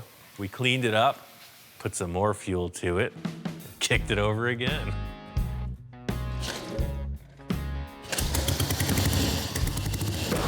And it fired up again. It runs good. It's gonna be good to go. I'm just glad you remembered you had a fire extinguisher. I was looking around all over the place. No, I knew where they were, but I'm just like, I don't want to make a mess. It's only Kai's motorcycle. I don't want to dirty the floor. Thanks a lot.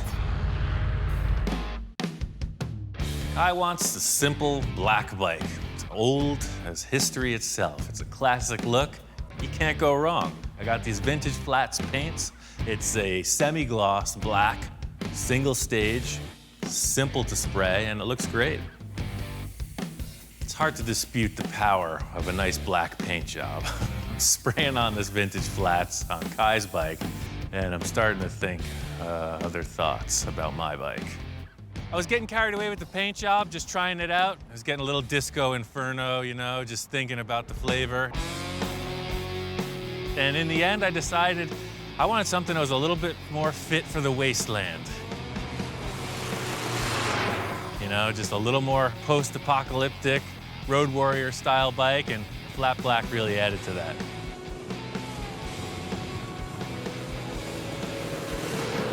The whole deal with this project was the transformation. You saw this kind of very upright police motorcycle, and I just took it all wrong and made it gnarly, a very aggressive machine.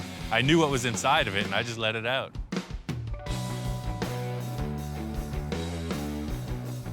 Kai's bike turned out really cool.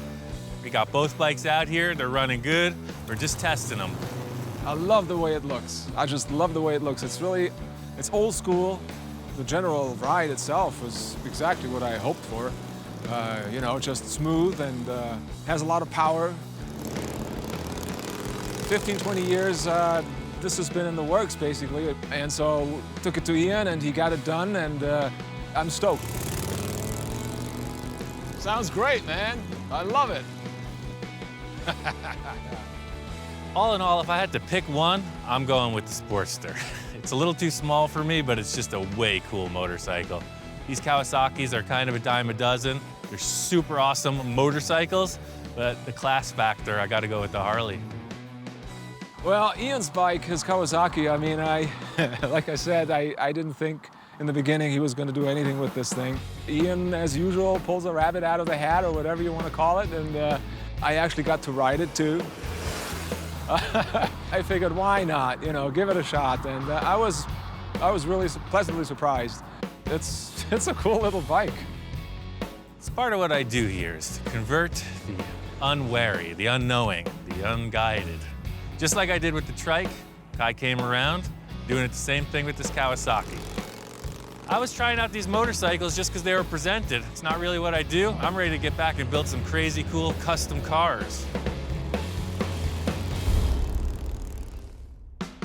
So what happened, Kai? You resorted to riding the Kawasaki? I'm not Kai, I'm his twin brother. So what are you doing right now? I'm trying to get this thing started, but it won't start. Maybe it heard you talking so much bad about it. Probably, I wouldn't be surprised.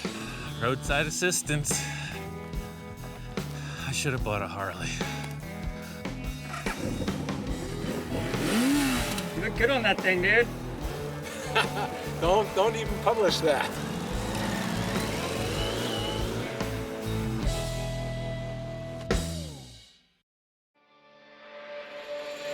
Right now on Full Custom Garage, Master Metalman Ian Roussel returns to an old client. My friend Bill always has some kind of project going on. We've done a couple heavy builds in the past. The first one was a beat-up old four-door that I chopped a few inches and converted it to a two-door. Then we took an old 1948 International cab and put it on a modern roll-off chassis. Bill uses it as a work truck. That's the thing with his vehicles. They have to be super functional. But now Ian takes on two projects at the same time. I've always loved these Falcons. This is one of my favorites. Bill's priority is getting this set up, but I'm really thinking about that van. That's a Falcon too? Why is it sitting here, Bill? You're not telling me why. There's gotta be something wrong with it. But when the two Falcons leave the nest, plans fly out the window. Well, always when you get Ian, you get surprises. I got a bunch of concepts. I've never done anything like this before, so I just gotta make it happen. And when things go wrong, Ian has to dig himself out. The Falcon van, which I thought was gonna be the simple one, turns into a freaking mudslinging fest. I love watching Ian work. He is a master at his craft. He has two of my vehicles, so we're getting a double whammy here. I convinced Bill that I could pull this off. All I have to do is prove it.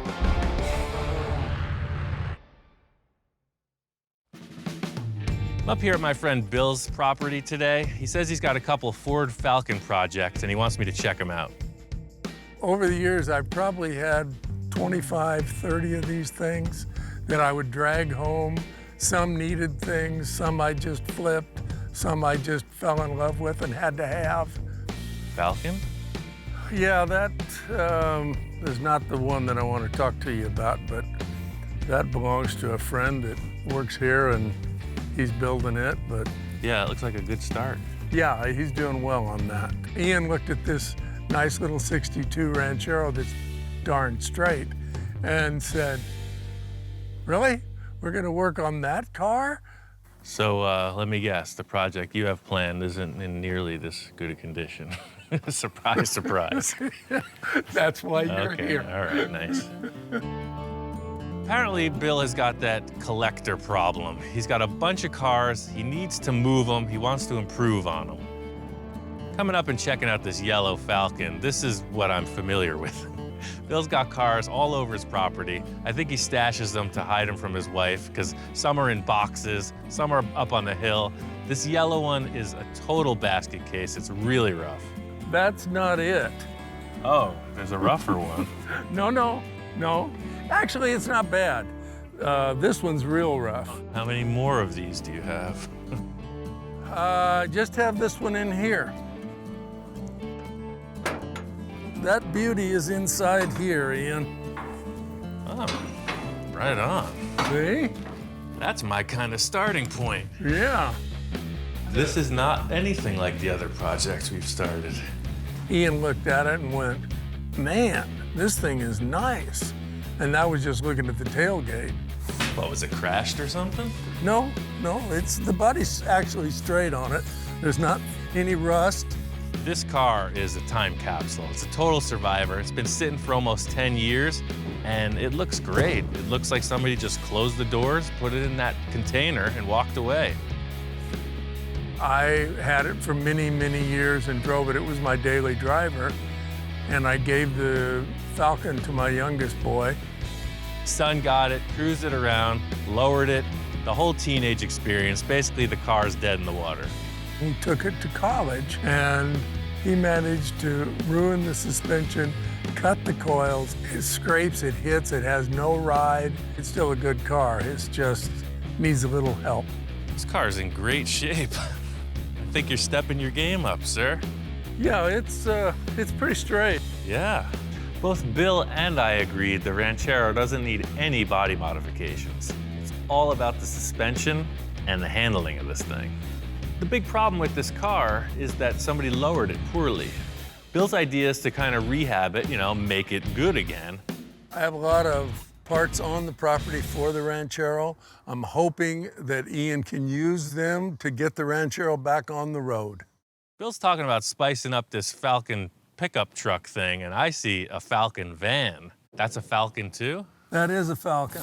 What year is this?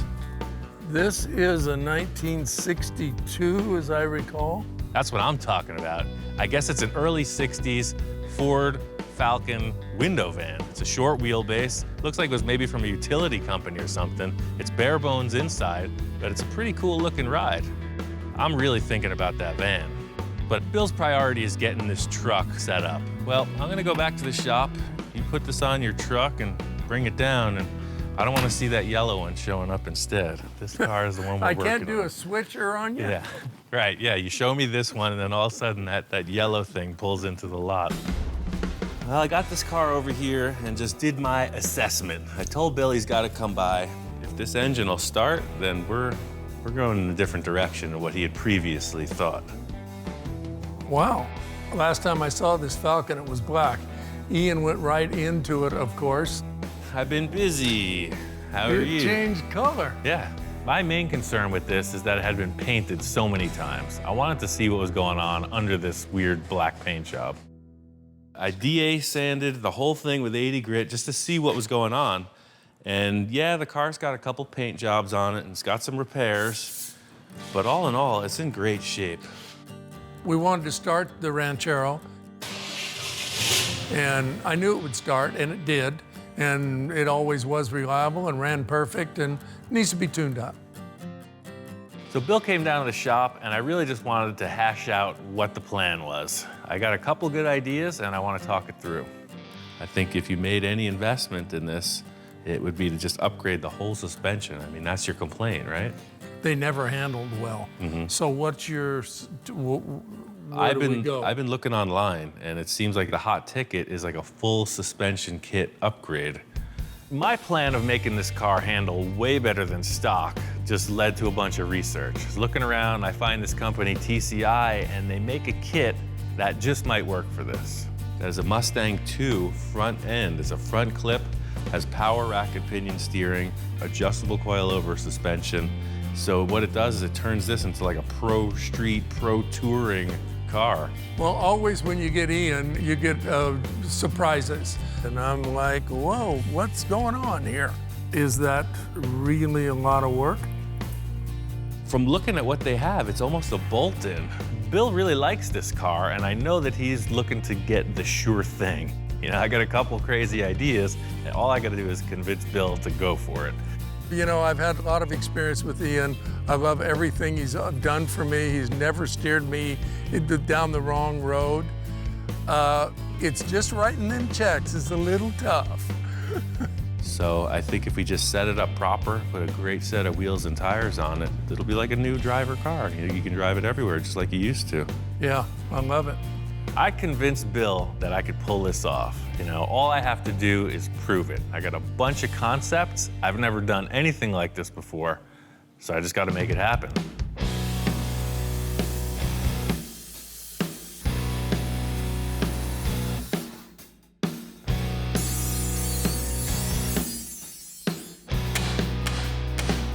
First order of business was to remove all the old suspension and cut out the strut towers to make room.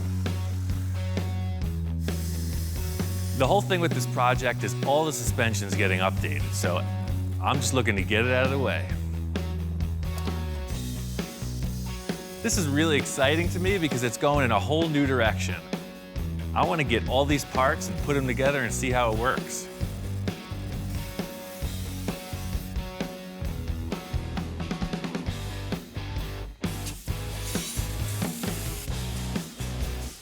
I sanded it all down, cleaned it up, and now it's ready for the kit.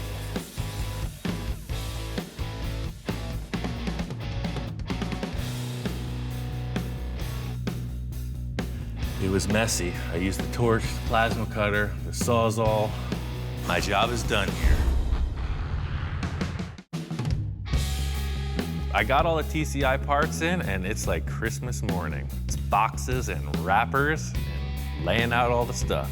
This stuff is totally pro race car looking suspension components. You got disc brakes, lowered spindles, adjustable coilover shocks, the whole 9 yards.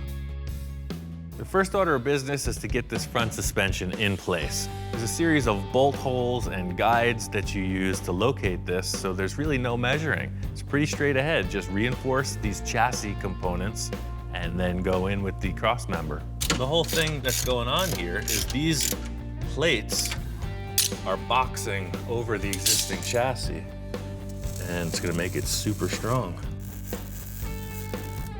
The cool factor in all of this is a proven design, and I know the car is gonna be way better for it.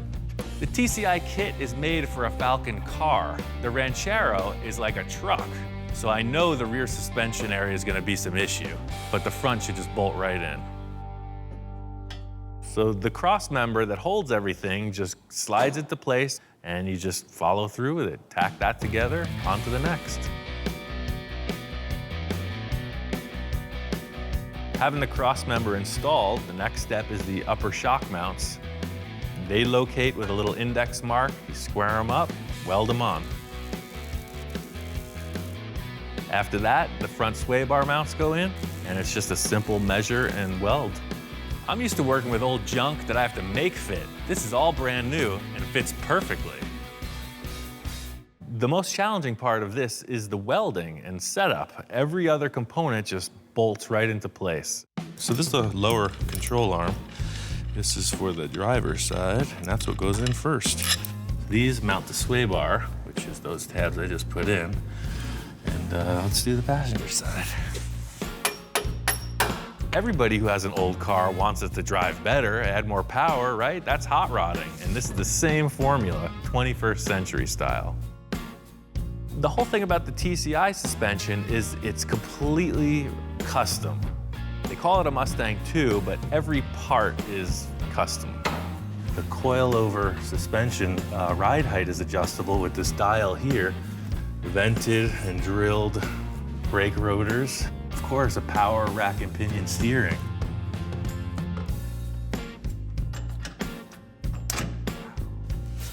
Almost too easy.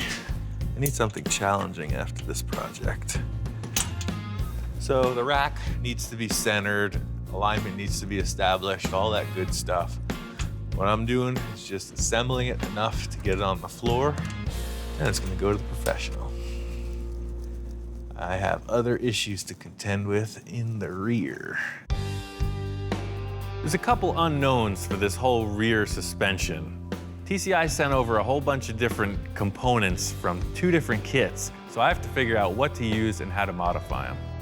Knowing Bill, there's been a bunch of different upgrades to this car, and that adds to the big question mark. You know, the axle may be different, transmission, who knows what's gone on under there.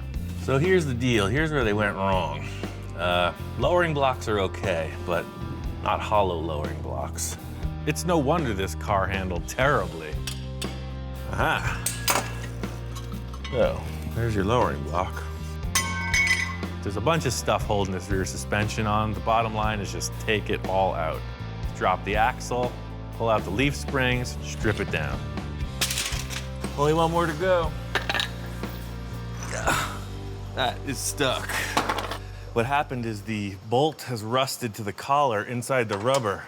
So see, I'm getting flex, but it's locked in place.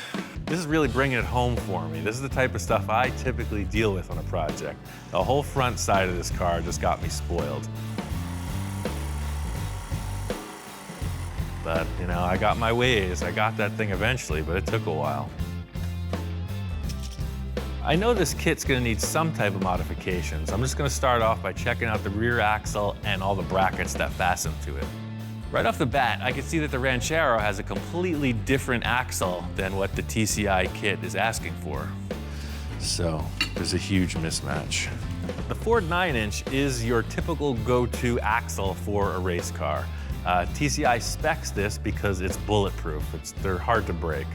I could modify these parts to work no problem, but knowing Bill, he's got a 9-inch Ford up at his place. There's also something that I've been wanting to talk to him about.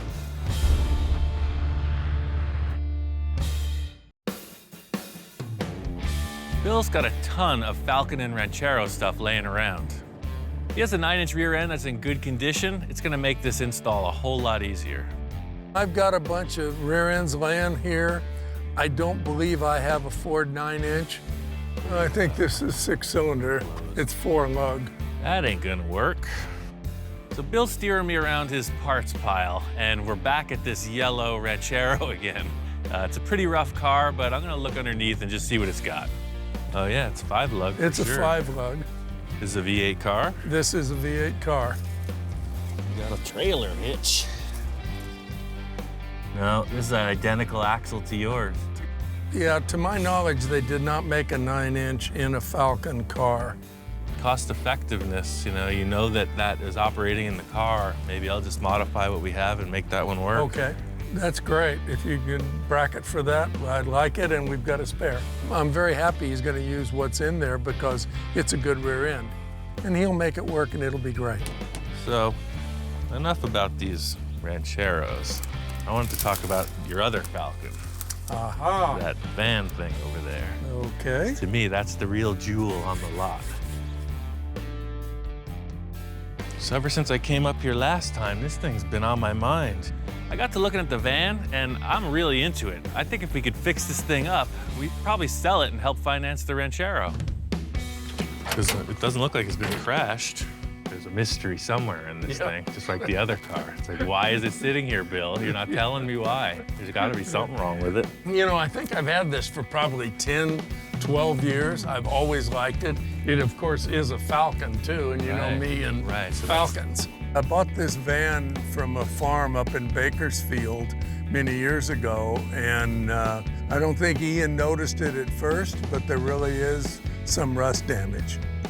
You know, there's a lot of these panels, I guess, that held water at the bottom. Oh, wow. See them? Well, there's your problem right there. Yeah, it looks one thing from the outside, but there's a whole story going on underneath. Right. So all the doors are like this? I don't think all of them. I think the driver is the worst. It just held the water over the years. But that's kind of good because like a van that's near the ocean or something will rot, the whole top will rot out because the salt will sit in all the weather stripping and rubbers. But I think you got the opposite, like sediment clogged up any drain holes in the bottom. I wouldn't consider this the typical kind of rust, though, that I'm familiar with. You see all these wheel arches rotted out, and what I'm seeing is the exact opposite. Mm-hmm. And it seems like every area that could clog up with sediment and hold water did. Just looking at this van, I see greatness. You know, it's got some issues, but I know I can work through it. This is cool. It's a total beach van. You could sell this to one of the surfer guys down on California Street for a mint. Well, all in all, I think it's a survivor, man. I think it's a good base platform to start. What about this engine? When I bought this van, I did some motor work and drivetrain work to it, and I think it should run fine.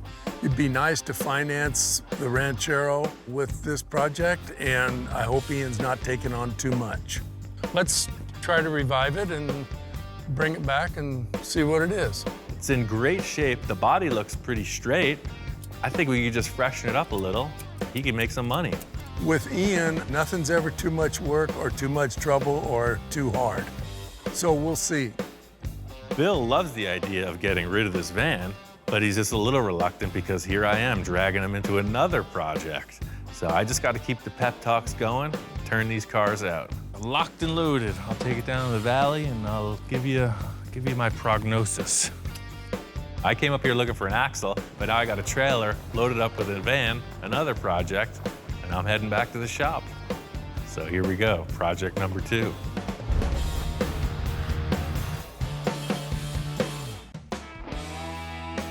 Got the van down to the shop. What's not to dig about this? It's a 62 Falcon van. And this thing is, it's very cool. It's a short wheelbase, so that's desirable.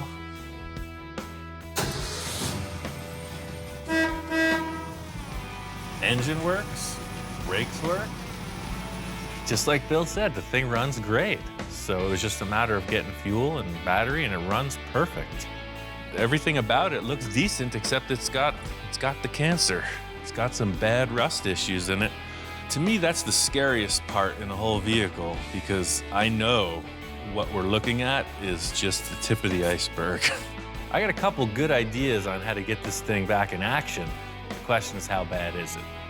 All right, so I'm gonna start off on the front, because to me, it looks like it's hiding some secrets.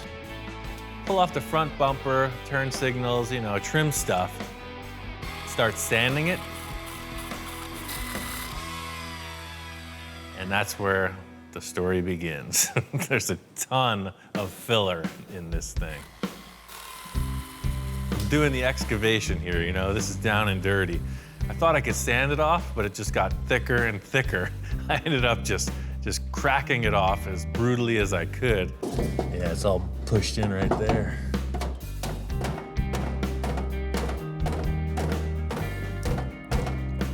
Even though the van looks pretty good, you see it's hiding secrets. Some of my time in Egypt spent doing exactly this type of operation. I'd say there's been a traumatic event. This van ran into something, and then it was repaired really poorly. The easiest solution would be to get a replacement panel, but I think I can just take this thing, reformulate it, and put it back into place. Yeah, there's definitely some issues here. So I cut this panel out, and I see an even bigger problem. Turns out the inner structure of the van is rusted out. This is your typical can of worms scenario.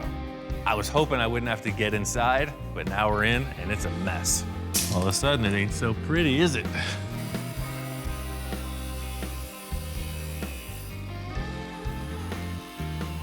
I'm gonna cut the top panel above the headlight and try to reform that too, but first I'm gonna fix this internal structure. I'm gonna cut this pillar off of this.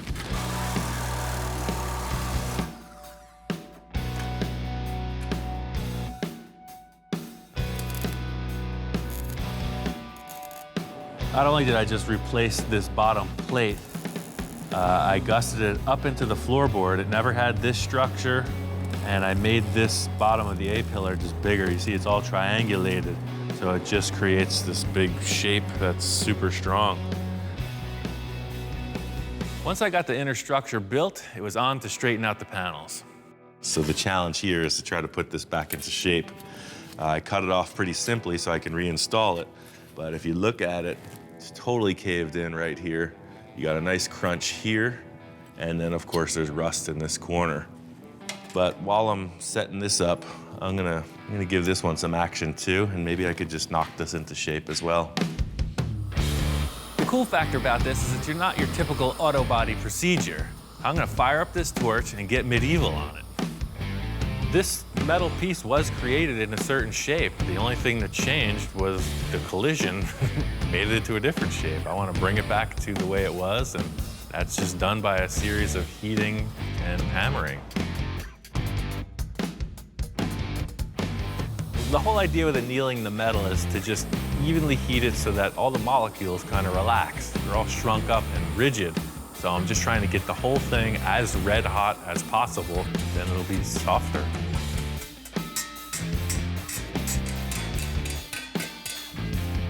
This is way better than it was.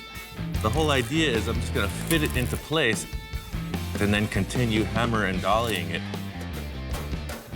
The main point of the collision was obviously in this lower door hinge area, and it's way out of shape. So once I get the sheet metal skin on the front looking good, it's all about the door gap. Just gonna come in with another piece of sheet metal, fit it up, so structure's back.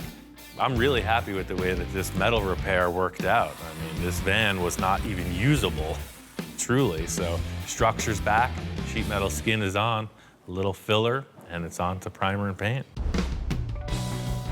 I need to get the Ranchero to be a roller. It's got a long ways to go. I got this polyester style primer from Eastwood. Bill didn't have a 9-inch rear axle. He says the one that's in the car is in perfect working order. So I've come up with a plan that's just going to adapt the TCI brackets to the smaller axle housing. First thing I did was cut off the leaf spring perches and then sanded down the metal to just prep out the axle. The TCI kit is calling for a 3-inch diameter axle tube. This one is only 2 1/4. I'm gonna set up a couple steel plates and make an adapter so that their parts will fit right to this axle. There's really no concern with strength with this adapter. It's thicker material than their brackets, but really it's just about getting all the parts centered up properly. I got the brackets welded on. I'm just gonna get this axle painted and ready for installation. The thing is that I need to put this whole unit under the vehicle like this, assembled, so it's pretty bulky. My whole idea with installing this rear suspension is to mock it all up on the table, slide it under the car, and just see how it's gonna work out. I'm taking this approach because I wanna see what's gonna be close enough to work, what I need to modify, and how to go forward on this. This whole kit was designed to work together, so what I'm trying to do is just modify everything as little as possible. You know, the car works great as it is, the suspension works great as it is. I just gotta figure out how to put them together. You can see my dual jack procedure. I'll be able to elevate this, plug it in. As soon as I lift this thing into place, I could see where the difference lies. Already I'm seeing an issue. The brackets going up that are meant to hit the floor are about 1 inch off. So you can see that this bracket is supposed to be right up against the floor, so it's just about that much.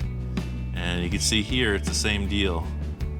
So this is one thing that definitely needs to be modified. And the good news is that the wheelbase is proper. The axle is right above the bump stops, right where it was. So these dimensions are perfect. All I need to do is set this subframe up inside the car a little bit. The first order of business is this old bump stop that used to be a snubber for the differential. That was definitely in the way because the car's gonna ride so low. First order of business was cutting it off. Second, I just needed to drill a few holes to reposition the rear bracket where the arms locate. Once I did that, the rear fit up perfectly. It was time to move on to the front.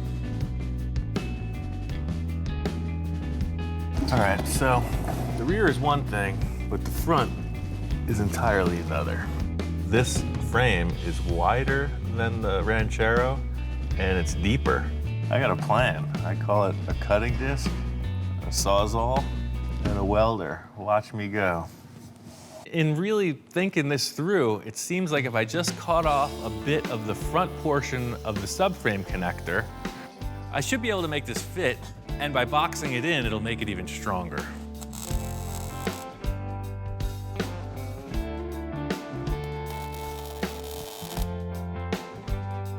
With all the suspension in place, it's ready for the engine and transmission. Bill really had a concern about the transmission on this car, so we got hooked up with Monster transmission, got a brand new, fresh transmission put in there. It's an AOD, automatic overdrive. That's what Bill upgraded this car to, and they had a direct replacement. Doug's headers, these guys obviously know what they're doing. It's all ceramic coated, super nice stuff. But they set it up so that just comes in and the steering rod clears. It's got just enough room to operate, so that's cool. It's really satisfying to get this car in an assembled state. I can't wait to show it to Bill. Last time he saw it, it was a bunch of concepts and a half disassembled vehicle. All right, well, are we ready for delivery? No response. I'm getting a chimp, that's it. You're not holding up your end of the bargain. No, I'm gonna go get a small monkey. It's gonna be way more charming. No, I'm sorry.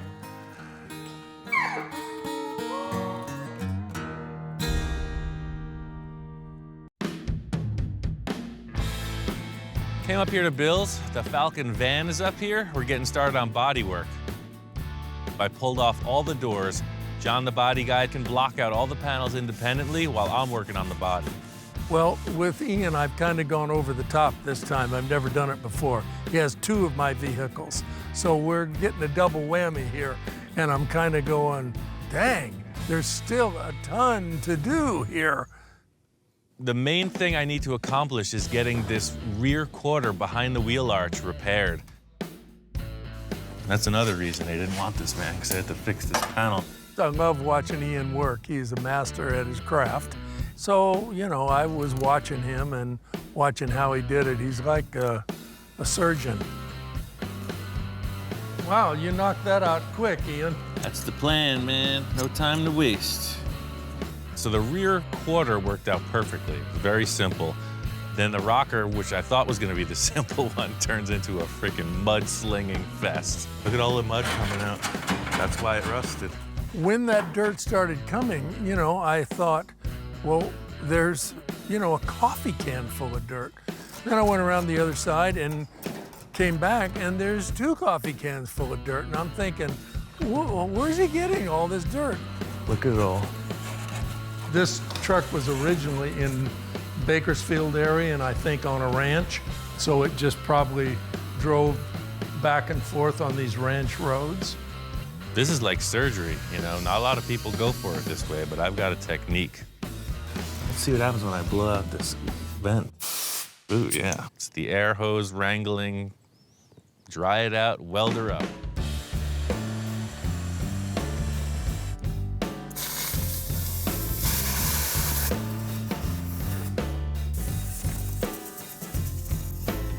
Once I got all the mud cleaned out, I started on the patch panel. I'm gonna concentrate on the metal work, because that's what I do. You can have your gardener come in and take care of the rest of this sod work. I'm gonna make a patch. I found that I needed a slight radius in the bend, and I was able to first form it with the Eastwood sheet metal brake, and then just tap it out on the radius of the floor seam, and it matched the van perfectly. Look at that, it's like a van wall. Perfect.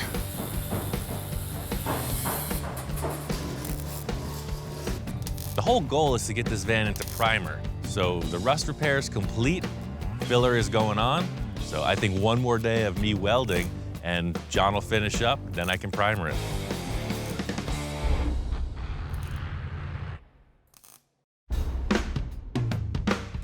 I was excited about this project for the interior. You know, it's kind of a blank canvas. The inside is empty.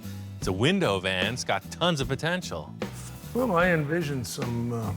shag carpet, disco ball, some posters with nudie girls. Some benches to sit on. It's so conservative.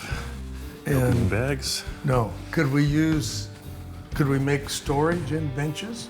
It's like your typical camper van Right. setup. But like Right. I had a 70s van. It was a high roof van, and it had 2 benches along each side. They flipped open for storage. That's and then it was the almost one. like a sailboat where you would just plug the table Correct. into the floor. That's what's on my mind.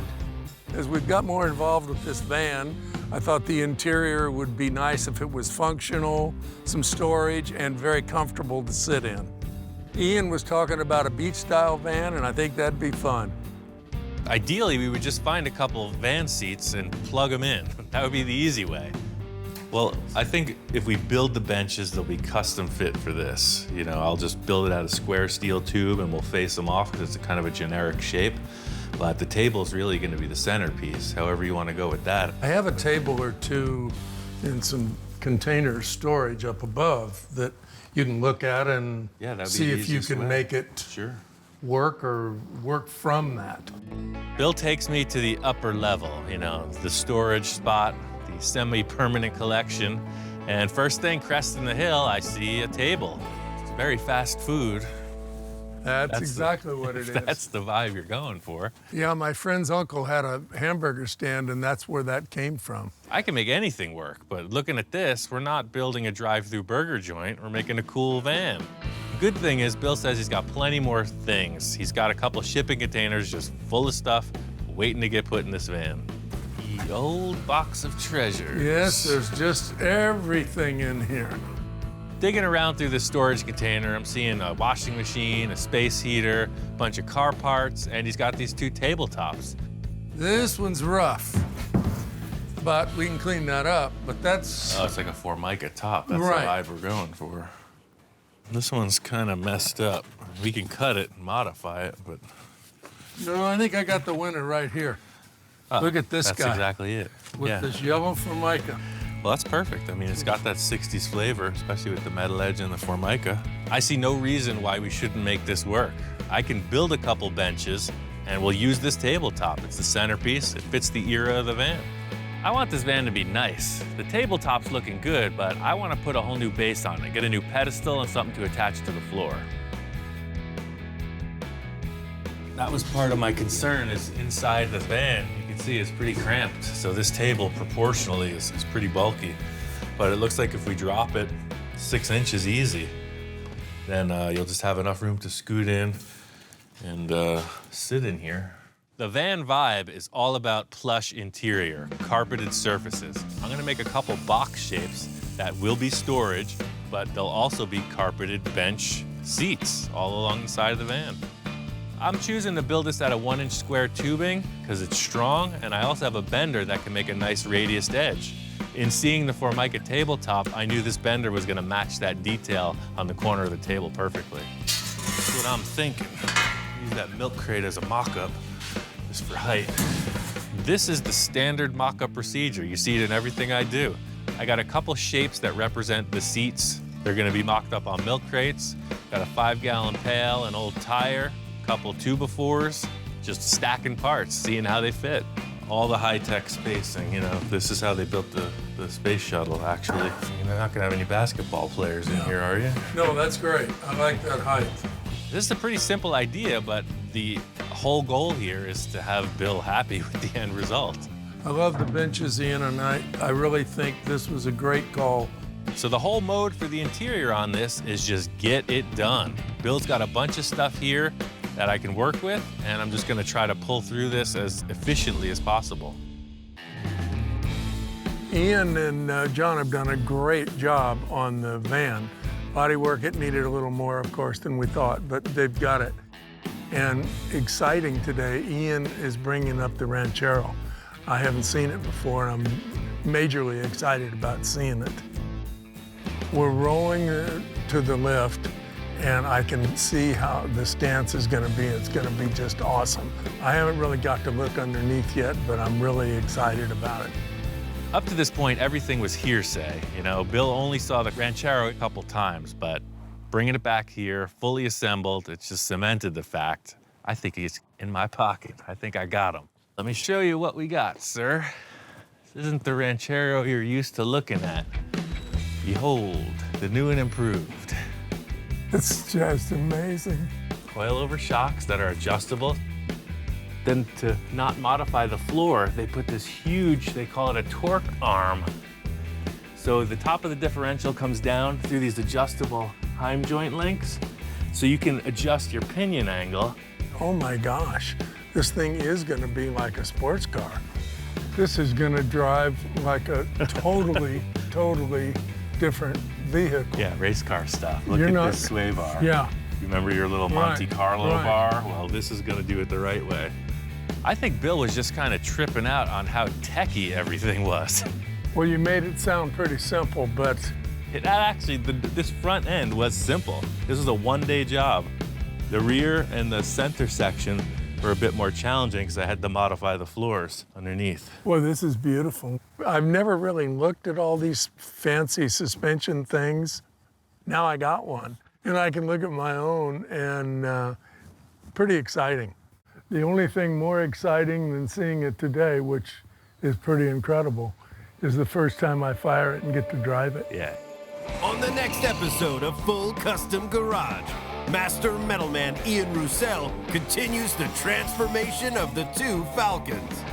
I didn't tell Bill when I was returning or what I was doing or what color I was painting it. It was like a surprise reveal. Wow, and this is the cool finish. But Ian's client has his sights set on selling the Falcon van. Ian's always full of surprises, and my wallet is getting empty. The whole deal with this van project was, hey man, you could make some money and recoup on this investment in the Ranchero.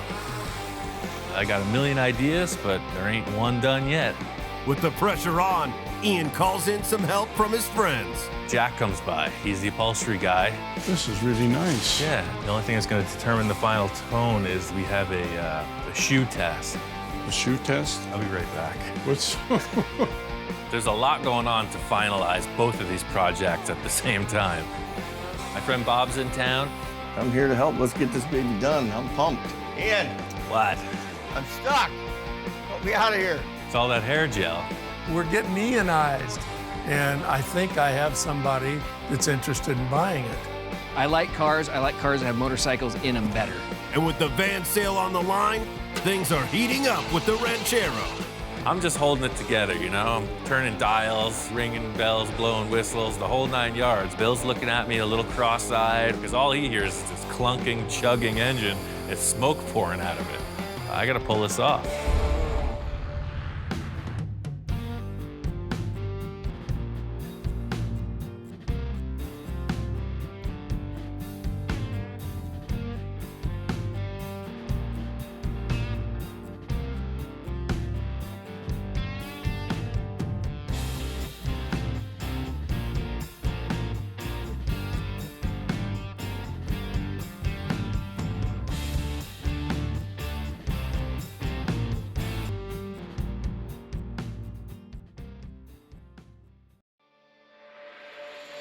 Right now on Full Custom Garage, Master Metalman Ian Roussel gets the call to take on a far-out trike from the 70s. I see this as real potential. He's trying to get rid of some junk, and I'm gonna show him the real deal. But this project has its own baggage. Because I don't like trikes too much. It was just garbage, basically, that I had sitting in my backyard for I don't know how long. If anybody could change my mind, you could. This is an ugly kit, so I'm just gonna cut it apart and make something that I like. Then on his search for parts, Ian runs into a three-wheel guru. Everything was here. It was like an exploded view of a trike. Like 10 trikes exploded all over his shop. You do it up the way I know you can, it'll look great. And with the project on the line, Ian's got to get down and make it happen. I should have known.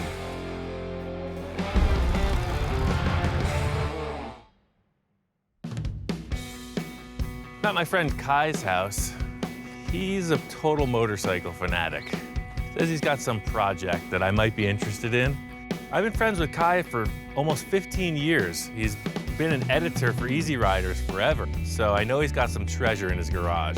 I said, well, come on by and I'll show it to you. I'm amazed I hadn't shown it to him all these years. See some Harleys and stuff. Well, it has its own special place of honor. Huh. So I'm thinking I'm gonna walk in and go into his garage, check out some cool bikes. He makes me take a hard right turn around the camper into the back 40, and he's got something old from the 70s. All right. Looks like a piece of a Volkswagen. Yeah. And that's pretty much all I got. This is like a raw piece of steel. It's definitely part of a Volkswagen. It's got some weird frame attached to it. The framework was pretty rough, but what he had there was a great looking, old school fiberglass trike. Kai is a hardcore motorcycle guy. He's all about the two wheels, and that's why this trike was on the side. There was this one deal, the guy had all kinds of junk lying around and he wanted to get rid of this trike, but he just tossed it in with whatever bike I had bought at the time, and I didn't really want it because I don't like trikes too much. Like I said, I don't know anything about it. This is not my thing, you know, so. I'm glad it's not yours, because I feel pretty comfortable here. Okay. Look, it's made for me, man. It's ideal. Right, Hound? I see this as real potential. Now, I think I'm gonna try to prove something to him. He's trying to get rid of some junk, and I'm gonna show him the real deal. Well, yeah, take it. Get it the hell out of here, man. Very cool, man. I will. What else do you have, though? Let me see. All right. I'm sure you've got an engine or something in there, right? Probably thought there was more to it than what I had. I didn't have an engine. I didn't have a transmission. I didn't have a front end. Well, you got the handlebars, wiring harness. Yep. looks like a foot peg. What he claimed was a trike is actually 2 pieces and a little box, so it's a total basket case. This was definitely a kit. You could see the way that all these things are made. This isn't a homemade jobber, which is kind of cool. Okay. But they use all the Volkswagen parts mechanically. I don't have a lot of faith in this project at all, to tell you the truth. This thing would probably sit in my corner there another 20 years if it weren't for Ian. Yeah, I mean, it's a start. I bet I could do something with this. Okay. Wait, give me a couple weeks. You'll see where I'm going. One of the things that really impressed me about Ian was one of his early videos where he used the steel cap from his boot and put it on as sort of like an air scope on the fender of the car that he had just built. That was like the final touch. And it was just so perfect, you know? I mean, how much more inventive and creative can you get? Well, it's a great starting point, man. I'll definitely do it up. You're most welcome to it. I think I'm going to change your mind about trikes when you see this. Well, if anybody could change my mind, you could. All right, man. I'm going to make it happen. Okay. Whoa! Watch your face. Coming in.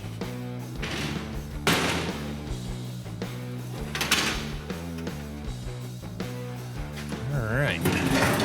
Wait a second. This frame is totally bent. That's why it was laying in the backyard. It's almost like forensic science. You know, you get the body parts to the lab and you assess them, and this thing was bent. This thing got crashed, and that's why it was disassembled, I'm sure of it. It's kind of a bummer that this thing is bent. I was hoping to just like style up the body and reassemble it, but this frame is toast. I'm gonna have to build a whole new one. It's a long walk back from Kai's. Watch it, beast.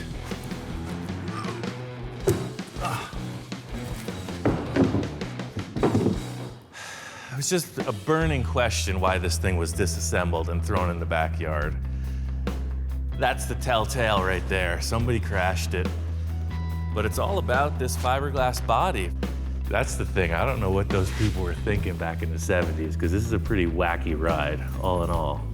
But that's what I like about it. It's weird. Standing on their own, the front is one look and the rear is another look. You got this really cool, almost like a waterfall setup with multiple levels here. And then it goes right back to this strange faceted cubist thing. So it's 2 different styles completely. It's just gonna be a couple little changes. The first being I'm just gonna rebuild the whole motorcycle.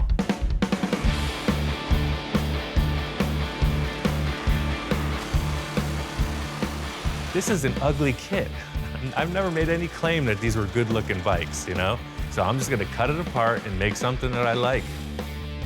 I've never built one of these. I've wanted to since I was 15 years old. You know, this is like one of those must-do things. I was actually getting some flack from a couple friends because they said, oh, you said you'd never build the same thing twice. But I built another trike. It's a forward engine. The axle's behind it. It was a motorcycle engine. This is a completely different take on a 3-wheel vehicle. It's like saying I already built a car before because it has 4 tires. Mechanically, it's all Volkswagen. I'm gonna need a motorcycle front rim and front forks. And I have ideas about all of it. It's just a matter of getting this frame figured out.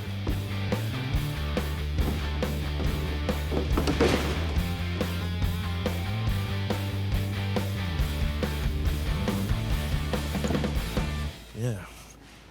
It's just small. I didn't realize they were this small.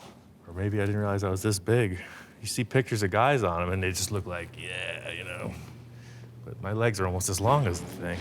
So the handlebars are right here. It's like a little mini bike. I want my arms like this.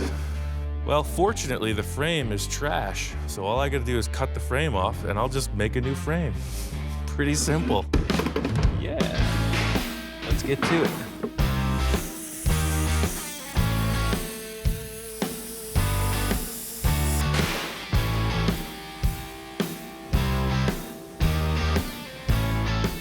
I thought there was something too heavy with this whole chassis. They filled this with lead to weight it down, I'm sure. I'm not gonna fill my frame with lead. I gotta come up with something better. So that means you need some weight on the front. I think I'm gonna have to build a very heavy chassis, which is cool. I'll make a cool tube chassis and just try to keep the weight as forward as possible, probably with an 8-inch stretch from where it was. So I'm just gonna cut this fiberglass body in half again, set the back on, and just see where the nose ends up. I'll put it 8 inches away from where it was and see how it looks. We're gonna do a little milk crate mock-up. Hey, look, this has been done by all the great builders throughout time. See, now there's a little more room. Handlebars here. It'll be easy to do. It'll also help a little more weight, more forward, center of gravity, etc. I'm gonna be stuck on this frame if I don't have the proper fork dimensions. The tire diameter is very critical, and then of course all the pieces that hold that stuff in place. The word on the street is that this guy Rich up north, he has all the trike stuff. He might have all the parts I need. Up here in Fraser Park, California, I was referred to this fella Rich from a friend of mine. Apparently he's the go-to guy for trikes. I didn't get into trikes in 1984. I thought riding trikes, that's for sissies, you know, that's for people that can't hold up bikes. And at that time, I was still riding the big Harleys and the Gold Wings. I went out and bought a brand new Gold Wing, but I ended up 10 years later making it into a trike. Walking into Rich's place, I see these two trikes. I mean, they're nice. They look like they're from the 70s. It's pretty cool stuff. Whoa, what's with the frame on this? This is crazy. Everything is hand-built. The frame is what I was thinking about designing. This guy's obviously done this before. He knows this stuff. He's taken the VW engine and transaxle and made a custom suspension in the rear, which I think is really trick. When he called, I didn't know if the things that I had would meet his expectations because I know he's a good builder. He had seen the Honda Goldwing trike that I built, which was pretty unique. It was a very simple design, and he was digging it. I liked the trike he built because of the way he built it, not because he built the trike. Well, I know you said you had a couple projects. I was really seeing if you had some forks or a front rim, because that's kind of... Yeah, well, we can go back there and take a look and see what we have. All right, maybe there's something that'll help you out with yours. Yeah, for sure. I see the first trike out in his yard, and it just looks like we might be in junk zone. But you get into his workshop, and you see he is a full-on machinist. He's making gearboxes, he's making engine couplers, all kinds of really cool stuff. So really, everything was here. It was like 10 trikes exploded all over his shop. You see this big fiberglass shape. I know exactly what it is. I've already got one. It's a different body style than the one I have, but seeing it without the body on really helped out. The trike chassis is sitting here in the corner, so it really gives me a good idea of what they look like when they're fully assembled. I was able to really check out the mechanical linkages on how to make it shift, the throttle, the brakes, that type of thing. We were speaking the same language, but we're coming from opposite sides of the spectrum. And he's coming from the machining and engineering standpoint, and I know the fabrication, you know? I got an artistic view, and it's just cool. This is the kind of guy I need in my stable. What's with this keg? Oh, you want that beer keg? You have to bring one full of beer, though, for it, and then help me drink it. This is the old school thing, man. You put it right here. That's the deal. This guy is the real deal. He's been in it. He knows the people. Believe it or not, I had a stack of napkins. Ed Roth had diagrammed on there, and they came up, and Richard Pye was going to build them. Ed Roth was going to design them and promote them for Benihana, and what they were going to be delivery trucks. But what they were going to do is do a single-seater, and it was going to have an oven on the back to keep the deliveries hot, and the whole top of the trike was going to be a Chinese hat. And they were going to use just regular motorcycle front ends, and he had the idea how to strengthen them, and I wish I had those here to show you because they're unreal, some of the things. And that's where I came up with a lot of the ideas I have here of how they should be if they're into a little trike. My fiberglass body is like a big shell that comes out, so the Springer stuff would be lost in there. Hold on just a second, let me see something. This guy's got everything I need. It's really just like, hey, will this work? Will that work? You know, he's been doing this since before I was born.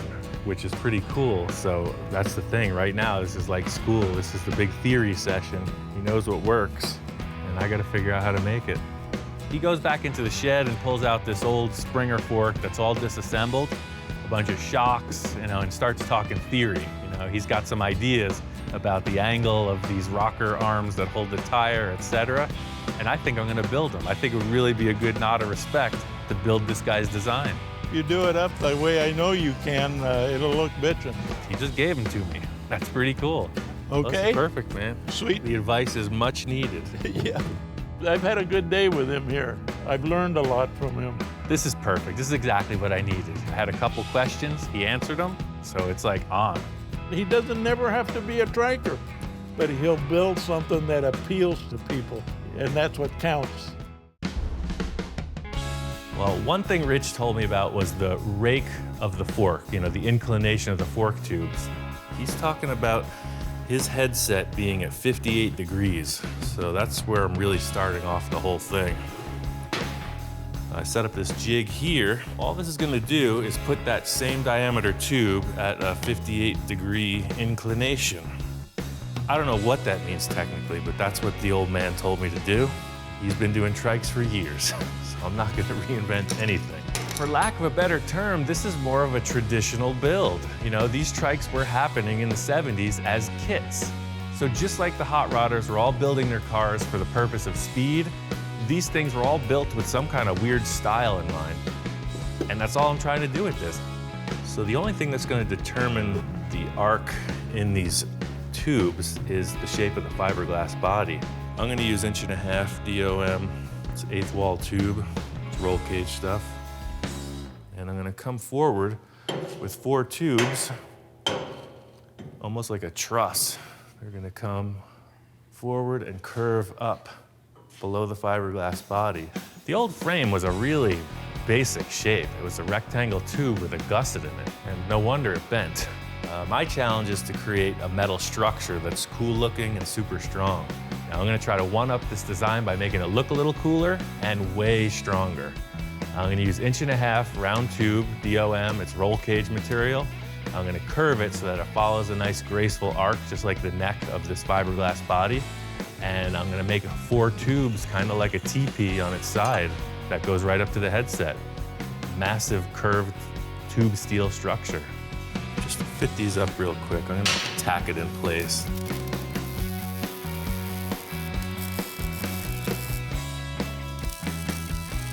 You could build this thing out of a giant piece of I-beam and it would be incredibly strong. It is form over function, I think. I want it to look cool, but incorporating a great strength factor in it. That's why using these 4 tubes, it's a pretty delicate, graceful looking design, but it's super strong. It's like the works of nature, You look at your skeleton, it's a pretty cool thing without the skin, Everything should follow suit, right? So even though this is underneath this fiberglass body, it should still be something cool looking. See, your forks are pivoting on the center arc, so they won't steer very far. See that? So that's there, you only have that much steering. So I gotta bring them in.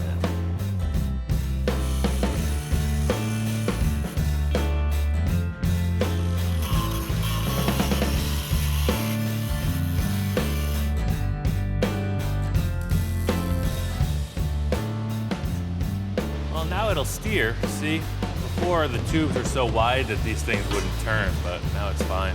This piece is gonna get cut back out. My whole concept is just fitting these tubes up to it. That's why I'm only gonna spot weld everything. I'm gonna make 2 more lower tubes the same way as I did the upper ones. Put it through the roller, trim them back. That's next.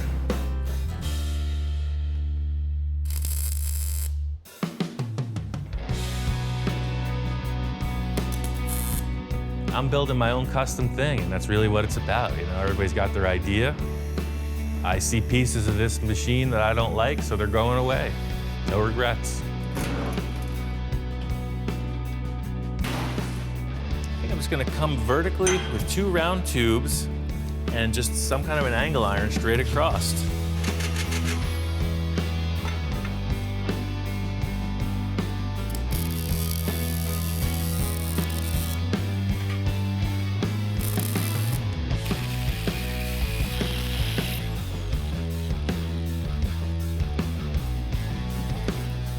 deal. Pops right back on like it used to. The thing is, you need all the stuff. You know, I got a good start on it, but you can't commit to anything design-wise until you have all the other elements.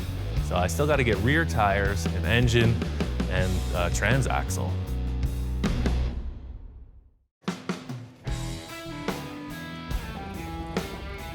We're at the Pomona Swap Meet, the granddaddy of them all.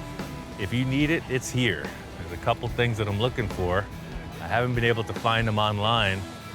All I have to do is walk 5,000 miles today and pick up what I need. Pomona Swap Meet is such a blowout. It's still the biggest swap meet I've ever seen. I mean, it has everything you could ever want. I'm seeing exactly what I expected, 10 billion parts. There's a huge resource of Volkswagen stuff. There's rims and tires all over the place. It's just a matter of picking what I want. Perfect case scenario is a low-priced Volkswagen engine. You know, it's just got to be a runner. If it needs some work, that's fine, but I'm not looking to spend a fortune. Hey, what do you want to get for this engine? What do you need it for? It's for this crazy Volkswagen project.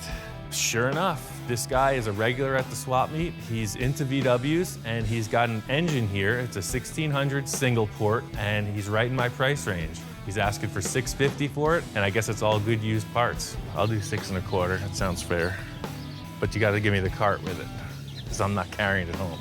The cart goes with it. All right, cool. I'm on a good roll. If I can find a set of tires and a couple rims, my day's done. It's early. I'd like to get out of the sun before it gets too hot. It's exactly what I'm looking for. 29 by 15, 50 by 15s. Those will look perfect.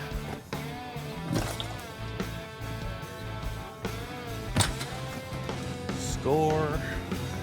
On to the next. There's this guy who's at every Pomona swap meet. He specializes in vintage rims. So sure enough, he's here. These are typical 1970s slotted mag rims. You see them on every kind of vehicle done in the 70s for sure. Here we go. I didn't come out here for recreation, you know? I'm on a shopping mission. So I got the engine, I got the tires, the rims. I'm feeling pretty good about it. The transaxle is kind of a touchy thing. They're expensive for good ones, so I'm gonna talk to my friends, see if I can't just get a used one that'll work.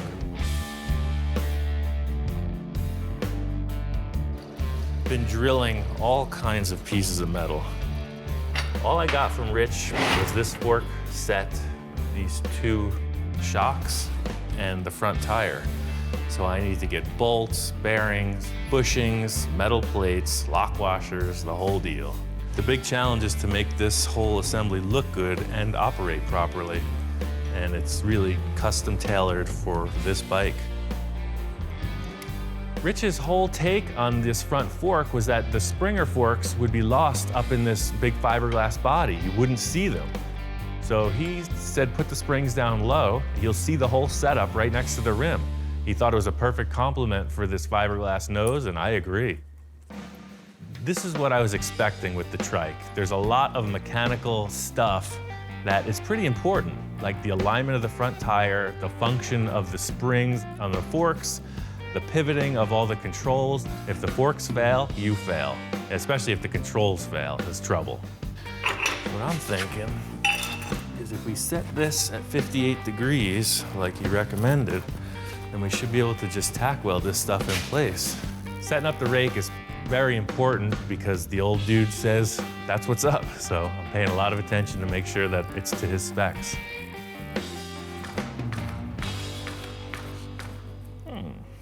Pretty sneaky. This is all the gear for the headset. Yesterday at the machine shop, we blueprinted this pretty much and set up these holes so that they match what the existing lower bracket has. So just for simplicity, I'm gonna commit to this. See, I bored that center out yesterday, so a 1-inch will fit right through there. For me, the first step is this upper plate. See how it'll go on here? That, and then the bolts will go inside like that. See, that's the setup. But I don't want a big plate on top of the forks. That looks funny. So I don't think I need to tell you that. I'm gonna trace out a shape around these bolts, trim this plate back, and then trim the fork legs. So you may be asking yourself, did he just cut that with a wood saw? Yeah, it's a carbide tipped saw you would use for wood. They go through aluminum. It's not the most optimal thing to cut aluminum with. You'll see it loaded up a little bit on the tips, but with a brand new blade, it goes pretty quick. That's 5/8 aluminum.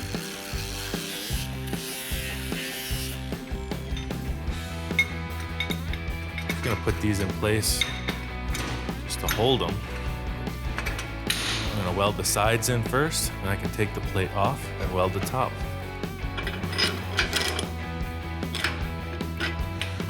Goes through there. Followed the old dude's lead, and you know, he's done this before. All I had to do, make it my own. My job is done. 58 degrees to freedom. It's gonna be awesome.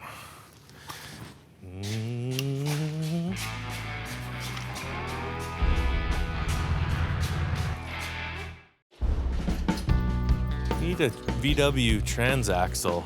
Don says, hey man, I got something. It used to work. It's been sitting for years and I don't want it. So no matter what condition, if he says that it's gonna turn all the gears, then I'm cool with it.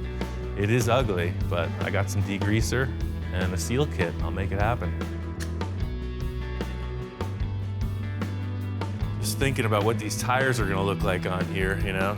I'm all about putting this thing together right now.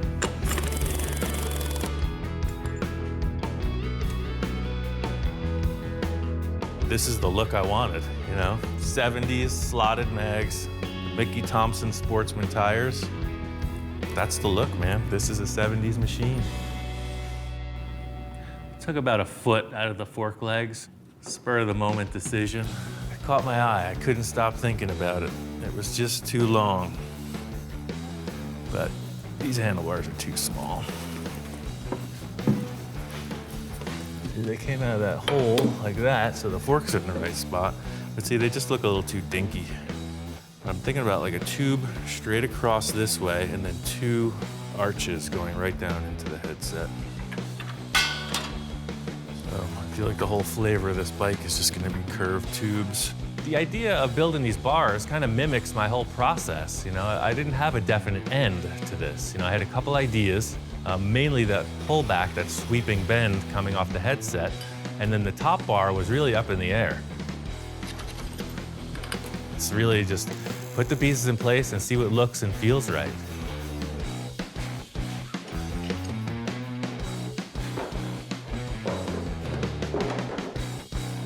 I think I could live with that. That's, I don't want it to be too curved because it's gonna look droopy, you know? That works for me.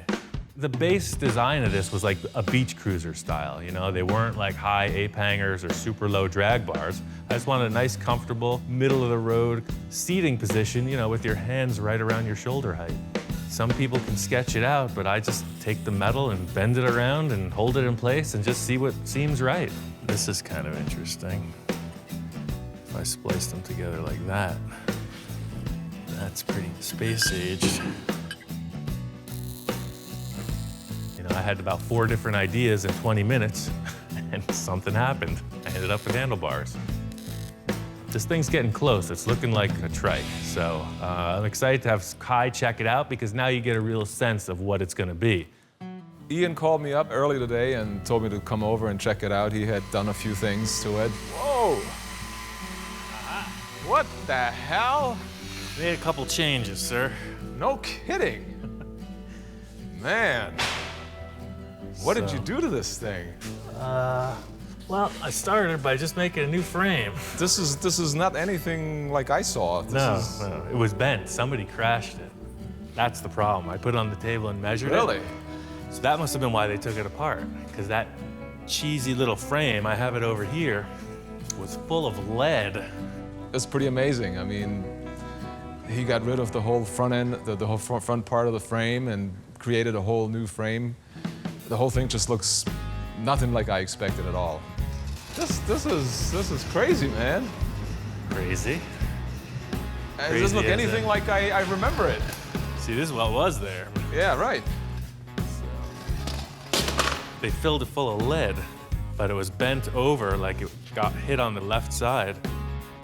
So that's why it was so heavy, huh? Yeah, that's why I was it wondering so about heavy. that.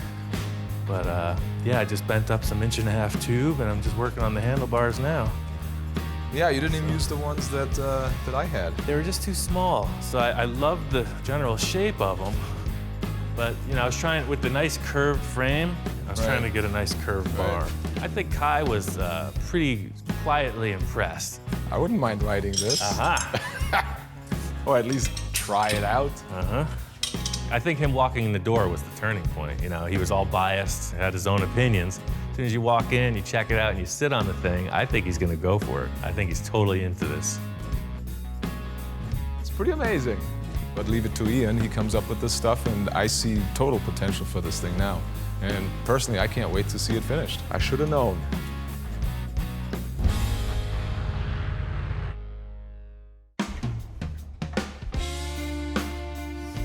Trying to get some floorboards made for this.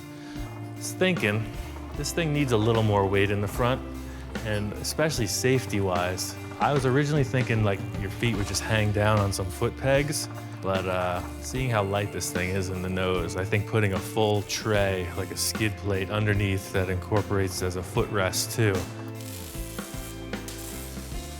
That's pretty funky. That's what I'm looking for. I saw a really good design on Rich's trike where there was no hand throttle, everything was controlled by your foot. I thought it looked really clean. I'm not gonna copy his design directly, but it's definitely the inspiration for this.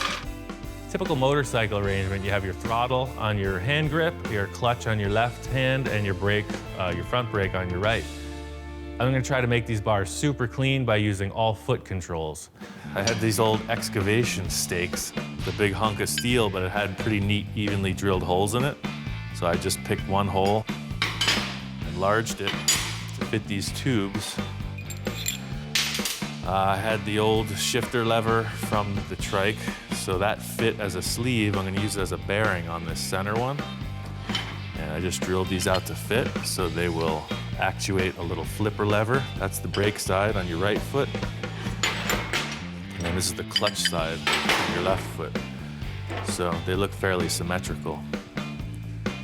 The really trick thing in Rich's trike was that he had a foot gas pedal, which I thought was super cool because your hands are free to just hold on.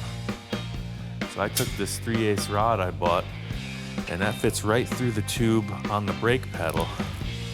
So this will have a third component that will be some kind of a lever here that as you turn it, this will have the throttle pedal. So you'll have a gas pedal outside of here, independent of your brake. I wanted it as compact, lightweight, and cool looking as possible, and it's all old stuff. This component is going to be welded shut. It's a one-time deal, and the only way to test it is to put it on the bike. So, stepping on the clutch, oh yeah, it's totally easy. It works.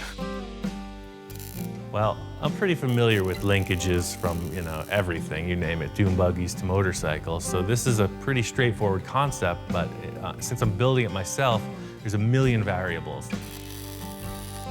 I'm just working with what fits closest to this design in my head. So it's just like a bunch of scrap metal, put on the table and make some linkages.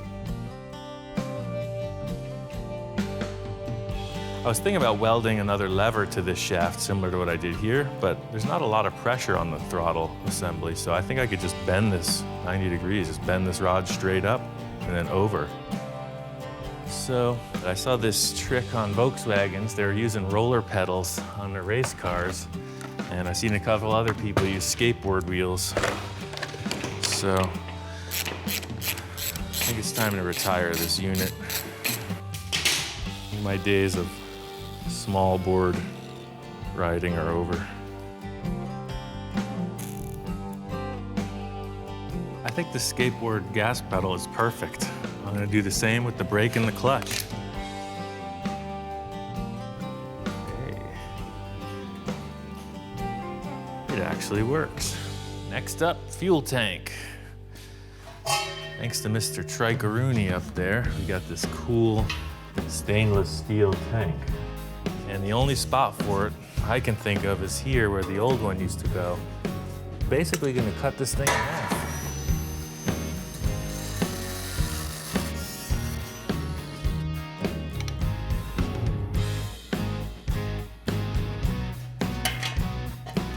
All right, so this thing's gonna go in the vehicle right about here. I'm glad that this works out. For me, the big concern at this point is just the body. It's in 2 pieces. I want it in 1 piece.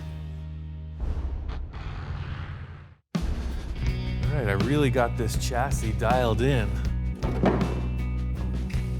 It went off on the rear end of it. I got everything buttoned up, cleaned, and painted. Gas tank's in, the transmission's resealed, the foot pedals are all hooked up. Last thing to do is get this body into 1 piece. Got my friend Jack, he's a great upholsterer. He gave me the tip on how to make some seat pans that would help him just move right through this. I'm gonna make a couple templates, cut steel to match, and just deliver them to Jack. The seats are in his hands, whatever he wants to do. He knows what I'm up to. Simple, typical template making. You know, I've got my fiberglass body. I just make a cardboard template on it until it's the shape I'm happy with. You know, it's easier to cut than metal. So you whittle down the cardboard to the final shape, transfer that shape to the metal, cut it and deliver it.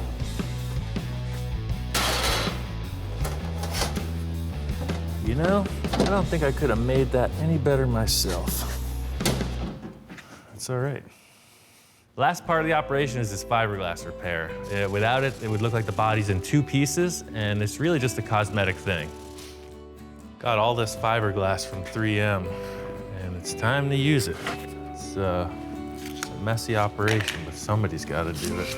The fiberglass thing is just a cosmetic deal. I've got plenty of body mounts in place. I just need a smooth surface that I can paint. So yeah, I'm just gonna lay this on, and then I'll cut back. Later, I'll cut back whatever I don't need, but at least it's in place. I like the process in that you can create these complex shapes pretty simply, but it's a stinky, itchy process. You know, it's hot weather, and it's kind of miserable. You know, I like the results, but the process is pretty gnarly.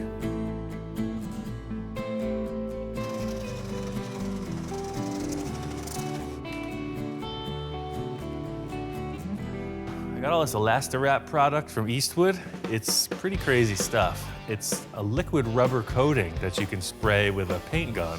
So it's a sprayable rubber coating that is either permanent, or if you prep the surface correctly, you can peel it off. I think it's gonna be perfect for this trike. I'm setting up a whole series of tape lines that are gonna accent these ridges in the body. I really like the last graphics that were on it, but these new ones I think are really gonna help out the design that whoever created this fiberglass shape. I think it's gonna really complement that. I sprayed the whole thing silver, and just like most of the work I do, I stared at it. Something you would see, you know, in the 60s or 70s before all these special candy paints and all the airbrushing fad got so developed.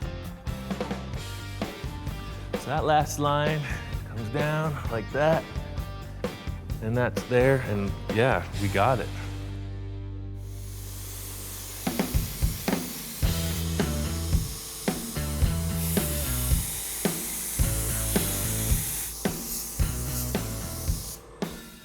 All right, it's the moment of truth. My big concern was that this stuff would all glue together.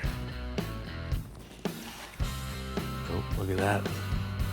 Perfect parting line. I was worried that it was gonna stretch and create rough edges.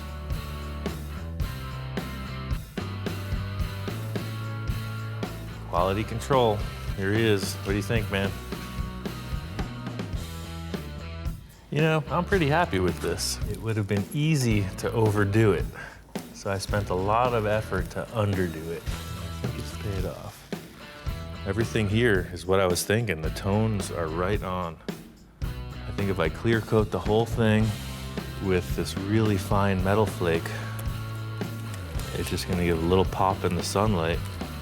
And that's it. I think this is pretty classy. It's not overblown. It shows off the body lines. And it's full custom.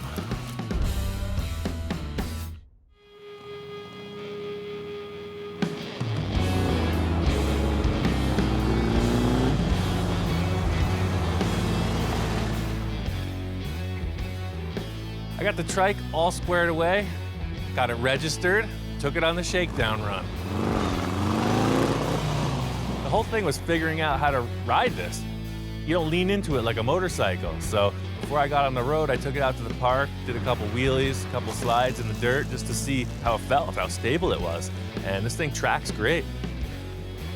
The whole thing is that this was purely inspired by other people. There was no check and balance like on other projects. So having the freedom to just do whatever I want, it's really cool. I drove it up here to Rich's in Fraser Park. I felt it was so important to bring it back here and show them, hey man, that you turned me in this direction and here it is. To see him come riding in the front driveway with it was fabulous. Pulling up, I could see Rich's face, you know, he was excited. That front end is terrific. Those are the forks I got from you. Look at that. I made them. These are the shocks, the front rim I got from you. I didn't know I was inspiring him that great. It was fabulous. It looked great. He did the shocks the way I had told him, and then he improved on them by doing the gooseneck the way he did. The hidden frame is marvelous. That's a great idea on that part. I could sell that idea every day of the week. That's a good unit. The way I chopped the body back and the modifications I made, he was into it. That's beautiful. Well, thanks, man. That was the first time I ever put one of these together. Thanks. You're a triker. There we go. We've got a couple old school trikes, new school trike, and Kai has got a brand new Harley trike. He's got it from the factory, fresh, and he's bringing it up here today to roll out with us. I do test rides for Easy Riders and for another magazine we have called Road Iron. And I happened to get a trike for the first time ever. And the trike is great. It's called a freewheeler. It's brand new for 2015. Kai was a naysayer to the trike thing, and now here he is. He's driving 80 miles out on his new trike just to check out the scene. You know, it's a great day. We're gonna go for a cruise.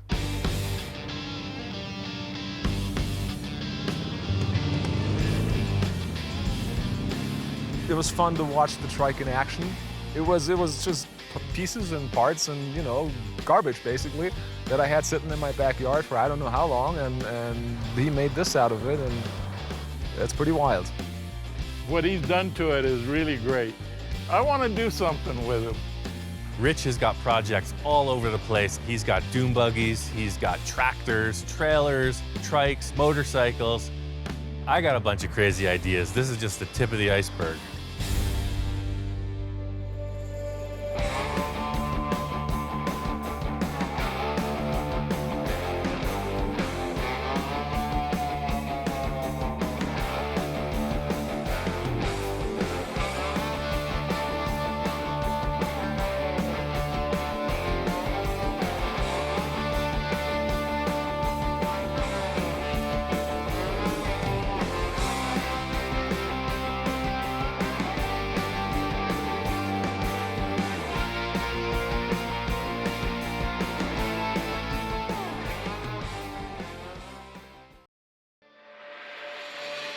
Right now on Full Custom Garage, Master Metalman Ian Roussel transforms a 1923 Sea Cab into a vintage-style tow truck.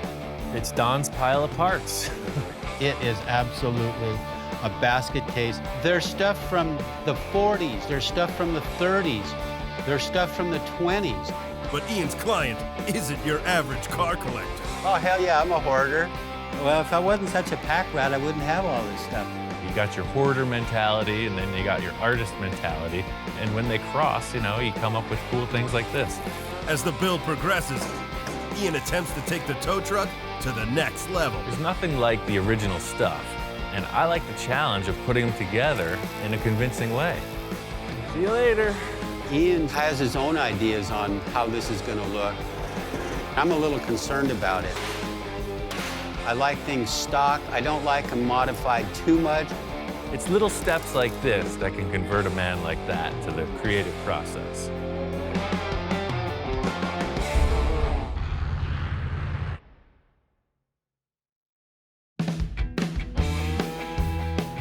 Typical Don scene. He's got pallets of stuff. So I didn't know if we were looking left or right. He points to this one on the left, and it's a bunch of vintage tin work. Looks like it's an old Ford or something. The thing behind the pile of stuff is a C-cab. It's a really early Ford truck. It's really old, and I think it's cool. So this thing is like 92, 95 years old, Yes. something like that? Wow. This thing doesn't even have rust, man. The cab is basically really straight, no rust, has a lot of potential. As old as it is, it's in pretty darn good shape. I've got the frame for it, got some of the fenders. Oh, wow. Yes, this is what started this whole idea. This whole thing started with Don finding this manual hand crank. It's a tow truck winch. It's dated like 1930 or something.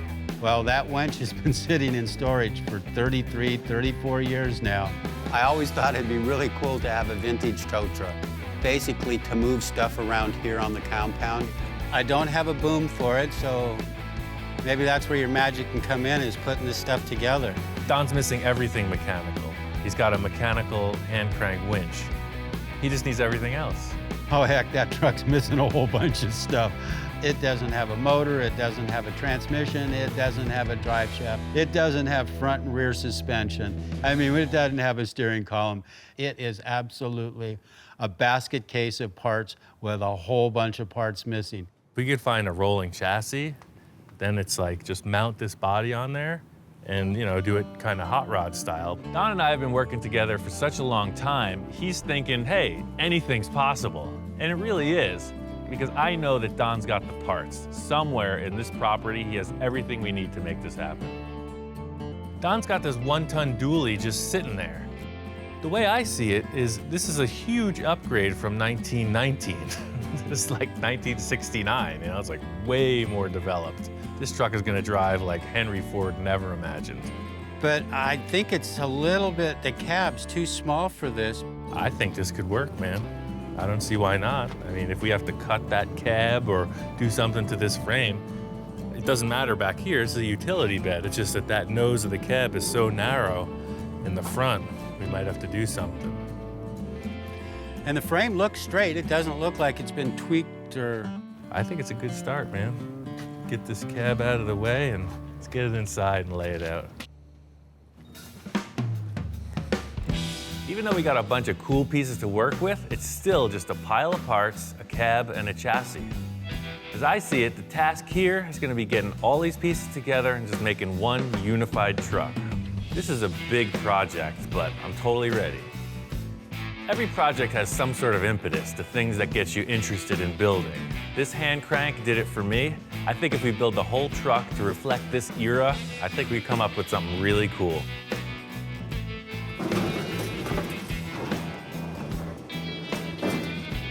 Look at that, just like a glove, Ian. Yeah, I'm a little bit relieved now that we got that cab on that chassis. Ian was talking about we may have to have cut that thing, and I was really reluctant on cutting that. I'm the type of person, I like things simple, I like things stock, I don't like them modified too much. Once we mocked this thing up, it became clear that this thing was going to be anything but a restoration.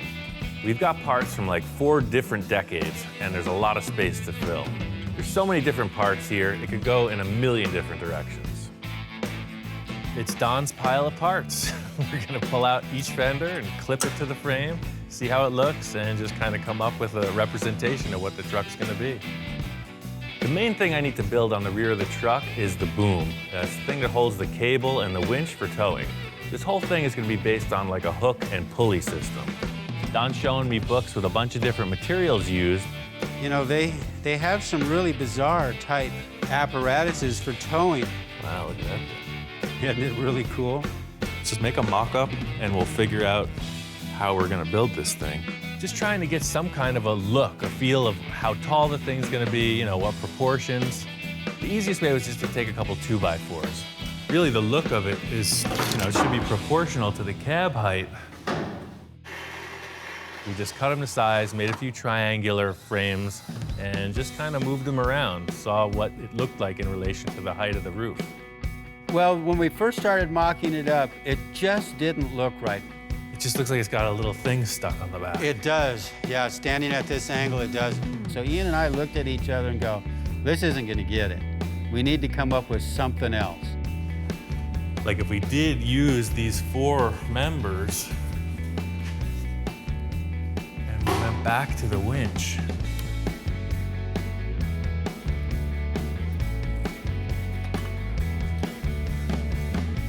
Yeah, I think that'll work.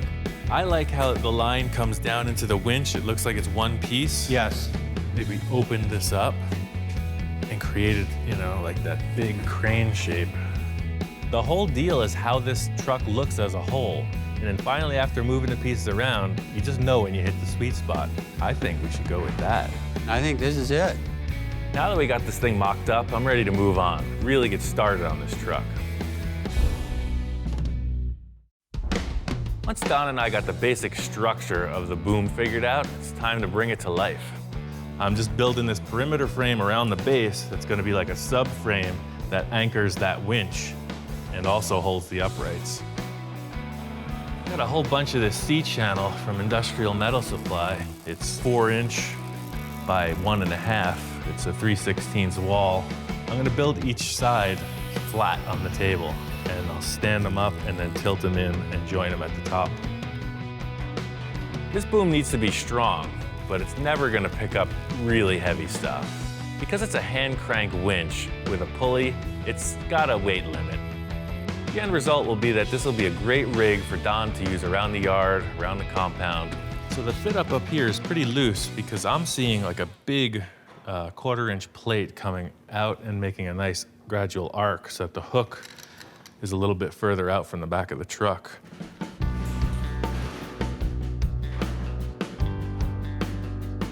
Once I got the boom structure on the truck, it's all about tying in the hand crank.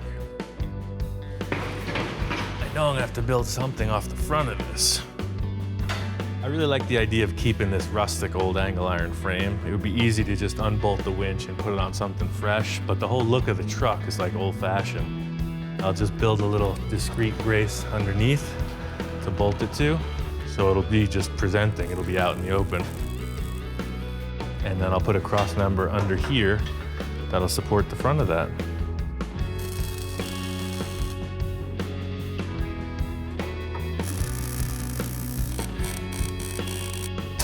Even though we're basing this structure on what Don and I mocked up, I still am trying to bring some kind of a design element into it.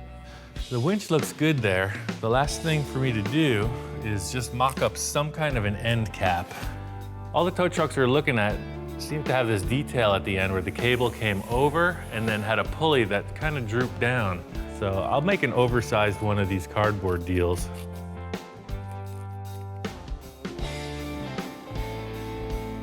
The big issue I'm having is this negative space with the plate on top.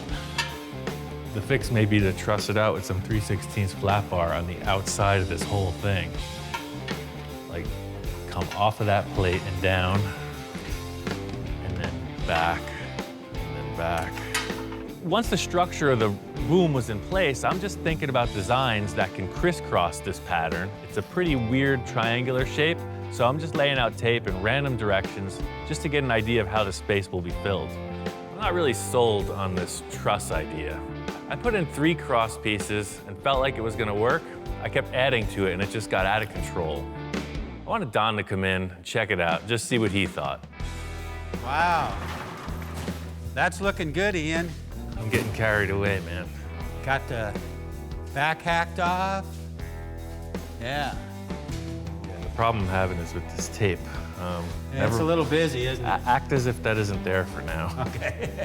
Ian had put a bunch of tape on the structure that we were doing. The whole reason I was getting carried away with this tape was I had a couple pieces of flat bar, and I loved the fact that if we used that big 1/4" plate you have and put it on the outside and create some kind of a truss structure over the top of this, so it's really dimensional.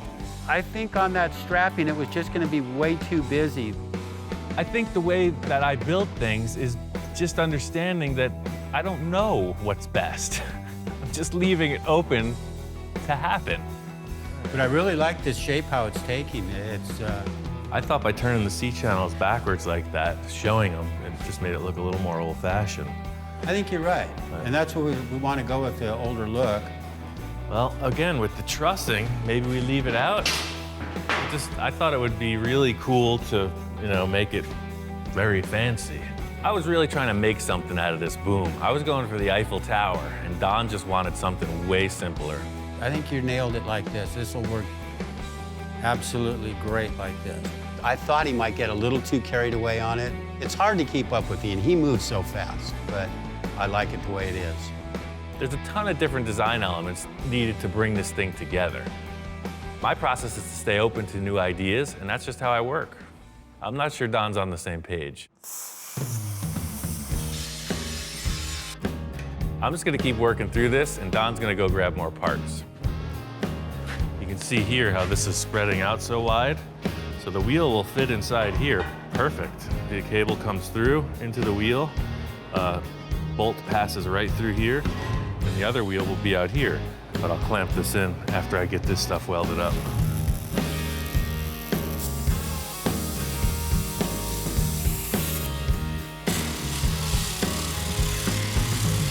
The triangle shape of this boom was so irregular in the way that the main support beams came together, I felt that a top cap would just simplify the whole deal. Coming up with the design for this top cap, I thought it was just gonna have one pulley. But I realized that the look of it required two.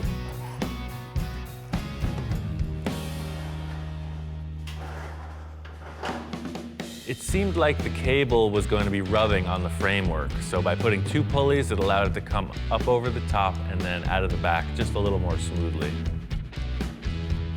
Seeing the boom and the winch on the truck is awesome. It's really the start of what this vintage truck should look like.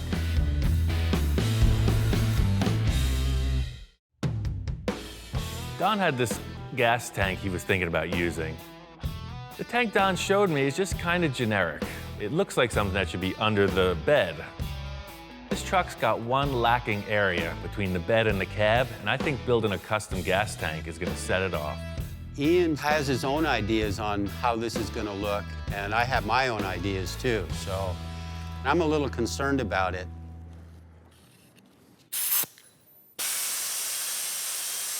Move it. Go on. Sorry, Charlie. I've built a lot of different gas tanks over the years, but for this truck, I got a really cool idea for like an old school oval gas tank. Let's see what happens.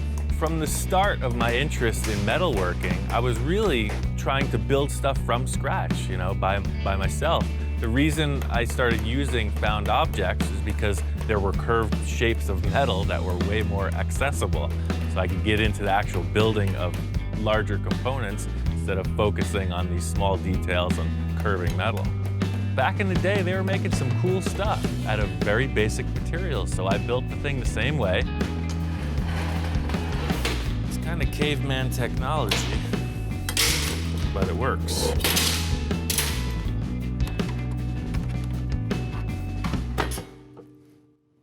It's a stamped steel cap. There's a million ways to make a gas tank.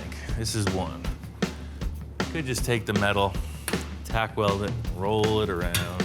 Instead of doing it that way, I got this slip roller from Woodward. I had been wishing for one of these for years. My plan is to make a full tube out of this sheet metal, smaller than this large radius, and probably right around this radius, hopefully. That way I can just kind of open it up, slide it into place around these two end caps, MIG weld it in place, and then TIG weld it so that it's sealed liquid tight. The next step is the inlet and the outlet. I put this little fitting on the bottom here, and I got this old gas tank. I'm gonna cut the filler neck off and put it on here.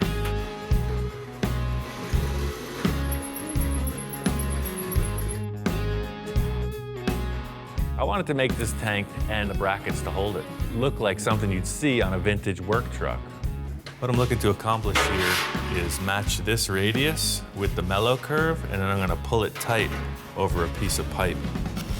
That way I'll have more of an egg shape instead of a perfect circle.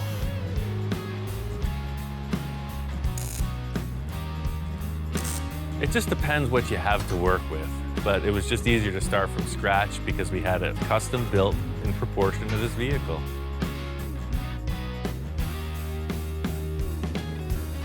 That's what we got, dog. Ian nailed it with that hand-built fuel tank. That is just so darn cool. When he saw what I was building and how it was going to add to the look of the truck, he was on board 100%.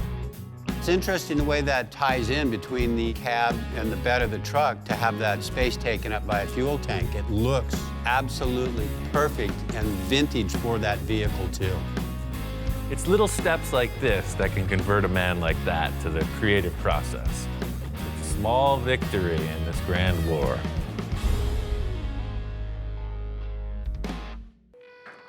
We're getting in deep. We got mismatched sheet metal from all kinds of things. I brought Ian another hodgepodge of stuff, sheet metal and old fenders that I want to utilize on this project. I'm not sure how he's going to make it work, but I'm sure he's going to make it work. Well, those fenders are looking slick, though. I have some old running boards over at the shop. I'll bring those over the next time I come on. Maybe we can come over, maybe we can utilize them. Yeah, because I think that's the whole mode with this truck is just all recycled stuff. It's like all the cool parts laying around, just pile them on and make a tow truck. He had 2 quarter panels from an old truck that he found. He had 2 Model A fenders left over from the rear of his hot rod.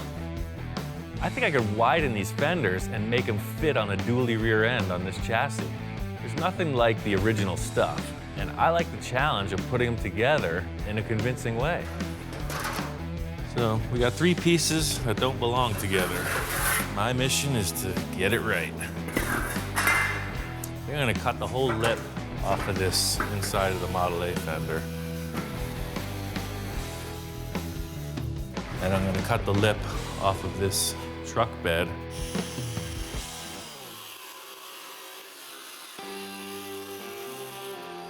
Join them together with the sheet metal flange and then position it on the truck. I think that's the easiest way.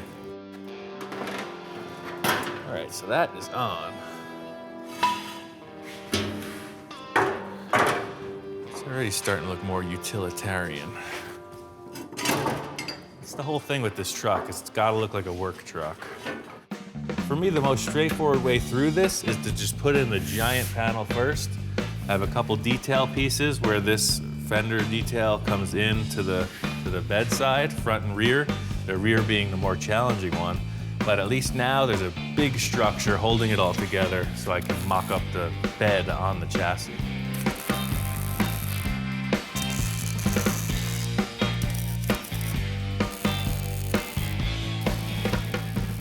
What I just accomplished was just getting a preliminary setup on these dimensions. Don's parts pile is ever flowing. He brought in these old running boards and who knows where they came from. There's a number of problems. Obviously, we're way short in our reach from the front to the rear. This fender is a similar year to this body. So what they would have is like this little apron, this little splash pan, and the running board would be at this height, which looks pretty cool, especially if you're jumping in and out of the vehicle. But that fender is much lower, which brings the running board way lower. This is where it's really at with this project, taking these mismatched parts and making the side profile of the truck one cohesive line. I gotta nail it.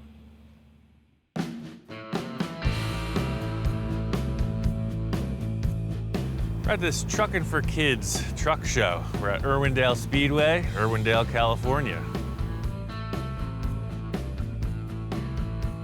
Trying to get some inspiration on how these guys are putting these rigs together. Don's truck is a bunch of mismatched parts, and it's really a work vehicle in essence. So coming out here to check out these working trucks that they put a lot of flair into, I just want to check out what's going on.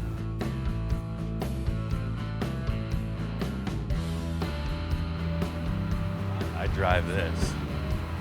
And the whole thing is there's so many different variations on the cab to trailer or whatever they're doing for working.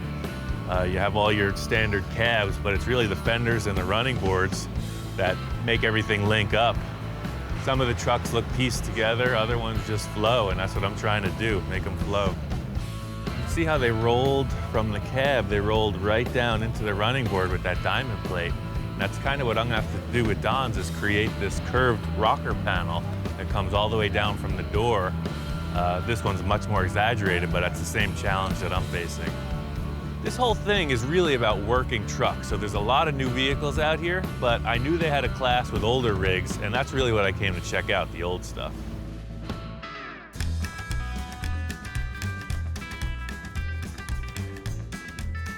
This is kind of the same era as Don's rear fenders, and you can see how they just swoop back so gracefully. I mean, these are the fenders I would put on the truck if we had them. I guess this truck most represents what I'm trying to accomplish. You know, we got these big, wide running boards that are totally functional, and you have a more curvy fender, and this one is obviously a factory part, and they join up perfectly. Coolest thing to see was all the different arrangements of the running boards and fenders. Each truck has its own unique combination depending on the ride height and the fenders used. This truck kind of mimics what Don's got going on. These fenders are just massive and they really tuck the tires in. It's a great look. Makes the whole truck look super low. The whole thing with coming out to this truck show was just to get inspired to finish. It's always a long haul, detailing and getting all the pieces fit up and finished. And really, this is like, you know, these are finished show trucks and it just gives you a lot of inspiration.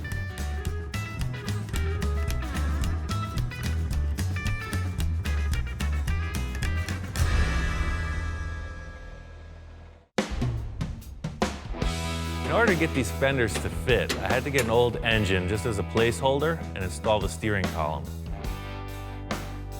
I used the steering column out of the '69 cab from the donor chassis.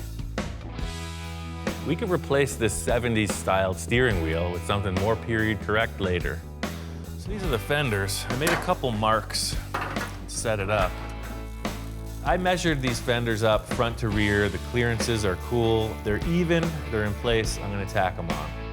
The next challenge is getting these running boards in place. They need a pretty heavy support structure that has to tie into the frame.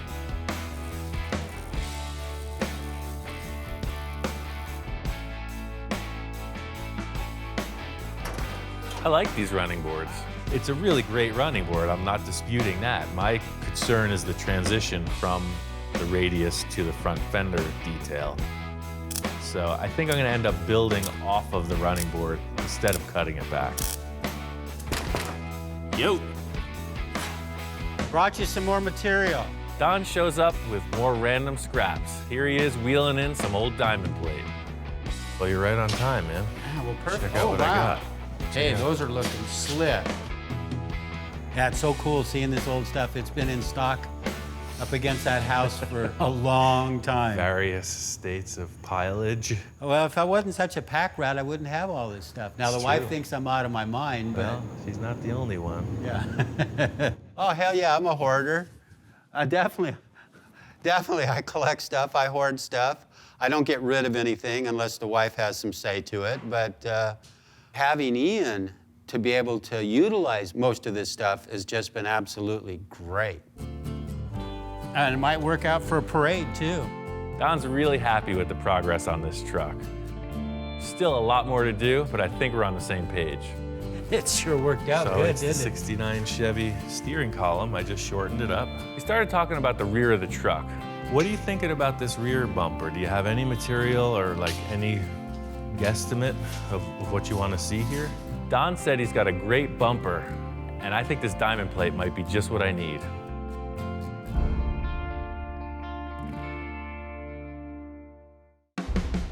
Don had a ton of this good used diamond plate. We're trying to decide what the finishing elements of all this bodywork was gonna be. And since he's got this stuff and it color matches most of the rest of the truck, I think we're gonna use it. We're gonna put a diamond plate step here, and the other side, there's gonna be a diamond plate detail on the front bumper, and the whole rear of the truck is gonna be diamond plate. So I just built a little bit of extension off of this bedside just to come out past the chassis. There's two tabs under here that'll bolt the bed on. As usual, different ideas are spinning around in my head as to how to tie in this diamond plate with the rest of the body. Trying to put some elements on the side to coincide with the curves of the fender. I want the radius to match the rear of the fender, so I'm using the fender as a guide. My whole process is always use cardboard to mock it up, because it really just helps you visualize it. You could have sketched it out if you had the time. Instead, I just took a piece of an old box and put it on there. And I think it's cool. This is my whole process, and you know what? It's fun. This is the part I enjoy, is figuring stuff out. It's like feeling out the look of the vehicle. Works for me.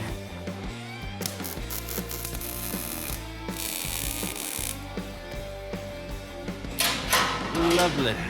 Next, we will cut a simple square cap.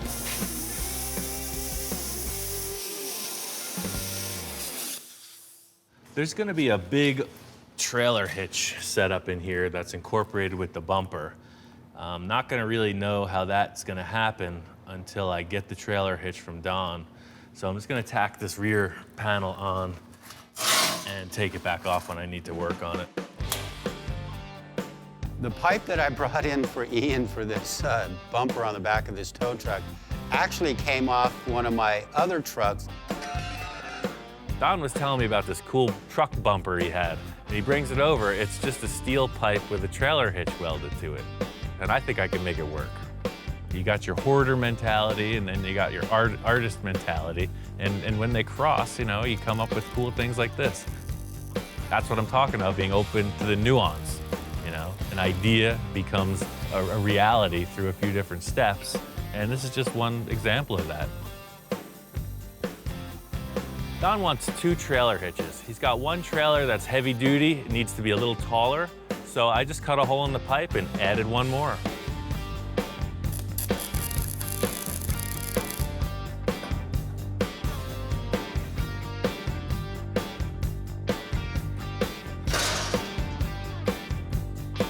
This back bumper was a real pleasure to see finished.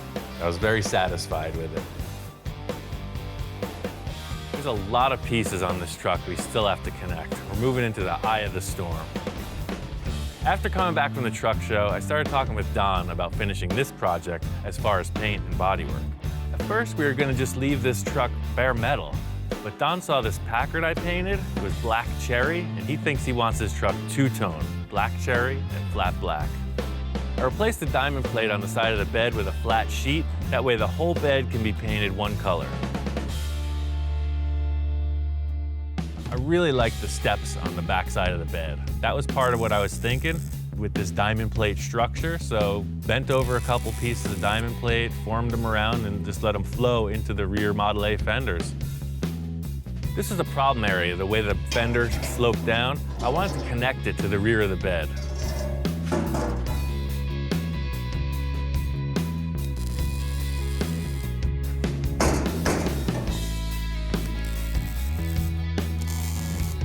I'm just gonna mimic that mirror image to the other side, the driver's side.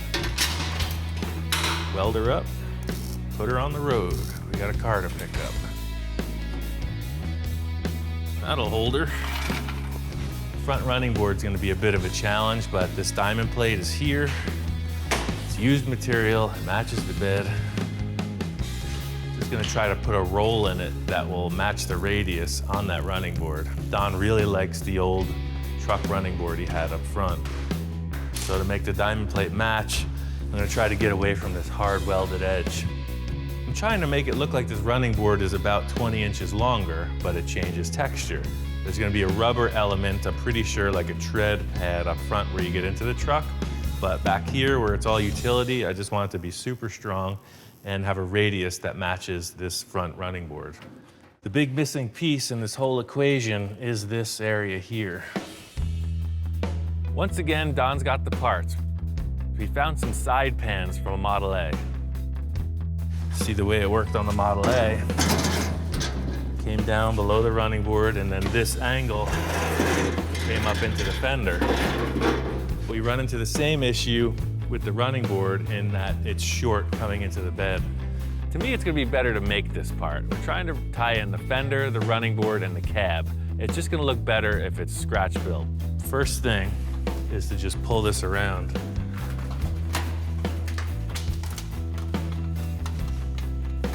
About 90 degrees. See, the sheet metal brake makes a really hard angle. This makes a nice mellow angle. So that was like, you saw 2 seconds of pulling, but it stretched the metal into this really rigid compound curve. It's like a puffed shape. I'm all about trying to just find stuff and modify it so I can use it, but sometimes there's just no other alternative. And that's really where your craftsmanship comes from, is when you can just build from scratch.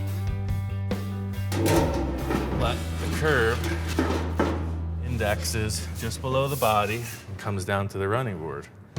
So now I gotta trim this top side to fit roughly, and then I'll measure out my flange to cover those holes, turn it back under like a hem edge, tack welder in. The 20 gauge sheet being super flimsy, you can see by putting these bends in it, it's very strong now, and that's cool. This side panel's gonna work. The real hard part is getting the running board to fit up with the front fender. So that's gonna be a pretty big deal to make that work, fabrication-wise.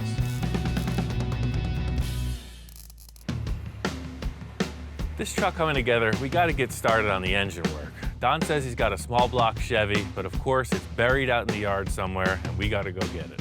Out here in Don's back 40, he's got stuff piled so deep, you have to call in the big crane to get it out. Don's treasure's down there. So instead of moving all these cars and everything, we're just gonna move the racks. Finally, we're out of the shop, you know? Get away from the truck for a minute. This is a really intense build because it's all business. This engine was looking pretty rough. Don's claiming that this is the buried treasure, and I'll tell you, it was buried. Take her up. This engine that I've got is a good engine. It's a small block Chevy. I've probably had it about maybe 13, 14 years. I tell you, Don, this is looking good, man. This is like new old stock. This is a fresh engine. If ever I've seen fresh stuff, this is it. This is great. See you later. So to get out and swing around on the crane for a while, yeah, it helps clear the head. I'm gonna clean this engine up a little bit, pull off all the unnecessary parts, and ship it back over to Ian, because I know he's got a lot of work to do on it. We got a brand new transmission from Monster, so it's really like 90% there. This piece is really subtle. It's a small part, but if I don't get it right, it's gonna be totally noticeable. I'm using the detail on the end of the fender, which is a rod shape, and I'm just gonna make a gradual S-curve down into the bottom of the running board and sheet it.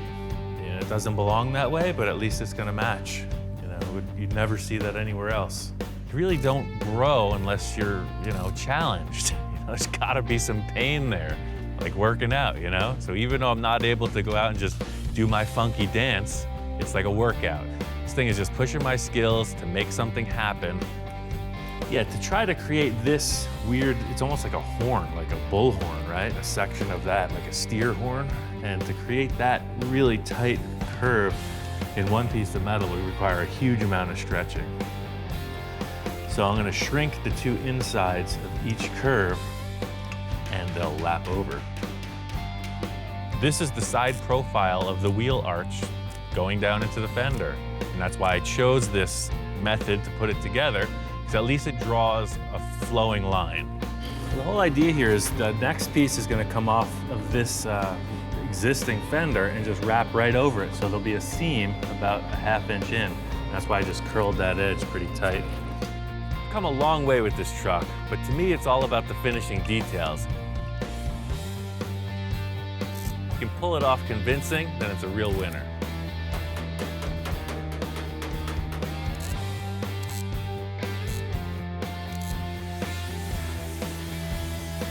This rod, you see, comes straight through. It drops down and into the bottom of the running board. And this little flange here just is what it is. It disappears and goes right under. I'm really happy with this. It's one of the main issues I needed to make work, and I think it came out fine. The way he molded it in and blended it in, I mean, it just looks like it came from the factory. All right, to start off the front end, I thought the radiator and grill shell would be the best place, start front row and center. We're on to the more enjoyable part of it, which is accessorizing.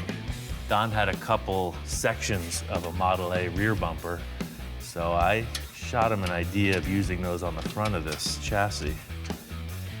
Our front end design has two side pieces of existing Model A bumpers, so we're ending up with a space in the middle to fill. So Don had these stakes from the garden. Don had these garden stakes. I don't know what he was thinking, but, and you know, I'm always open to nuance, but I don't know if this tent stake is really the right choice. Sometimes when stuff doesn't look right, it just leads you to a better idea. I think we're gonna have to come up with some kind of a center element that just stands on its own, and then it has these two little side flaps. The rear bumper's a big tube, so this obviously is gonna be a mismatch. It's a work truck, so a tube bumper's appropriate in the back. I'm thinking like some kind of a utility front bumper, like you'd see on a work truck, a fire truck or something. I'm gonna cut off the front section of the frame, and I have an idea of a way to make this work. I had this super old school toolbox. It's definitely period correct. So maybe I'm just gonna make a little tray that I'll just hold the toolbox there. That's something a tow truck would have, you know? This toolbox came from the guy that taught me almost everything I initially learned with sheet metal work. I was working in roofing in New York City, making gutters, all kinds of decorative copper elements, and this was the dude's toolbox. It's legit. I like little details like this. It gives the project cool elements that have their own story. I got the headlights mounted on their stands. And it's cool too because it really does have a Model A feel. You know, looking at it from here, if you know the front fenders aren't Model A. But the grille, the placement of the headlights, the style of the headlights, and the curved fenders and running board, it's looks a little bit more updated than your 1923 C-Cab. For the windshield frame, Don had this really neat oval tube. I don't know what it's from, but I think it'll serve our purpose perfectly. On this cab, I have pictures I took from the internet, and it looks like the windshield is about this tall, but it just sits up inside. It's the weirdest thing, because you can see the roof is way wider than the windshield. They were never intended to match. It was more like an air deflect, or it was a wind shield. Just shielded you from the wind, and that's where the term came from. Well, I'm gonna TIG weld all this because it's gonna make a nice little weld bead. Hopefully I won't have to sand or do any detail work to this. It'll just be a nice stainless steel TIG weld.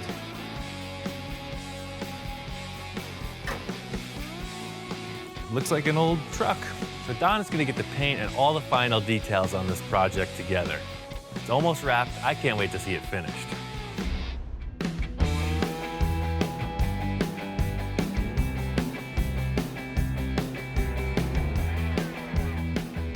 Ian nailed this thing. It's unbelievable. The stuff that I gave him to work with, he knocked it out of the park. I mean, look at that truck. It is just absolutely beautiful. This one was really getting to me. The mismatch of parts was bothering me to no end. There's stuff from the 40s, there's stuff from the 30s, there's stuff from the 20s, and then the drivetrain and frame is from the 60s. The whole challenge here was using the parts that Don wanted. The hand crank was really the impetus behind the whole thing. The truck was styled around that era hand crank, so that's my favorite part of the rig, and really without it, it wouldn't have been this truck at all. It went from a pile of parts on a pallet to an operating tow truck. Ian had built Patty this electric dune buggy that she can drive around the compound here. She drove it until the batteries were dead, and then we went and picked her up. We put a hook on it and towed it back for her. The whole thing here was getting Don his fantasy truck. I'm charged up, and Don is stoked. Don added all the final details to really finish out this project. The wooden bed and that giant old school hook really give it that vintage feel. Working with Ian on this project really opened my mind to a lot of things, and this project came out killer. I mean, it came out way better than I expected it. Don's totally into this truck. He's got a huge stash of projects, and the possibilities are endless.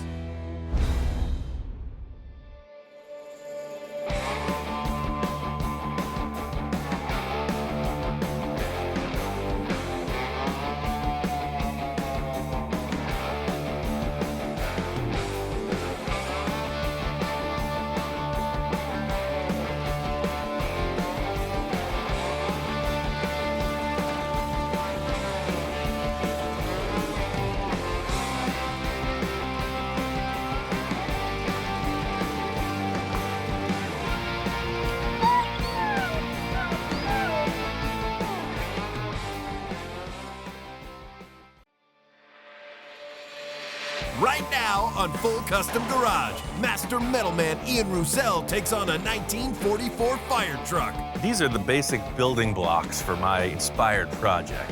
Holy moly, this thing is crazy. It looks like a Model T. I think if I made it smaller that way and lower that way, that could be a hot rod. I've never seen one done on this great a scale with such big parts. My friend Tom and I are gonna put this together for his charity car show. But when the guys get into it, things don't go as planned. Tom's yelling, fire, fire. I'm like, what are we gonna do about that? Should we call the fire department? With the car show quickly approaching, Ian has to get down and make it happen. Like a 3 a.m. roll call. I woke up, realized the course of action, followed through. Yeah, man, now it's looking like a hot rod.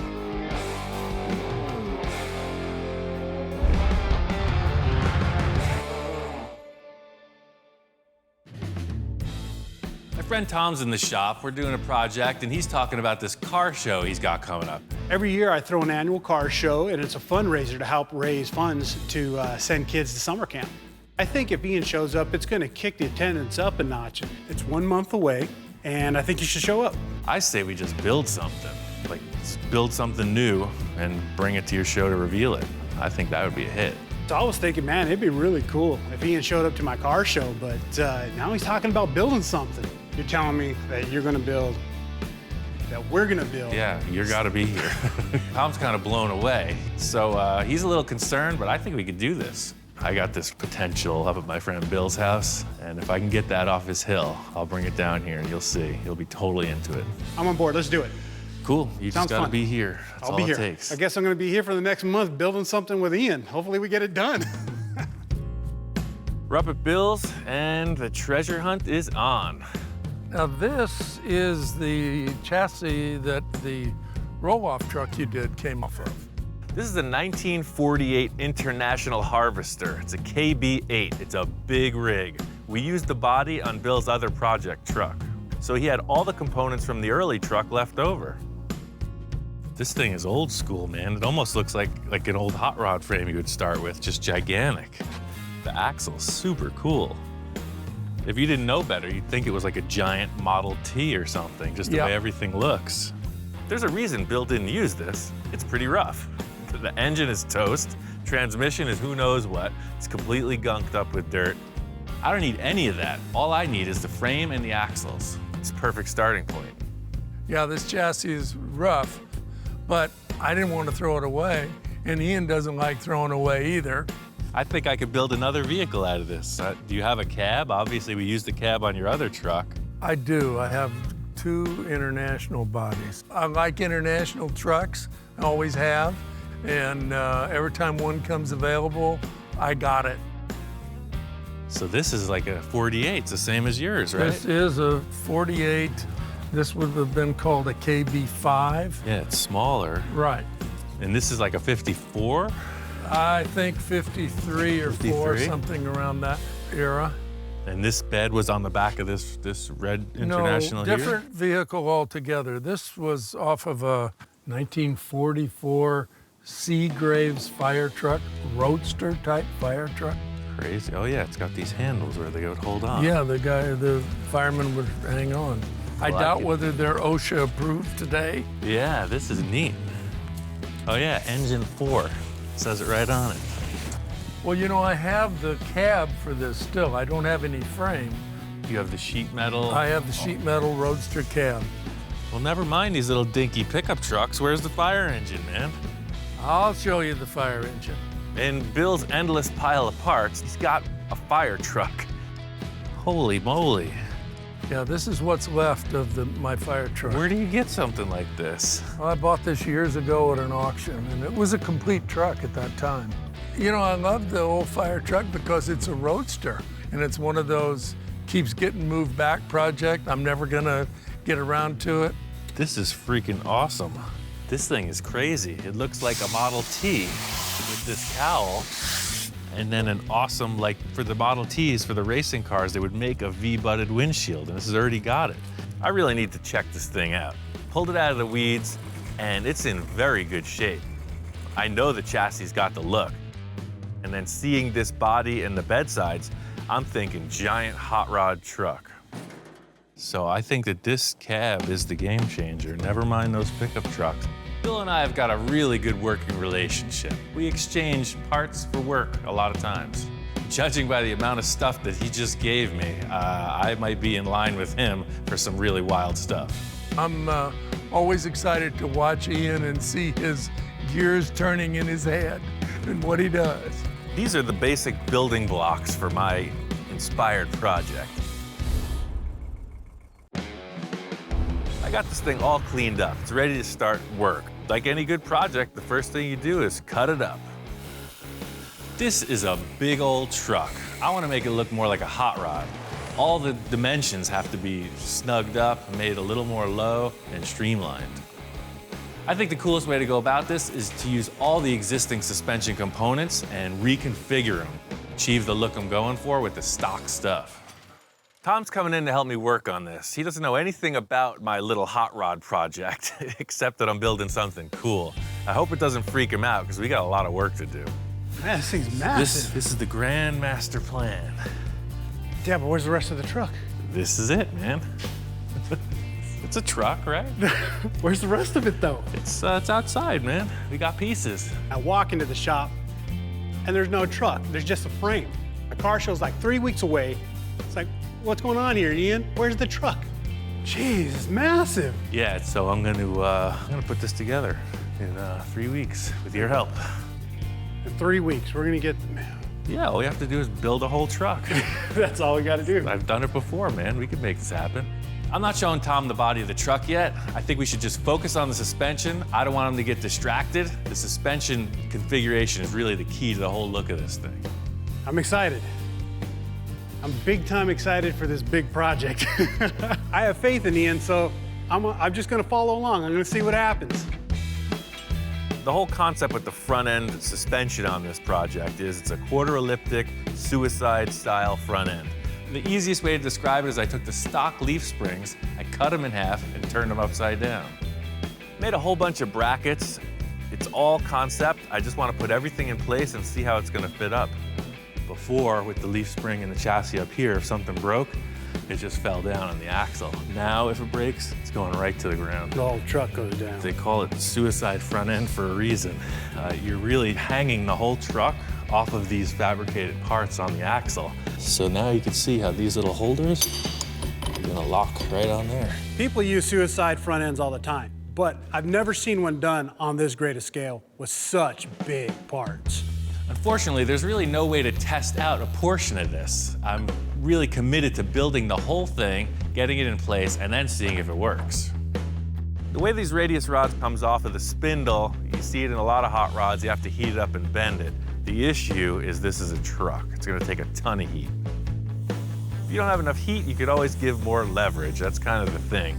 We got one 10-foot bar on one side. I got a crowbar on the other side. The torch is maxed out. We're just trying to get enough heat into this part to bend it. What I'm finding is I'm gonna need a bigger torch or a little more time. If you get the rosebud torch on the acetylene tank, you get a lot of heat. I don't have one. I'm trying to work it out. There we go. Eventually it bends.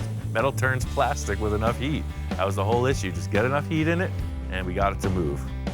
Let's let that cool for about 3 hours. We needed to do that so that these rods won't foul on the steering. So this radius rod's gonna come in and grab that plate, and now the steering is completely above that. So I'm trying to explain to Tom what I'm cooking here. I got your typical radius rod scenario, but just giant size. I just set up the ends. This is a piece of a landing gear. Ian pulls out this part. It's really cool. It's got this military green on it. He says it's from some landing gear. So is it cool to put airplane stuff on hot rods? Yeah. You know that surplus place I love so much. They got all this good stuff. The lower arm on this radius rod needed a bend in it, about 90 degrees-ish. I wanted Tom to get on the machine and get a little workout, you know? Everybody thinks the fabrication is all glamorous, but it's also a heck of an exercise session. The last two pulls are really tough. Yeah, you're not kidding. The way this machine works is it increases leverage as you go around the dial. So Tom starts off, he's like, oh, this ain't no thing. I was like, keep on pulling, brother. You'll see what it's made of. Wow, dude, how do you do this? That's what I'm saying. It's freaking tough. I've seen Ian pull tubes before, but he makes it look easy. It's not. It's not as easy as it looks. I win. There you go, man, victory. Once I put the tubes in place, you could see it's got that look, that hot rod look. All of this is conceptual, but you never know till you try it. If it works, yeah. What do you mean, if? If it works, he's gonna eat his hat. This hat? Now, this is my favorite hat. I'm kind of skeptical. We're taking giant parts from a giant truck and we're trying to trick them out hot rod style. Anything can happen. Drop her down. Moment of truth, huh? The big question in my head was, how is this going to operate? Is it going to swing smoothly through its arc, or is it going to bind? Huh. Actually works. Oh, it totally works. Look at that. And as soon as I stepped on the chassis, I could tell the motion I wanted to see in the shackles was perfect. You know, you're getting pretty good at this, Tom. I'm learning from the best. At the end of the day, the work we did not only looks cool, but it's functioning perfectly. On to the next. We got the front axle and the chassis pretty much nailed. I think this is a great starting point. I want to show Tom the actual truck body. Here's our truck body. What is that? Rolling it in, it looks just like what I saw up at Bill's. It's like a big rusty box coming at you. But once I explained, it's a 1944 Seagrave fire truck. It's a fire truck. Yeah. Okay, man, this is cool. Man, it's got some really cool, just stuff on it. Well, look at the front. It's almost like a Model T. It's like a roadster pickup. Oh man, no, this is totally a hot rod. So I've never seen anything like this before. This is a 40s war era vehicle right here, and it's in our hands. So what are your plans with this? Remains to be seen what it will become. That's the whole thing with just working through it. We just gotta figure it out. Well, let's mock it up. Up to this point, this whole project's been conceptual. The whole look of this project is how the body sits on the chassis. It's the look of the whole ride.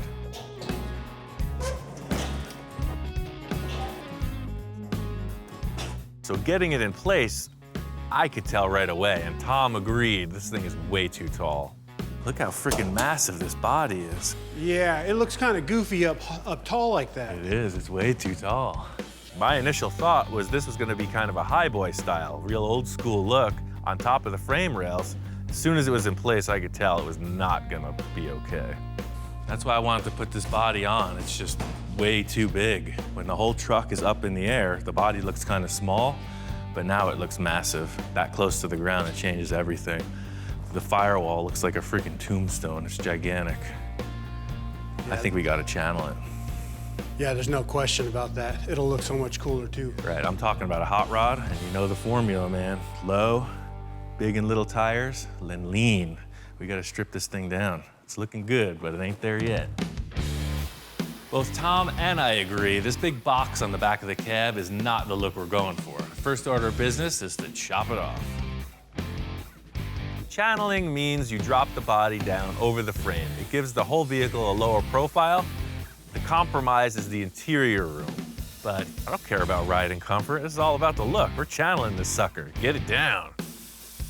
I'm just into it, you know. I love this plasma cutter. I'll use it all day long. So I got the shades on, you know, shields are down, I'm in the moment. Tom's yelling. Woo, we got a fire in the fire truck. Fire in the truck. I think he's just into the fire truck. I'm like, yeah! This is these wooden cars, man. Yeah. What are we gonna do about that? Should we call the fire department? Wanna see something cool? First things first is I see this as an opportunity. I mean, if this is a fire truck, I'm gonna do some experimenting. Should put a little bit of gasoline on there for some dramatics, so it really looks like it's on fire. No, this is like fire department stuff. You starve it from oxygen. Theory behind it is if the fire has no oxygen, it will extinguish. So I'm thinking lack of oxygen. Carbon dioxide doesn't have any oxygen. Let's try some of that. That didn't work. I guess the velocity of it coming out just made a really better fire. Plan B. So the fire's growing. Ian says, okay, this isn't working. Don't worry about it. I got a fire extinguisher. I hate this thing. Ready for the mess? Whoa, you're out. That didn't work. We just had a fire the other day, and I used all the fire extinguisher. Let it burn. I'm done. All the while, the truck's still burning. Tom's gonna go old school on it. So here I am, working on a fire truck, and I think, what would a fireman do? I went and got some water. Everything's solved.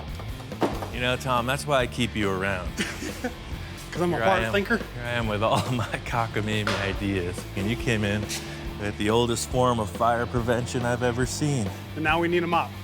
We got the fire out, the body lowered down, just as we expected, and it looks great. Now you're talking hot rod. That's perfect. What do you think about that, Captain? Is that gonna work? Yeah, man, now it's looking like a hot rod. The thing with getting the body in place is now we can kind of mock up what the wheelbase is gonna be. So in order to do that, we got the engine in place. It's a 454, it's a big block Chevy out of an old 1-ton dually I had. It's a great running powertrain.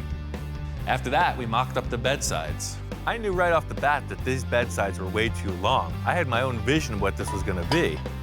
I also brought Tom on board because I wanted to see what his vision was gonna be. Groovy. I think we're onto something, man. What do you think? I don't know, man. It's too long. It's too boxy. Something's just not right. Something's got to be done here. You're right. That bed's too long. Do you like the slanted back with the cool detail on the handrail? I like that. You know what?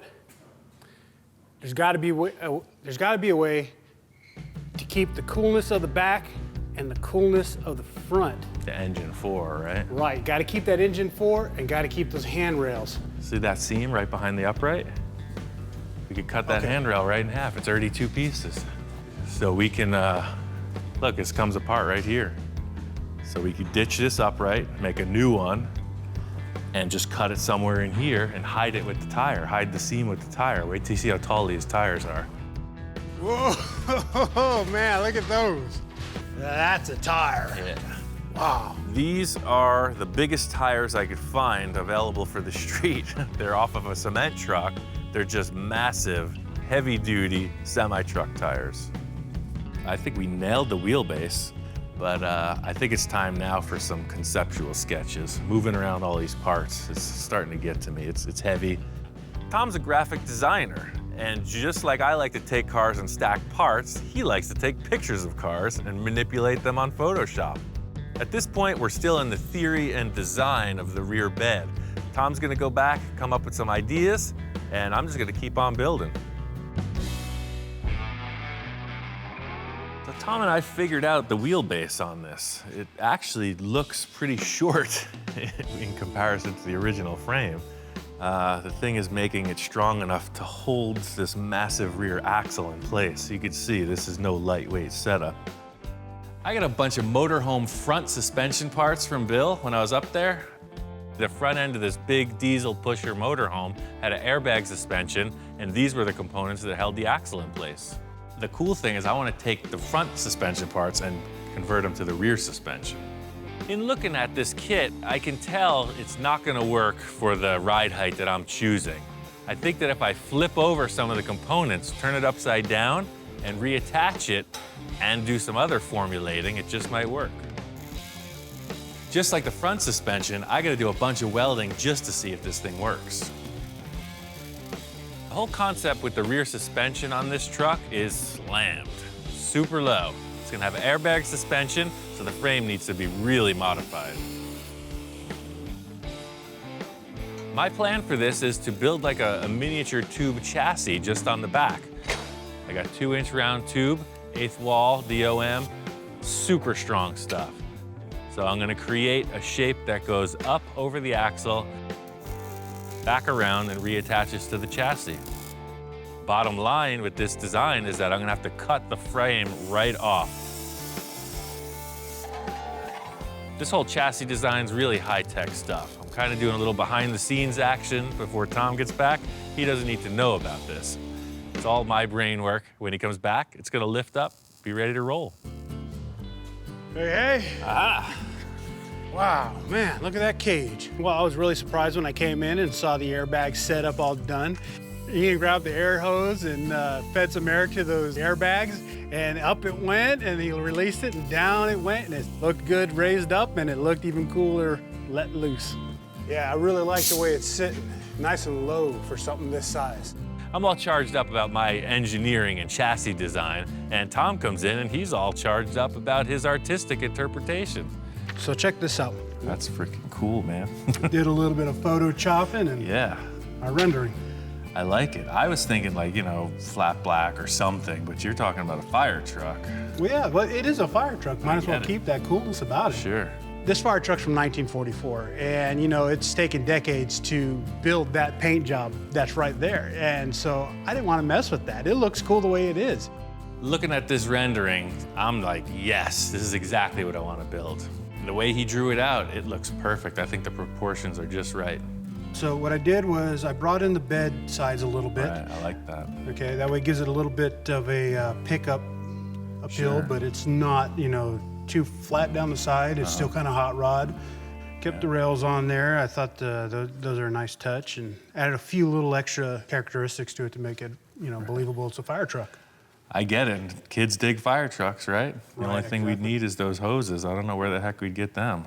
That's a cool accessory. Hold on a second. I got something for you. All right. This past weekend, I was at my friend's house, and he's got a really big yard full of really cool old school stuff. Check out what I got for you. You are serious about this fire truck thing. I am. Wow.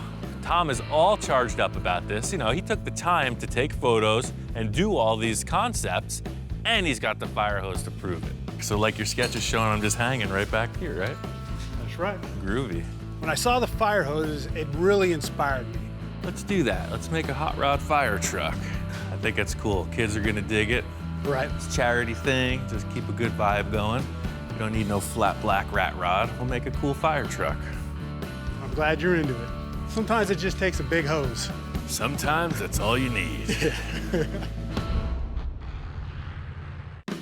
This thing is pretty much a roller. The suspension works. I finished all the welding on the front, and this rear is good to go. I got the drive shaft in. You see the brakes are in. It steers. So without the bed sides, it's incomplete. We got to get them done today. Yeah, all right. Clock's ticking, man. Let's get on it. Today's Tuesday. Your show is Sunday, right? That's right. We got this. No problem. When we set up the channeling in the body, we both agreed right away, that's the look. But now we have to set up the bed to complement that. So it's really just a bunch of big, heavy pieces. We need to kind of put them in place, mock it up, and just see what looks right.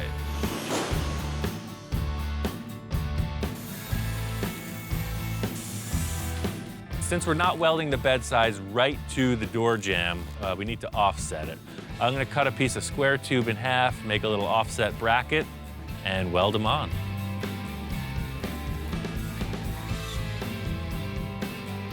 Yeah, see, I was thinking it would go right inside there. You stand back and look at the height, and I'll put a clamp on it. The whole thing is Tom drew a great illustration. He made a great rendering of what this thing could be, so I'm holding up the metal, asking him what's right.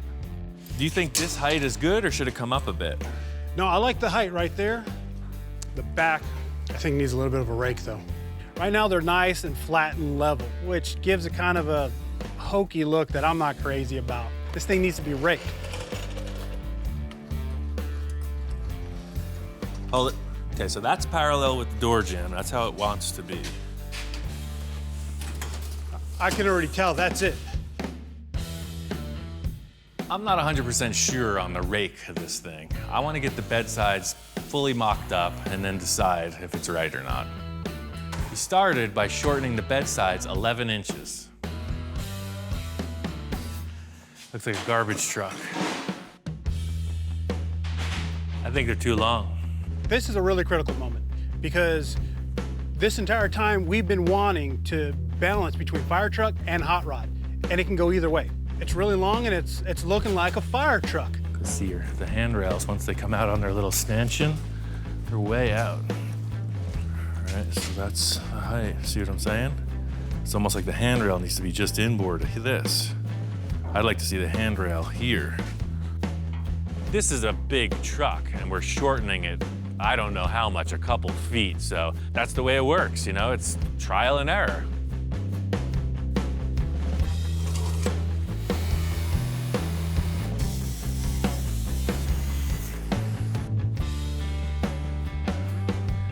See, man, that's where we're at. That's what I'm talking about. Yeah, then it's just past the tire. Initially, you might think the bed looks a bit too short, but this handrail comes out another 7 or 8 inches.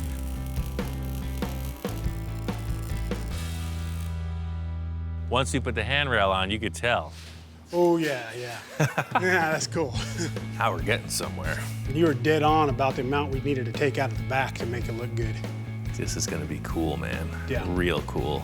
The back piece of the bed has all the characteristics that tell the story of it being a fire truck. So without it, it's not a fire truck anymore. This was a big step to get accomplished, but there's still something I'm not sure about.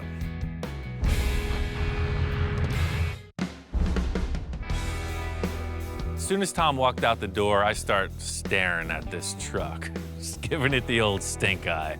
I chose to take a few side shots with the camera, plug it in the computer, and just stare at it.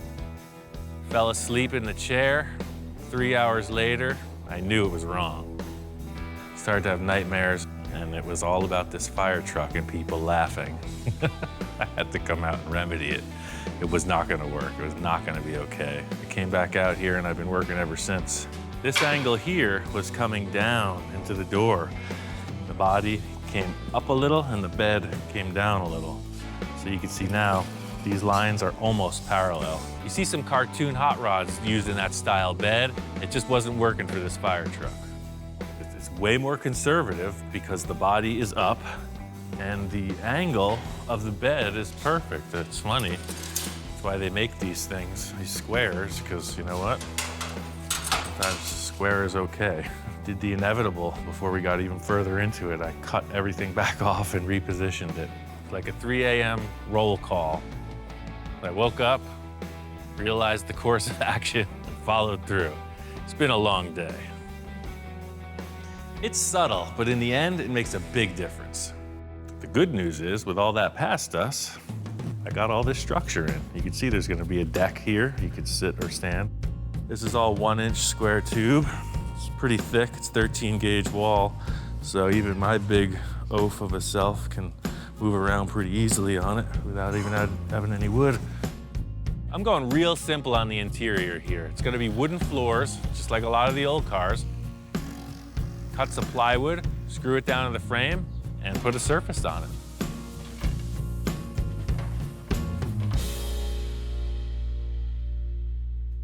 Tom came in just as I was finishing the bed.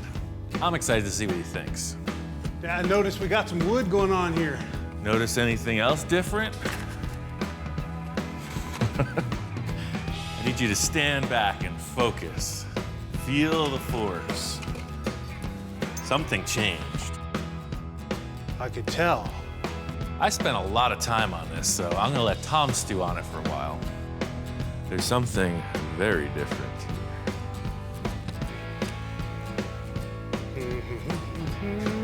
Besides the steering wheel being missing. Yes. Ian's telling me there's something else that he's done to the truck. I can't really put my finger on it. I could tell there's something different, but whatever it is, I'm just not seeing it. It's not popping out at me. Is it shorter? I don't know. It's up to you to decide. I decided I had enough fun at Tom's expense, so I'm gonna tell him what went down. Remember how much we dug the bed coming in raked? Yeah. I made them straight. I took the rake out of it. Yeah, and I just relaxed the angle, and now you can see the bed is almost parallel with the door top. It's done so well. You did such a good job that I couldn't even notice. It looks like this is how it's supposed to be, so. Well, there you go. Good job.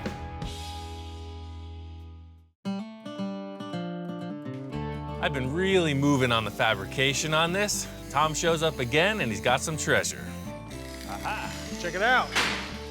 What you got there? I got some lights.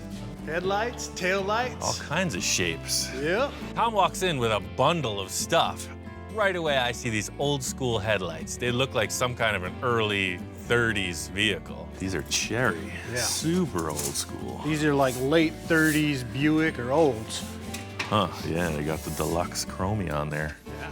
And you got the trim rings. Yep. Sweet. Right away, looking at these headlights, I think they're perfect. He's got a bunch of other stuff. The taillights, he's got a couple choices. These are freaking military surplus. Yeah. Isn't that cool?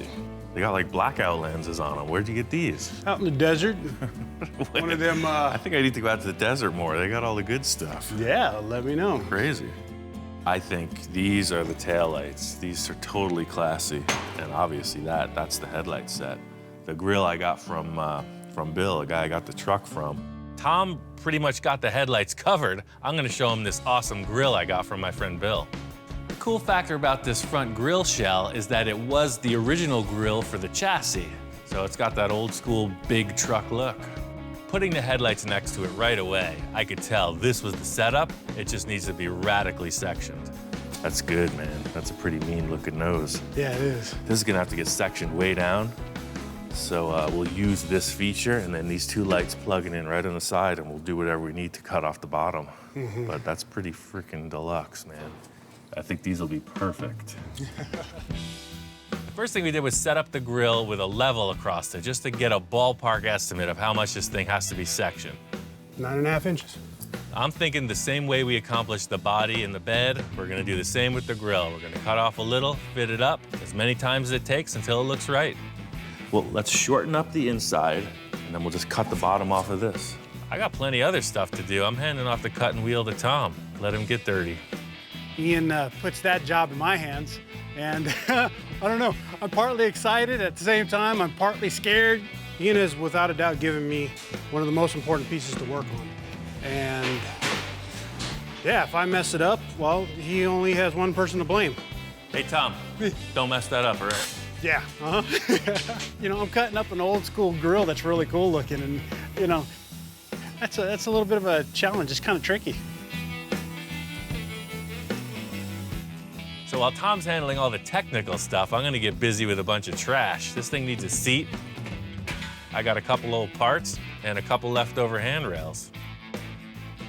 This is the structure or the tube frame for, it looks like an old school bus seat. I stripped it down and it had this tube frame under it. I need it wider. The old handrail sections from the fire truck bed sleeve on it perfectly. One thing that Ian's really good at is taking old stuff and making it usable again. Rather than trashing it, you know, he makes use out of it. Anybody could go to the metal supply and get these parts. I got it right here. Some old fire truck and some old school bus seat. It's gonna work. There you have it, one full custom seat frame. Well, I've been working. Tom's making his initial cuts on the front grille. It needs to be shorter, so I'm gonna make some marks for him to follow. Ian breaks out the soapstone and starts drawing some stuff on it, some lines, cut here, cut there. So you can cut right like that. Wait, where do you want me to cut it at? It's kind of confusing me. He's got lines over here, lines over there. They're intersecting. It looks like a map of South Central or something. I'm not sure what's up. This is the I guess, caveman style. You're gonna come in like this, right? You see a guy here, you turn left. You see a guy there. As you're coming around here. Right! You cut that side. I'm sure in Ian's mind, he knew exactly what he was doing. That's why he wrote the lines the way he did. He knew he has a vision. A little scared here. I'm trying to keep up, and I'm like, wow, can I do this? It's a tricky thing going on right here. I hope that's what he wanted. I make my first couple cuts. We take it back over to the fire truck to mock it up and see how it's gonna fit. So standing back looking at it, I think the height works. But I think that grill still has to come in. Bring it in behind the axle. Yeah, then it's gonna look like the suicide axle's proper. It's just still, proportion-wise, the engine, you're seeing the radiator, right? The engine's just kind of hanging in space. With the grill ahead of the axle, there was plenty of clearance for the suspension to move. But as soon as we wanted to set it back, the axle, the shackles, everything was gonna smash this thing as soon as it hit a bump. So I think the only way we're gonna make this work is to cut like a V shape in the front. I think my lines will make a little more sense this time. You want to cut it, or you want me to cut it? I'm letting you cut this. Ian lines it up for some more cuts, and this time I'm like, oh, hang on a sec. It's getting a little bit detailed here. So I hand it back to Ian and say, you cut it. I'm not messing this thing up. It's in your hands again now, pal. I think all this cutting was starting to get to him. He was a little hesitant to go for the radical sectioning. Now he's even more hesitant to go for the V cut, so I'm gonna pull a few tricks for him and help him out. Hopefully we got it right this time. We're running out of grill. Set it up on the truck, and it looks great. Right off the bat, it worked. It's gonna need a little more trimming, but this is the look. Yeah, now look at the line from the bed. It's all facing down. Standing back looking at it, the grill is set back inside the front tires. It looks like a mean machine. The grill of a hot rod's a very important piece. You know, if you mess it up, it's obvious. You know, it's right out there in front. We cut a lot off of it, but it's still looking cool. Tom's got to hit the road. There's a ton of little details to finish up. I got about 2 days to do it. Just gonna make it happen. I made a lot of progress on the truck and got my ace, Jackie Rabbit. She's here doing her clean and paint detail. She's clear coating the body. She's putting on all the fasteners. Everything that looks pretty. While Jackie's handling all this paint and detail, I get to get this exhaust built. Fortunately, my friend Don donated this set of headers. Unfortunately, for me, they're for a small block Chevy, and I got the big. These look like your typical headers from, say, a T-bucket kit car. You know, you see them all over the place in the 60s and 70s, people running these headers that come out, down, and they got exhaust dumps. They are the perfect look, but the one big problem is they don't fit this engine. When you look at the exhaust ports on the head, you can see the outer ones are almost in alignment, but the inner ones you could see are way wider. The first step is to cut off the flanges on the header. I got another set that are bolted to the engine, and I need to make a match. Now I need to take these two center ones and split them wider. I think I'm gonna have to torch these bends to anneal them. If it was a nice chromy finish, we'd ruin that, but these are rusty. I can get away with it. Metal is malleable. You just gotta warm it up. You can move it around like clay. So these tubes, as strong as they are, as soon as you heat them up, you can reform them. But see, look, it moves right over.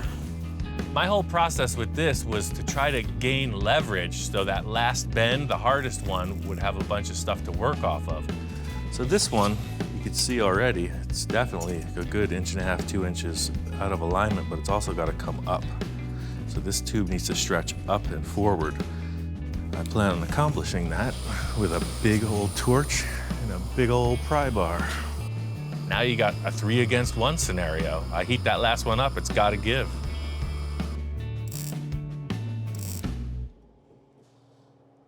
The thing that was bothering me most about this exhaust mod was that you had new material welded right up to old.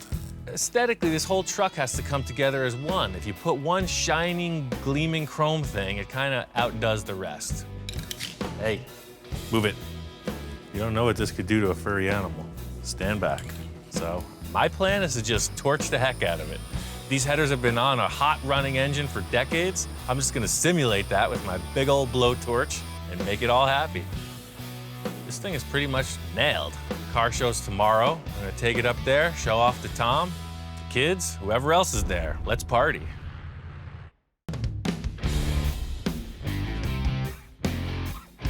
My favorite thing about this is the transformation. You saw what was pulled off the hill.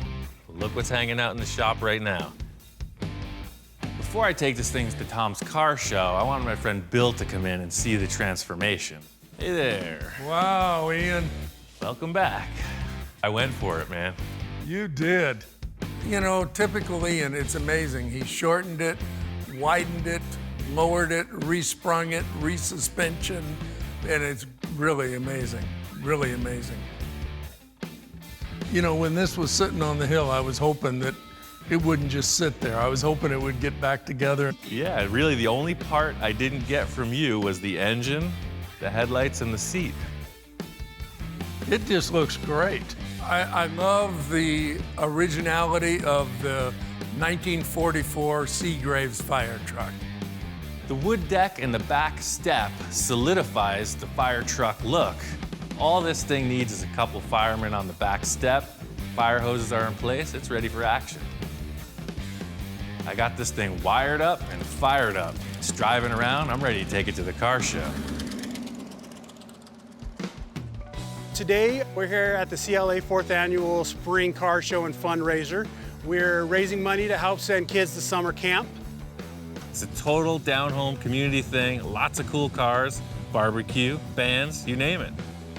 Tom's put this car show on for a few years and it just keeps getting bigger and better, so to be a part of it and bring a fresh build out, it's super cool, helping out a friend. Tom hadn't seen this thing in a few days, so when I pulled up this morning, he was really excited to check it out. Oh man, I was blown away. It turned out awesome, man. Well, this thing seems to be a crowd pleaser. People are digging this hot rod fire truck. They're loving everything about it. I came out here specifically to see this car. What I like about it is he's not afraid to go with something big and bodacious. When people actually see it in person and get to see the tactile feel and see it roll down the street, but you can't help but to look at it and go, damn, that's awesome. I just think the man's an artist. Just the total coolness of the whole deal. I was pretty blown away. You know, every time I've worked with Ian, I bring something to the table, but I take something home too. I either learn something when it comes to how to build or artistically. It helps me grow as a hot rodder and a car builder myself. Building a truck of this proportion is a pretty massive undertaking, especially in the time frame, but just like working out, you know, we got through this. It's on to the next, bigger and better. Full Custom Garage!